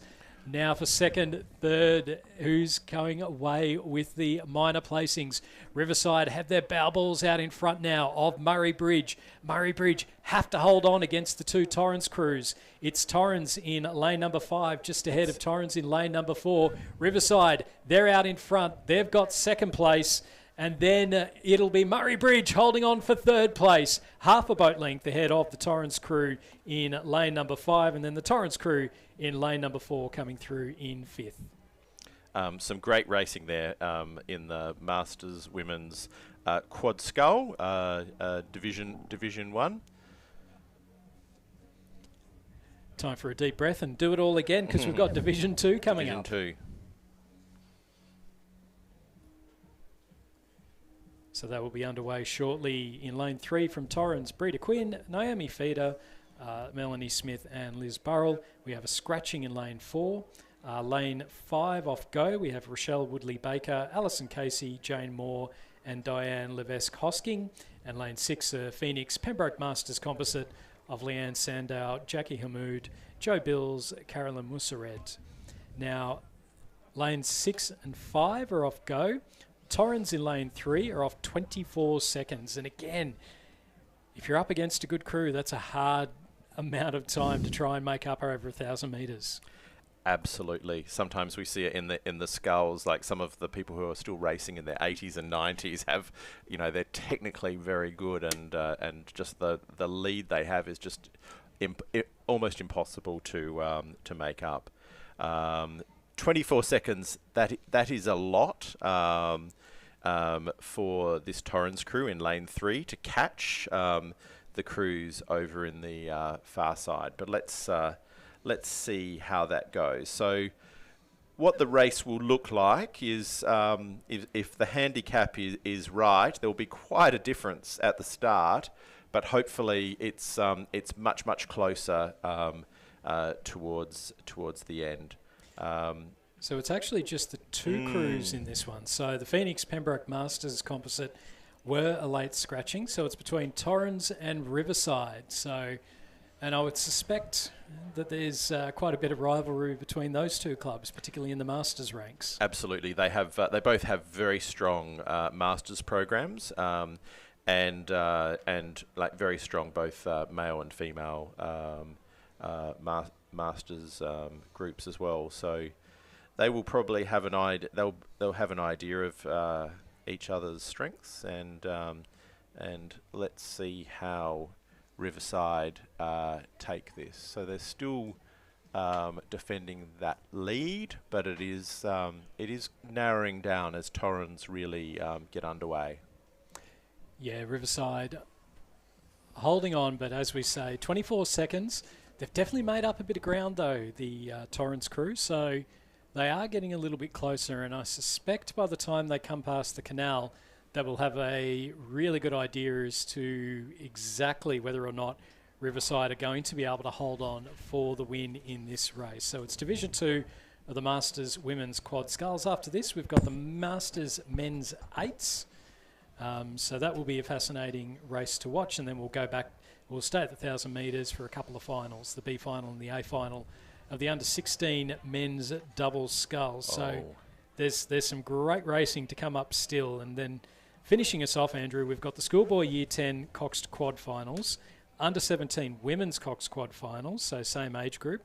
The Schoolgirl 8s, looking forward to that one. The final there, the open women's quad and the open men's 8s. And again, you suspect that in those last couple of races, Adelaide v Adelaide Uni, there'll be some cheers coming from the regatta from the side of the course. Absolutely, no. It's always an exciting race. The Open Men's 8 final. Adelaide Uni do have 6 out of their 8 rowers with the South Australian Sports Institute, so they should have a very strong crew. And Adelaide often have Alex Hill, Oscar McGuinness racing in this race. They don't have those internationals this time around. So I think Adelaide Uni will be the crew to beat, but anything can happen. We have seen some of the Schoolboy crews win this race from time to time when we have really good Schoolboy crews.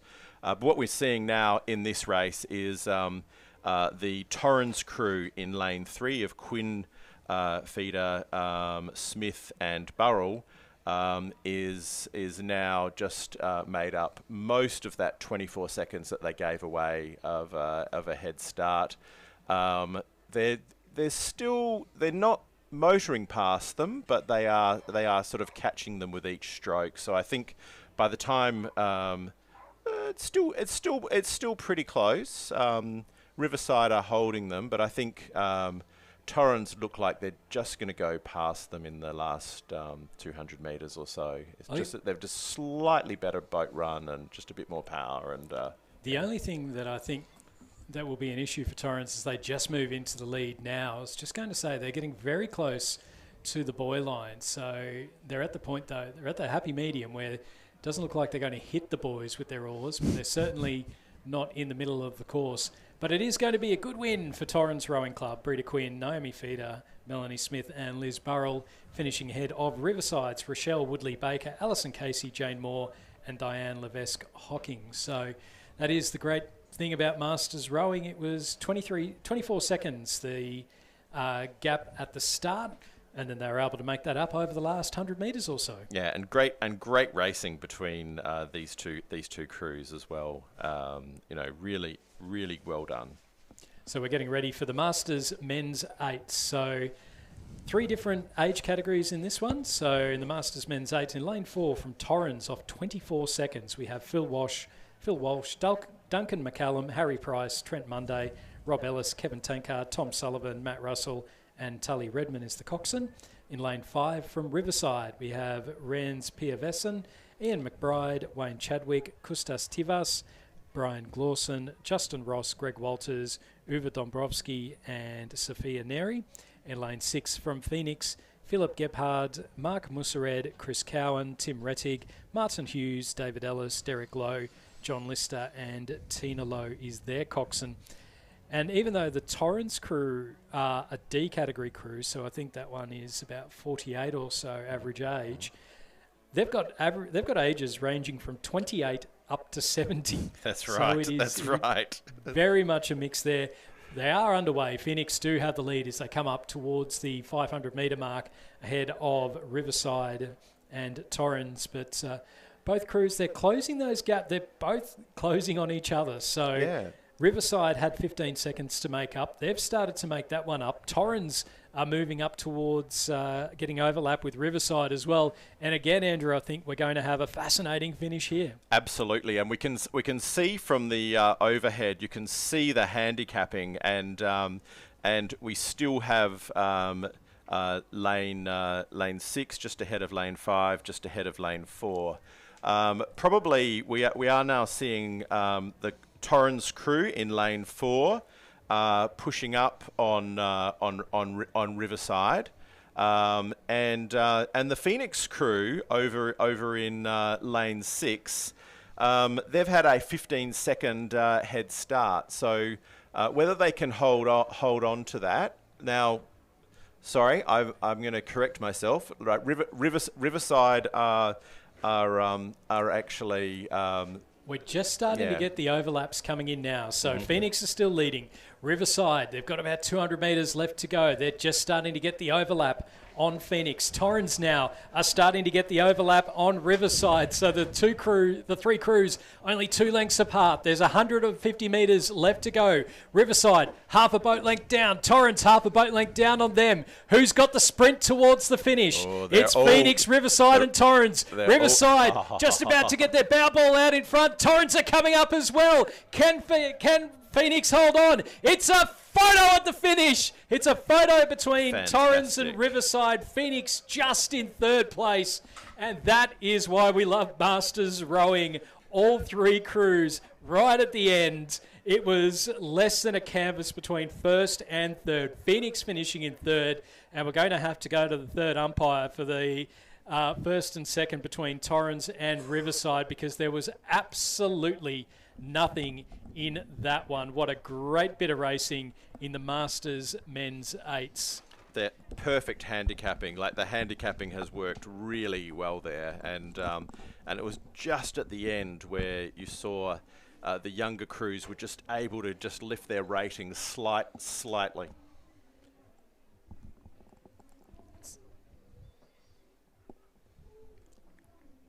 So we're just going to hand over for a quick word from Rowing South Australia Chief Executive Officer Andrew Swift. Thanks, Stuart, and thanks, Andrew.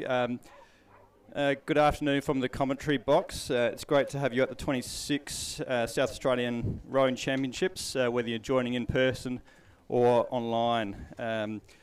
With our official function underway right now, I'd like to start things off and welcome some special guests we've got here today. I'd like to acknowledge first Deputy Mayor Councillor Katrina Kinsella. Katrina, thank you for being here today and for your ongoing support that Council provides to rowing. We do generally appreciate what Council does to help our sport thrive.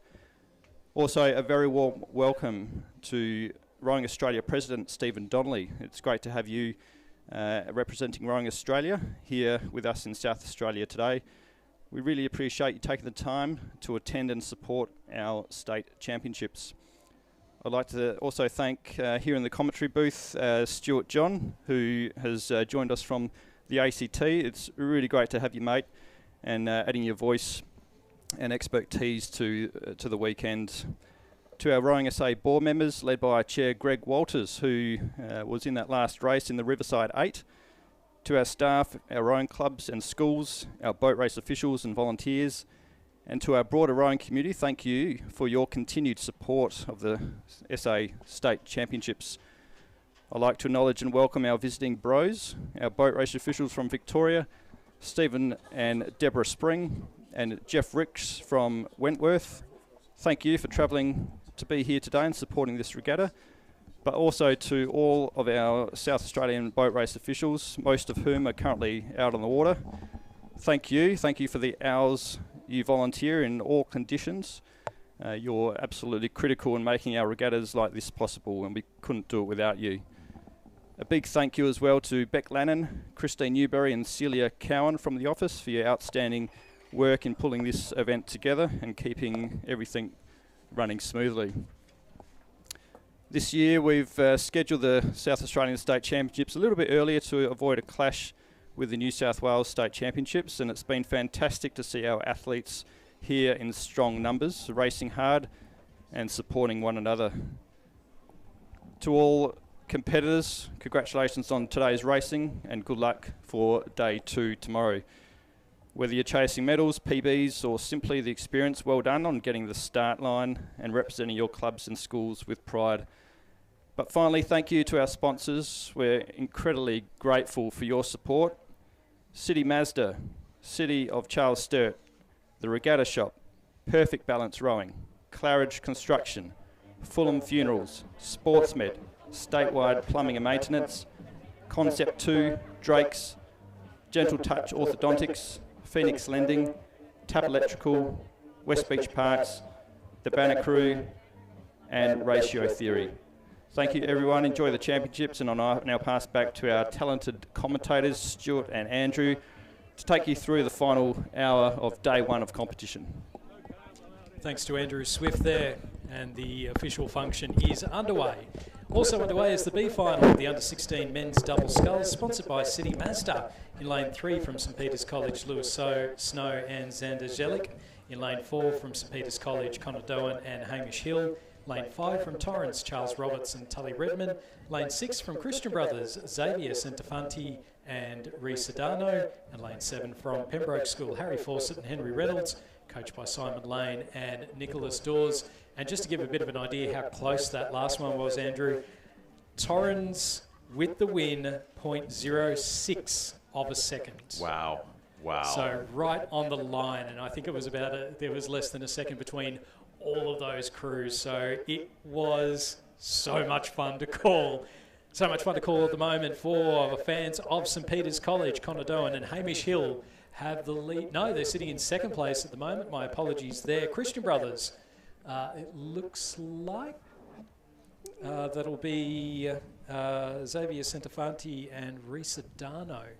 Unless we have a scratching in there, it's always quite tricky to be able to tell. It does look like the race is between the Christian Brothers crew in lane 6 and the St Peter's College crew in lane 4. So Doan and Hill in lane 4 and Centofanti and Idano in lane 6. It's pretty close between them. I think that the Saints crew, certainly like the Saints crew, are rating several points higher than the CBC crew, and they're probably just sitting about a length in front of the CBC crew. CBC crew raced a little bit earlier today, but now that this is the crew of Connor Doan and Hamish Hill, now sitting over 2 lengths, they're going to go over the line first. Back to... I think they just crabbed right at the very end there.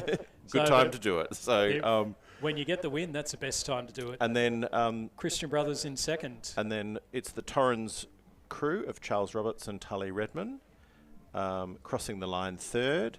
And then back to St Peter's College 3, Lewis Snow and Xander Zeglik.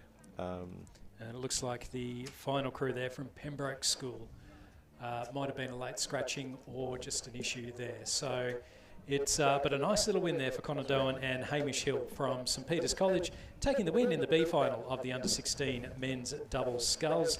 This is sponsored by City Mazda. City Mazda are the platinum partner of the 2026 South Australian Rowing Championships. They do have a special offer if you go down there and scan the QR code. Special offer available. Offer a fantastic range of services such as finance to get you behind the wheel of your new Mazda sooner. Team are dedicated to ensuring your pleasant experience stays with you long after your vehicle purchase, offering servicing and Mazda warranty solutions for total peace of mind in the future. As we get ready for the start of the A final of the under-16 men's double sculls. Okay, and so we'll have in lane 1 from Norwood International High, Philip Farkas and Diesel Heath. In lane 2 from Unley High, Thomas Prisbilla and Elijah Yale. In lane 3 from Adelaide High, James Healy and Sebastian Sipek. In lane 4 from Unley High, Lewis Mason and Xavier Anders. In lane 5 from Pulteney Grammar, Jordan Bollinger and Eli Kennison. In lane 6 from Adelaide High, Oliver Johnson and Kobe Keane. In lane 7 from Pembroke, William Baker and Banjo Parkinson. And in lane 8 from St Peter's College, Owen Tan and Tom Baker Evans. What can you see, Stuart? A lot of glare at the moment, but I can also see that there's potentially the Pembroke School over in lane number 7. Might have themselves out in front. It's very close between our leading few crews. So Adelaide High, Oliver Johnson and Kobe Keane, who have themselves out in front. And then a couple across from them, we've got Unley High, Lewis Mason and Xavier Anders. So not often you would have the public schools or the non-private schools with the lead in an event, but that's how it's looking at the moment, although we are seeing a bit of a push come here from lane number 4. So that is Lewis Mason and Xavier Anders. So Johnson and Keane, Mason and Anders, and then next to them the Pembroke School, Baker and Parkinson, also well and truly up there. So our top 3 seems to be reasonably settled. The order that they're going to come in is going to be very, very interesting. Adelaide High's Healy and Sipek are sitting in about 4th place near St Peter's College. Tan and Baker Evans, Pulteney Grammar, Bollinger and Kennison just a little ways off the pace, and then Unley High's Braziblia and Yale, and then Farkas and Heath from Norwood International High. Very much, it looks like the crew from Adelaide High in lane 6 are leading, and that is the crew of Johnson and Keane. And then back to the Unley High crew of Mason and Anders, and then Pembroke over in lane 7 of Baker and Parkinson. Here comes the push from Unley High. They've got a bit of ground to make up on this Adelaide High crew. Can they get themselves out in front? Adelaide High holding on to the lead, but Unley High are really starting to push now. You can see the power coming with every stroke, and they're eating into that Adelaide High lead. It's now down to half a length with about 50 metres or so left to go. Here comes Unley. Have Adelaide High got enough left in the tank? It's going to be just Adelaide High. Oh, by about half a canvas over Unley High. What a great comeback from Mason and Anders couldn't quite get over the top of Johnson and Keane. Third place will go to Baker and Parkinson of Pembroke. And then we go back to the second Adelaide High crew of Healy and Sypek. And then we've got over on the far side of the course, that is Tan and Baker Evans ahead of Farkas and Heath from Norwood International High. But and then Presiblia and Yale in there as well. But what a fantastic finish to that race. Oliver Johnson and Kobe Keane getting just enough of a lead into the last 100 metres. Lewis Mason and Xavier Anders, if the course was 5 metres longer, they would have won that. It was fantastic. And look, you mentioned seeing the high schools 1 and 2. I think, again, it is exciting about the school programs here. Certainly, Adelaide High rowing has been made a special interest sport, and there's a lot of work going on there. Unley High, again, they sometimes they have, it's hard to resource their sports against, what the non-government schools bring to it. But certainly, we're seeing in the smaller boats, it's a lot more even, which is great for the sport. Now we are underway in the final of the Schoolboy Year 10 Coxed Quad Scull. Scotch College in lane number 1, that is Phillips, Miller, Jurasovic, Jankoviak and Tiver. Lane 2 from St Peters, Bishop, Slett, Nicholson, Owen and Harper. Lane 3 from Scotch College, Kennedy, Finlayson, Bradley, Ellis and Meals. In lane 4 from PAC, Gibson, Nan, Jajanis, Scott and Martin. Lane 5 from Prince Alfred College, Logan, Amber, Brown, Ashby, Burton, Howard. Lane 6 from Unley High, Turek, Ross, Moseyev, Dubiev and Schultz. Lane 7 from Unley High, Mouch, Palmer, Basnich, Visser and Williams. And lane 8 from Pulteney Grammar, Rolf Christopher, Chandra, Smith, Lee and Cannon. It was PAC 1 and 2. They were the 2 heat winners earlier on today, and as we have a look down the course, it does look like it is Prince Alfred College potentially leading both out at the moment. I think that PAC 1 crew are certainly putting themselves out in front, but Unley High moving up into second place. Yeah, it's very much the PAC crew of Lachlan Logan, Jack Amber, Campbell Brown, Fred Ashby, coxed by Noah Burton Howard. That is sitting out well in front of the rest of the field. There is a good race going on with the Unley High School crews over in lane 6 and lane 7. They probably are the first 3 crews at this stage, and then back to Scotch College and the second PAC crew, and Pulteney Grammar over in lane 8. But very much it is the Prince Alfred College crew, Prince Alfred College 1 crew, who are leading this race with 300 metres left to go.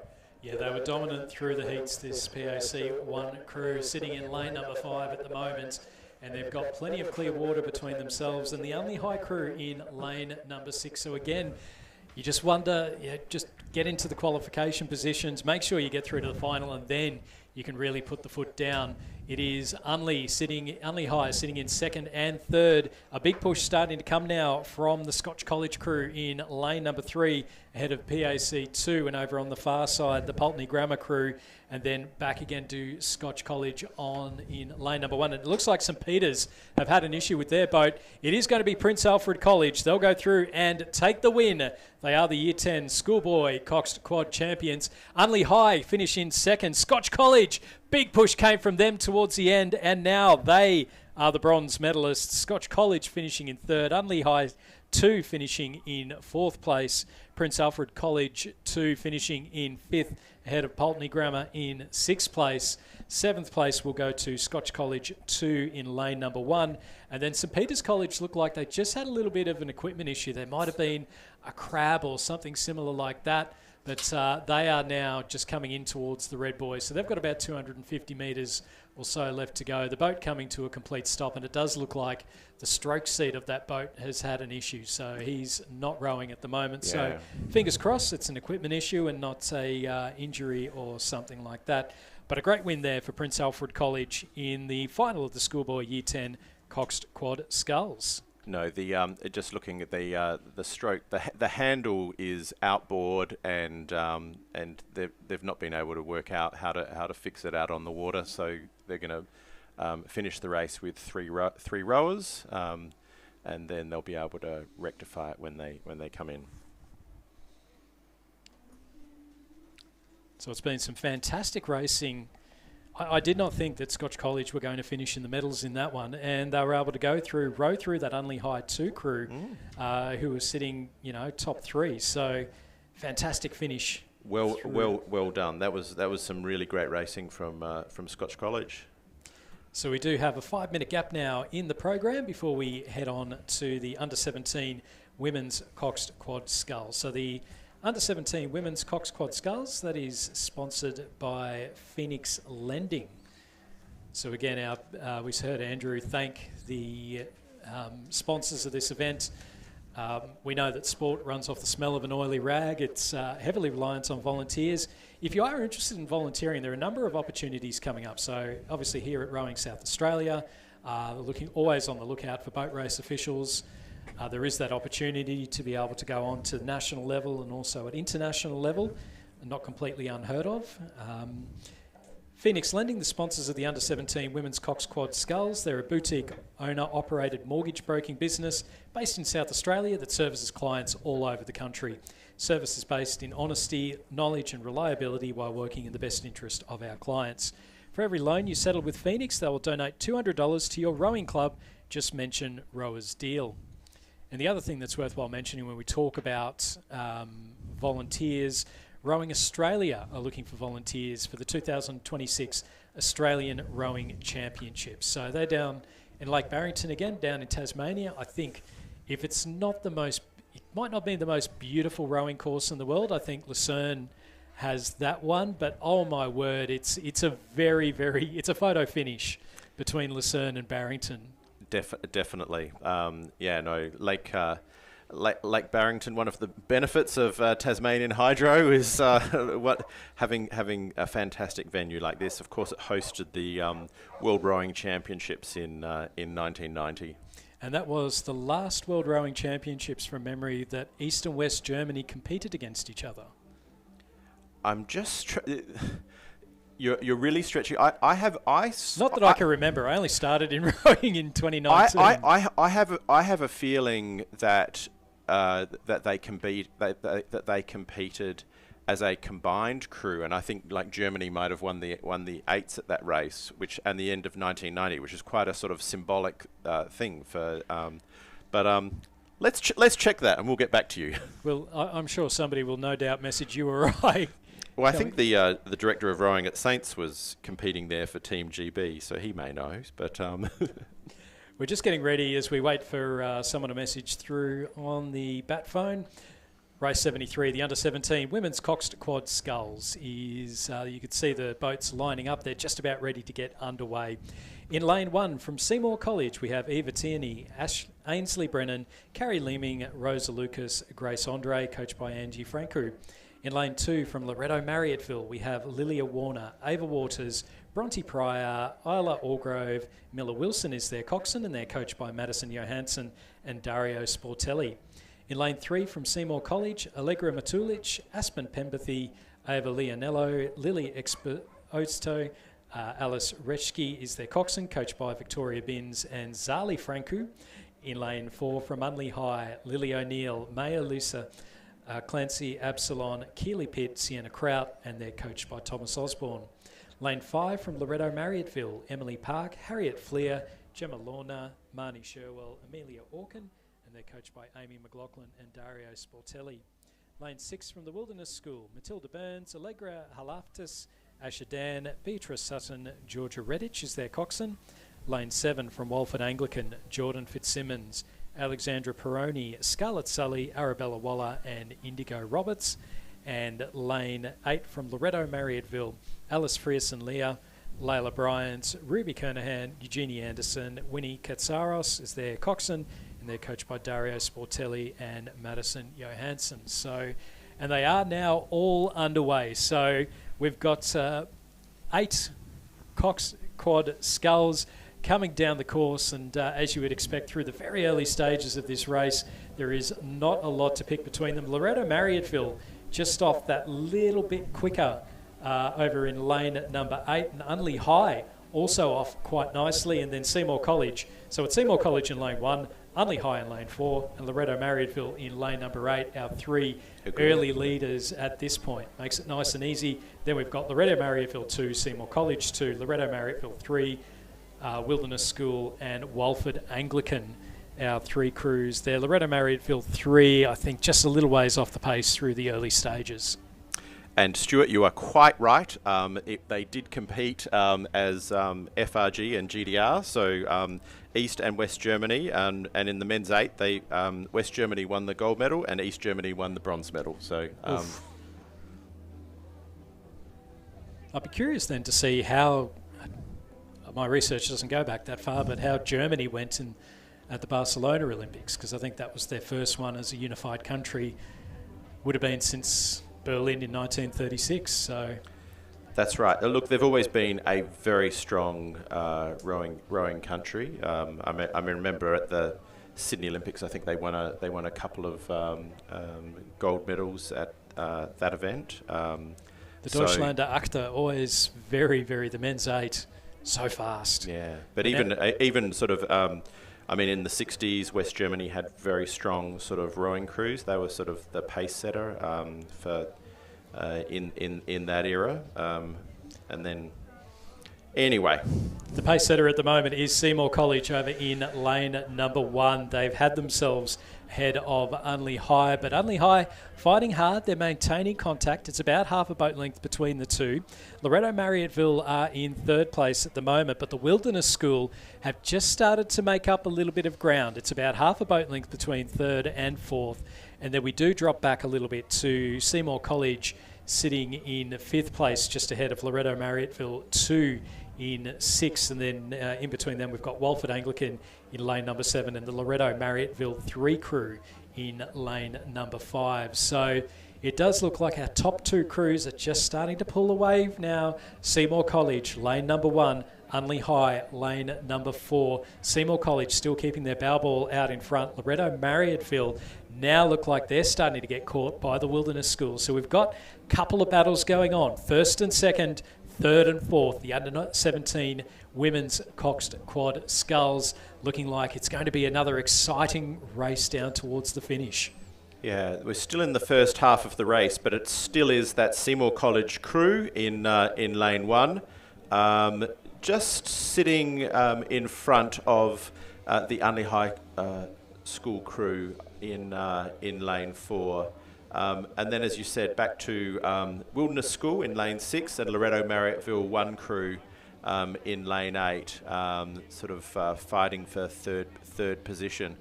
It's picture perfect from the drone, isn't it? You've got the Southern Ocean off in the background. You've got this beautiful blue water here in the foreground. It is just absolutely gorgeous here at West Lakes. No, this is West Lakes at its absolute best. It's great to have a rowing course so close to the city. It does mean that the schools can train here, and we don't have, for example, like the sharks they do have in Parramatta River, and the flying sharks, jumping sharks. Or in the Brisbane River, for that matter. The bull sharks in the Brisbane River are always a thing of great enthusiasm for that. We do have, in Lake Burley Griffin, we do have jumping fish. I have heard stories of a fish jumping into a boat and then having to get smacked back out.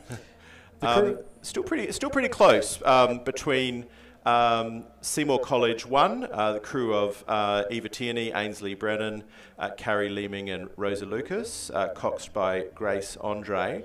And the crew from Unley High, Lily O'Neill, Maya Lasue, Clancy Absalon and Keely Pitt, coxed by Sienna Kraut. And actually, as we sort of see from the drone, if anything, the crew from Unley High might have actually just pushed past Seymour.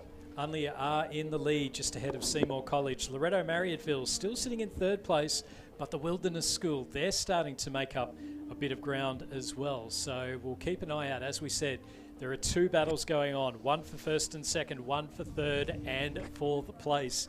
This is the final of the under-17 women's coxed quad sculls.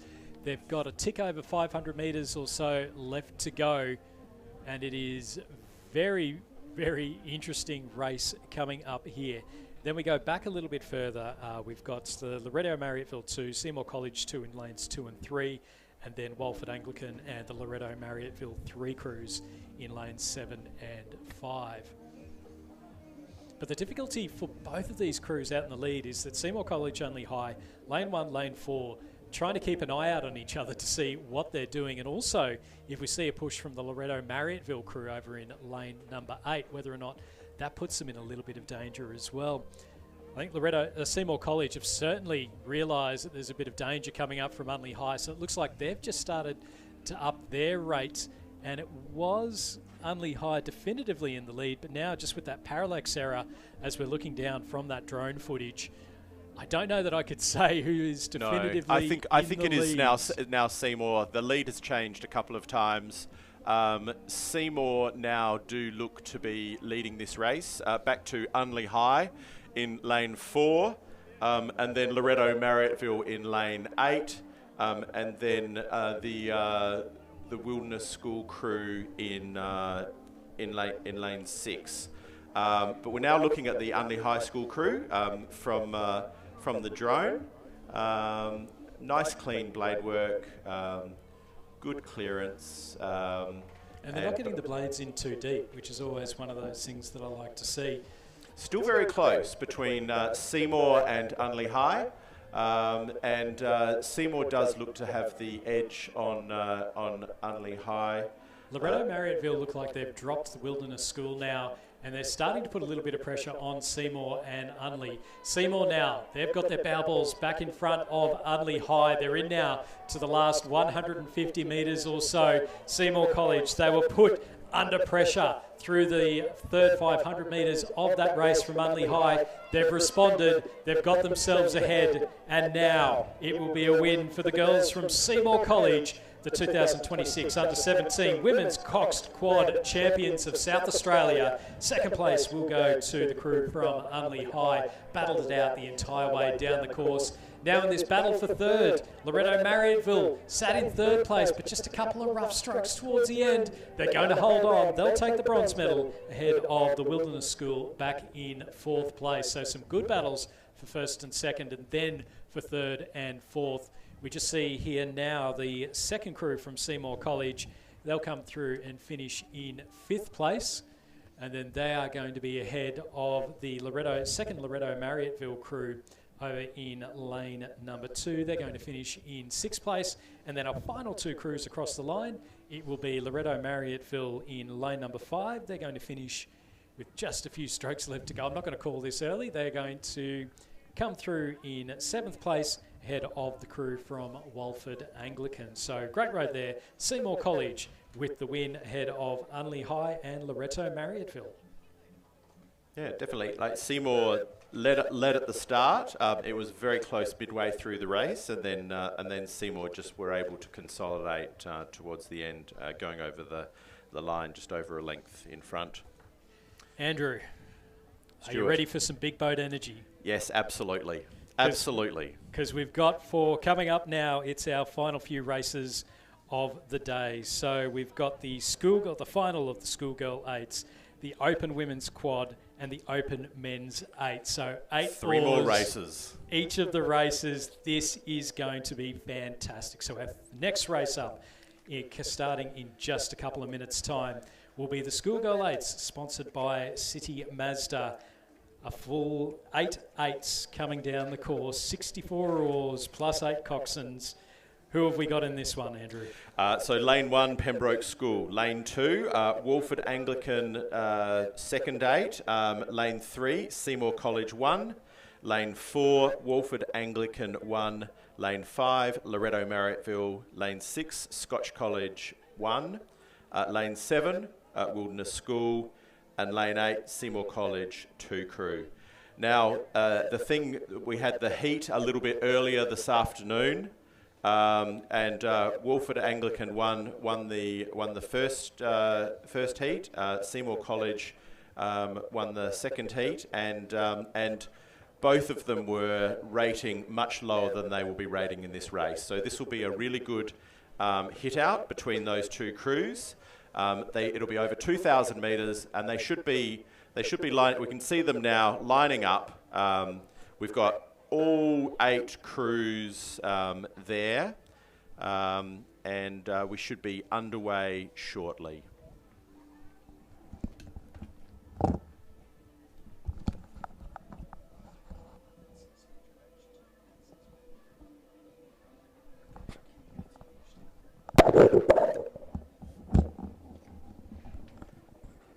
So we are now underway in the Schoolgirl 8s. This is sponsored by City Mazda. So we are expecting a fantastic race in this one. Wolford Anglican off to an absolute flyer of a start. So it is Wolford Anglican just leading out from Seymour College through these very, very early stages. As we say, we've got the Schoolgirl 8s followed up by the Open Women's Quad Sculls and then the Open Women's 8s.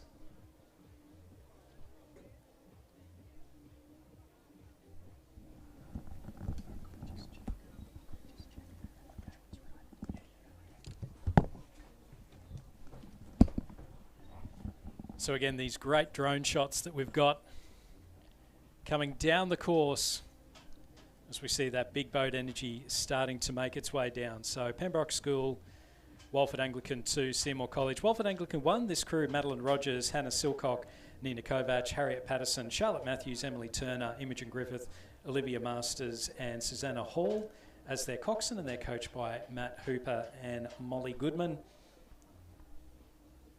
And then the Scotch College 1 crew in lane number 6, that's Sienna Bailey, Piper Steiner, Penny Rainbow, Harriet Twelvetree, Charlotte Macareth, Ruby White, Maeve Sargent, Izzy McTaggart, and they're coxed by Leah Struick.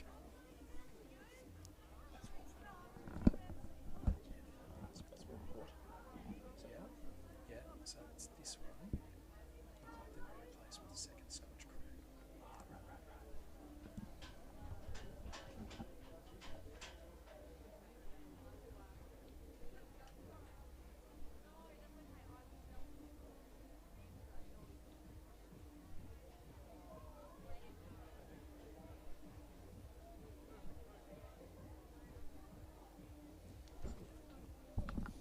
So our crew's now. So it does look like there's been a. So there has been a change from what we had printed out. So the crews are Pembroke School in lane 1, Wolford Anglican 2 in lane 2, Seymour College 1 in lane 3, Wolford Anglican in lane 4, and it looks to be Scotch 2 in lane number 5 ahead of and Scotch 1 in lane number 6, the Wilderness School in lane 7, and Seymour College 2 in lane number 8. So that's the order for the Schoolgirls 8s. So what we can see is, as Stuart said, the Wolford crew in lane 4 off to a flying start, but in lane 3 the Seymour College crew have caught them. So and this has happened. This has happened in a previous regatta as well. Still very close between Wolford and Seymour College. And they're racing alongside each other in lane 3 and lane 4. It's difficult at this range to get a sense of it, but it does look like Seymour are just sitting ahead of Wolford at this stage. Now the Wilderness School are the defending champions for this event. They won back in 2025 with Seymour finishing in 2nd and 3rd, and I think we're in for it looks like, Andrew, we're in for a fascinating race, a fascinating finish coming up, because there is not a lot to pick between all of these schools as they come up now. So it's still Wolford Anglican out in front, but next door to them, Seymour College. Can they turn last year's silver into a gold over on the far side of the course? We've got the Wilderness School starting to push through as well. So it is, as we'd expect in a final for the Schoolgirl 8s, We had heats. We've now got a full range for the final. Who is foxing in the heats and who is absolutely going for it? It is Walford Anglican and Seymour College, our two leading crews, and a great vision there from the drone. You can see there it is about half a boat length that Walford Anglican lead out Seymour College, and then we go back for the battle for third place is well and truly on, because it is Scotch College, Wilderness School and the second Seymour College crew that are all within about half a boat length to a length of each other, and that's we're now seeing Wilderness School moving ahead of Scotch College, but not by a lot. It's still Walford Anglican leading out Seymour College, and then it's back a bit further to the second Walford crew and also Pembroke School. First and second is on, third, fourth and fifth is well and truly on as well. 500 metres left to go. Okay, so Walford are now sitting about half a length in front. The crews are rating very, very, very similarly. It did look through the third 500 that Walford were just starting to extend their lead, but Seymour is now coming back at them. There's just looking now, it's about a third to a half a length lead from Walford. So Walford Anglican, can they hold on to this lead ahead of Seymour College? It's lane 4 and 3 in the battle for third place. The bronze medal, it's the Wilderness School getting themselves out ahead of Seymour College 2 and Scotch College sitting back in 5th place at the moment. Seymour College last year, 2nd and 3rd. Can they upgrade to a gold? It's going to take a big effort because the girls from Walford Anglican School have moved themselves just that little bit further out in front.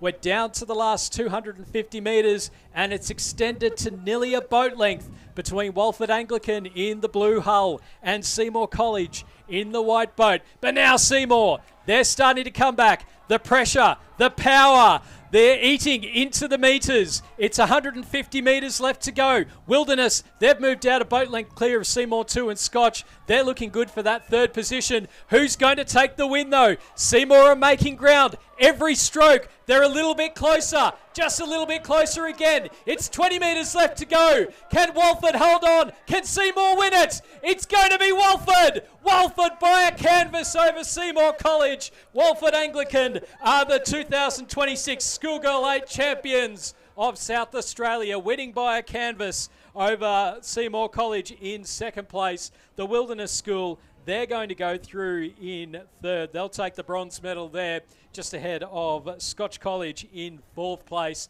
Back to Seymour College in fifth. And then in this battle for the final couple of placings, we have Walford Anglican 2, who are going to finish just ahead of Pembroke School. Seymour threw everything at Walford in those last few strokes.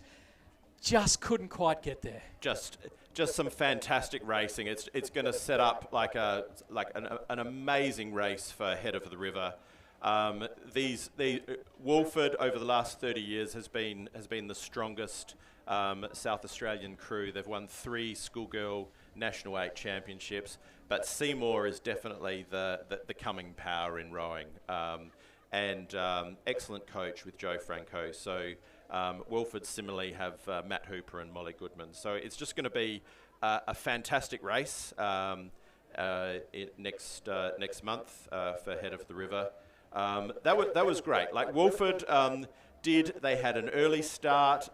They were leading by half a length midway through the race, but Seymour came back at them. And it just goes to show in 2,000 metres, a lot can change during the race, and there's still very little between these two crews. That was a fantastic race. You love an eights race over 2K that finishes within a canvas, and what a great road there from both Walford Anglican and Seymour College, and as I say, Wilderness School finishing in the bronze medal position. As we are underway now in the Open Women's Quad Sculls, and it looks as though we've got a bit of an issue with one of the crews. It looks to me like Adelaide, the crew of Adelaide Rowing Club in lane 4 has had a mechanical fault, and we've now got the drone footage of what we think is the Adelaide Uni crew in lane 5 of Grace Seppelt, Lulu Colgrave, Anya Felderhoff and Carolyn McNally, who are now about 500 metres through this race, and the other crew looks to have had a boat stoppage. Yeah, an unfortunate one there for Adelaide. They'd be looking to overturn last year's result where they finished second behind Adelaide University. We've got two. Yeah, no, the other crew here is now heading off the course, and they'll just come back in lane 9, I think, and return to the boat park. So. Yeah, it does look like it's the ARC crew that's had a mechanical issue, and Adelaide Uni are there in lane 5. They'll be able to take that home quite comfortably. Yeah, and I'm sure they'll be disappointed not to have had a race between these two clubs, but.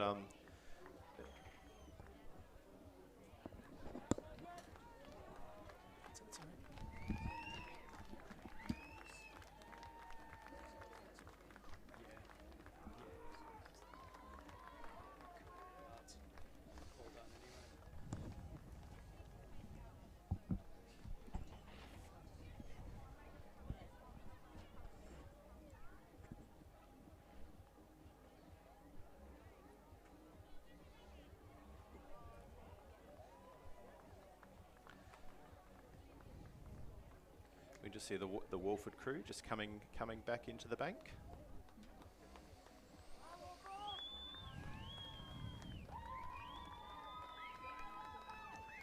Plenty of cheers for that Walford crew as they come back onto the pontoon to get presented with their, well, it's the Florence Eaton Trophy for the Schoolgirls 8s. Sponsored, as we say, the event sponsored by City Mazda, and they'll be presented that by Matt Broadbent. And you can hear the cheers from the crowd. It's love to be here for one of the heads of the rivers, because I've seen the photos and seen some of the footage from the live stream where it's just crowds and hordes of people. Absolutely. I mean, it was a bit quiet during COVID years. It is on YouTube.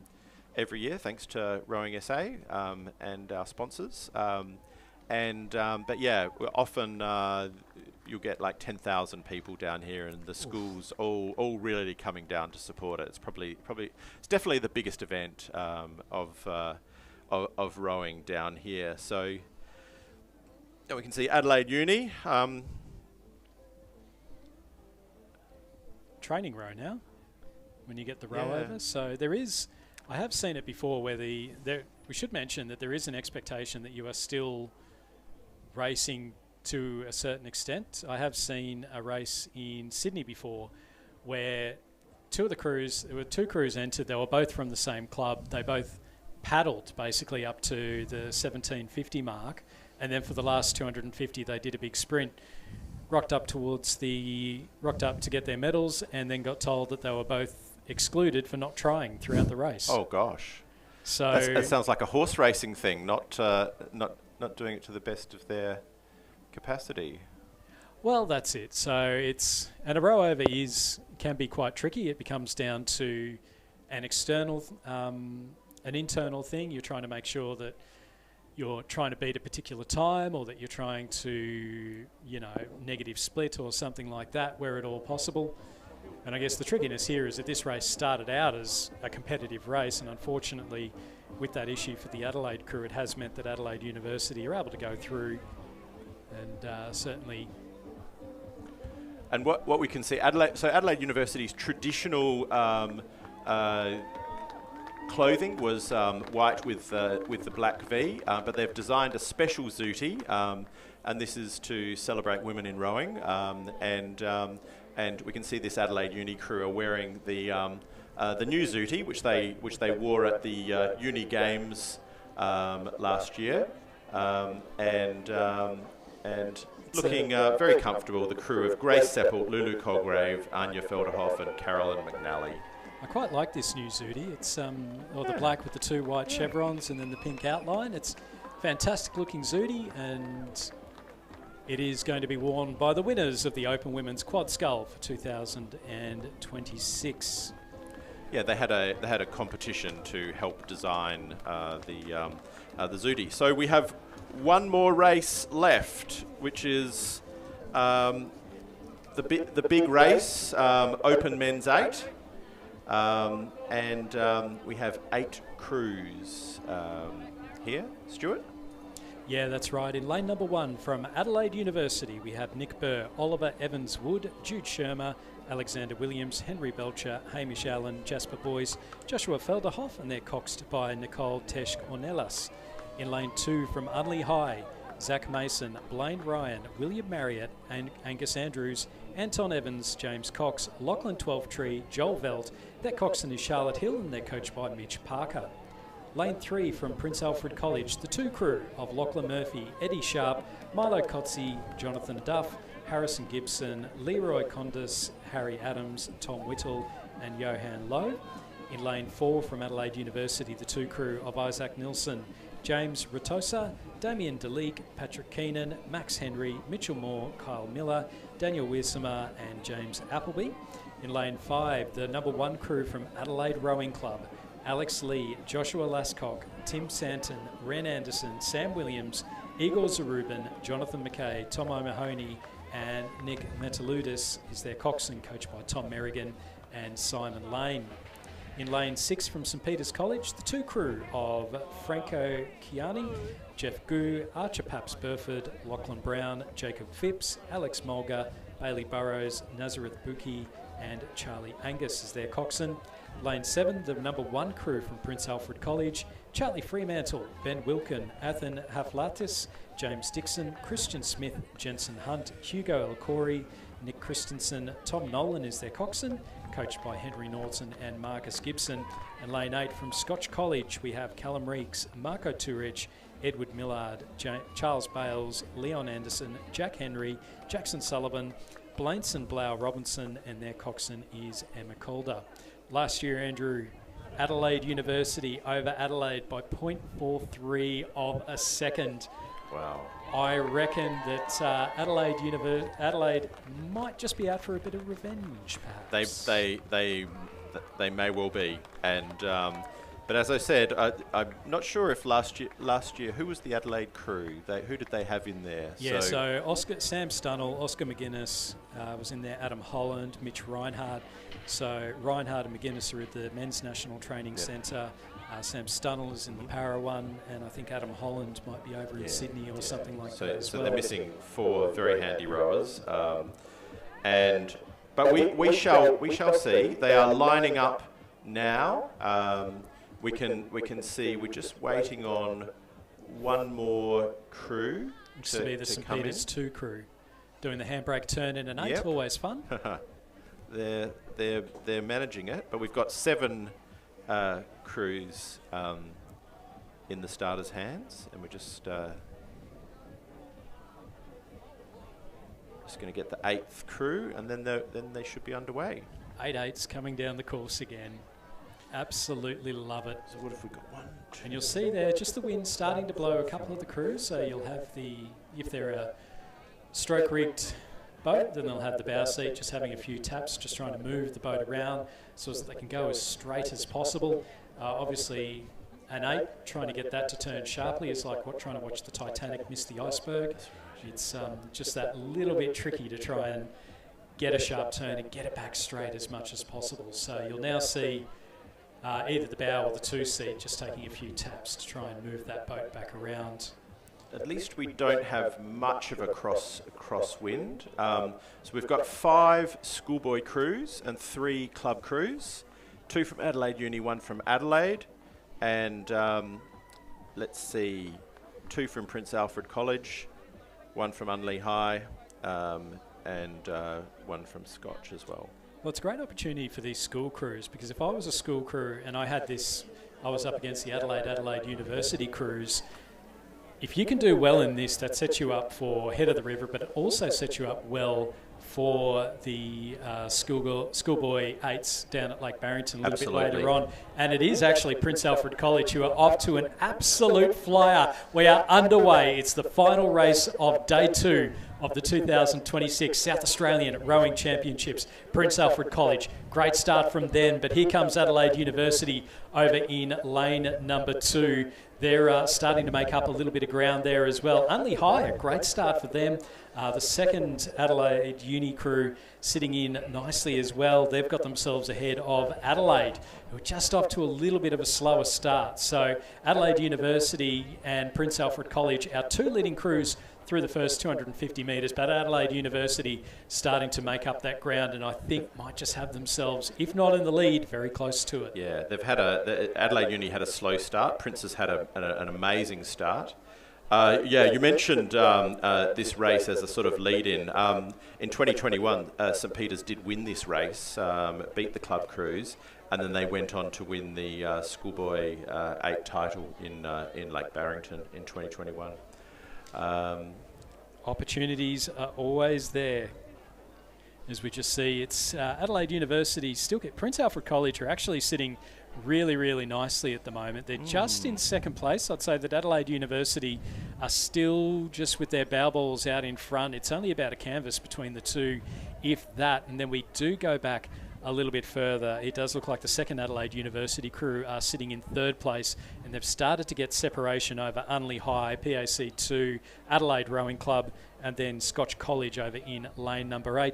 Probably the only crew out of it at the moment are the St Peters 2 crew over in lane number 6. So that is the order at the moment.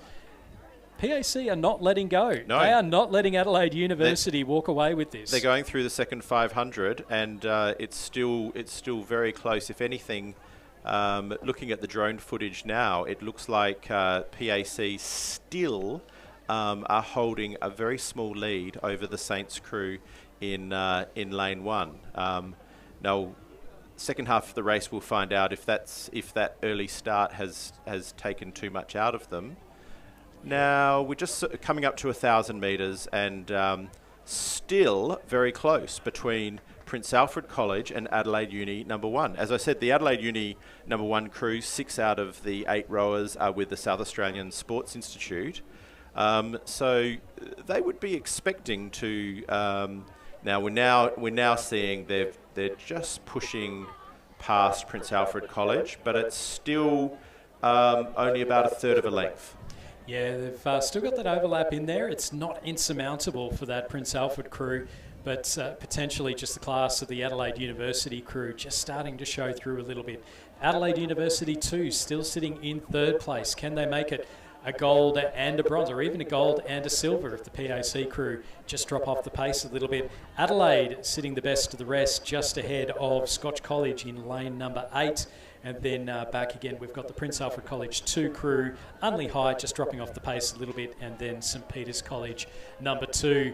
As they're coming in now towards the 1,500 metre mark, it is Adelaide University holding on to that lead, and now if they haven't broken contact, then the rubber band's about to snap, because PAC, it's been a great row from them, particularly over the first 500 metres or so. But when you've got to put down that pressure consistently right throughout, and with the Adelaide University crew, a little bit older, quite possibly a little bit stronger, training with the South Australian Sports Institute, then it does mean that they're just getting that little bit extra as they go through. But it's a great row from PAC. PAC are not giving up, but you just see that third 500, the Adelaide Uni crew have taken about a length off the PAC crew, and are now sitting just over a length in front. But it is it is 1 and 2 well clear of back to the Adelaide Uni number 2 crew. So we're now just looking at drone footage of the Prince Alfred College crew, and as I said, Adelaide Uni 1 sitting probably more than a length in front now, but kudos to Prince Alfred College, who really threw it down to them at the start. And I don't think they're going to let them get away with it, because I'm seeing PAC just starting to push in put in a little bit of a push to try and get themselves ahead. The other thing we're going to look out for, Adelaide University 2 in the middle of the course. They've been sitting third the entire way. Scotch College over in lane number 8. They've started to make their move now as well. Are they going to have enough space to try and overhaul what is still a very talented second Adelaide University crew? It is Adelaide University 1. They're lane number 1. They're the defending champions here at the South Australian State Championships. Prince Alfred College have put their push on as well to try and get a little bit closer. But our champions once again in the men's Open 8 will be Adelaide University. They'll go through and take the win and walk away with the Adelaide Bank Trophy. Prince Alfred College, they'll finish in second place. A great silver for them. Who's got the bronze? It's Adelaide University 2, still holding on. The gap closed right towards the end. Scotch College right up there, and then Adelaide Rowing Club pushing through, but it is going to be Adelaide University 2, finishing in third ahead of Scotch College in fourth. Adelaide back in fifth place. Sixth place will go to the second Prince Alfred College crew. And then we go back a little bit further. Unley High just coming across the line now in seventh place. And then we go back to the St. Peter's 2 crew in eighth position. Fantastic day of racing here at the 2026 South Australian Rowing Championships. We'd like to thank you for watching, both on the live stream here at the Regatta Course as well. My big thanks to our fellow commentators, Andrew Southcott, Amber Holliday, Greg Walters, Katie Healy, Tori Toogood. My name's Stuart John. We'll be back 8:30 tomorrow morning for our first race of the day, the Schoolgirl Coxed 4s. We'll catch you then. Well, and I'd also like to say thank you very much, Stuart John. It's been wonderful to have your professional commentating here today. Absolutely loving it.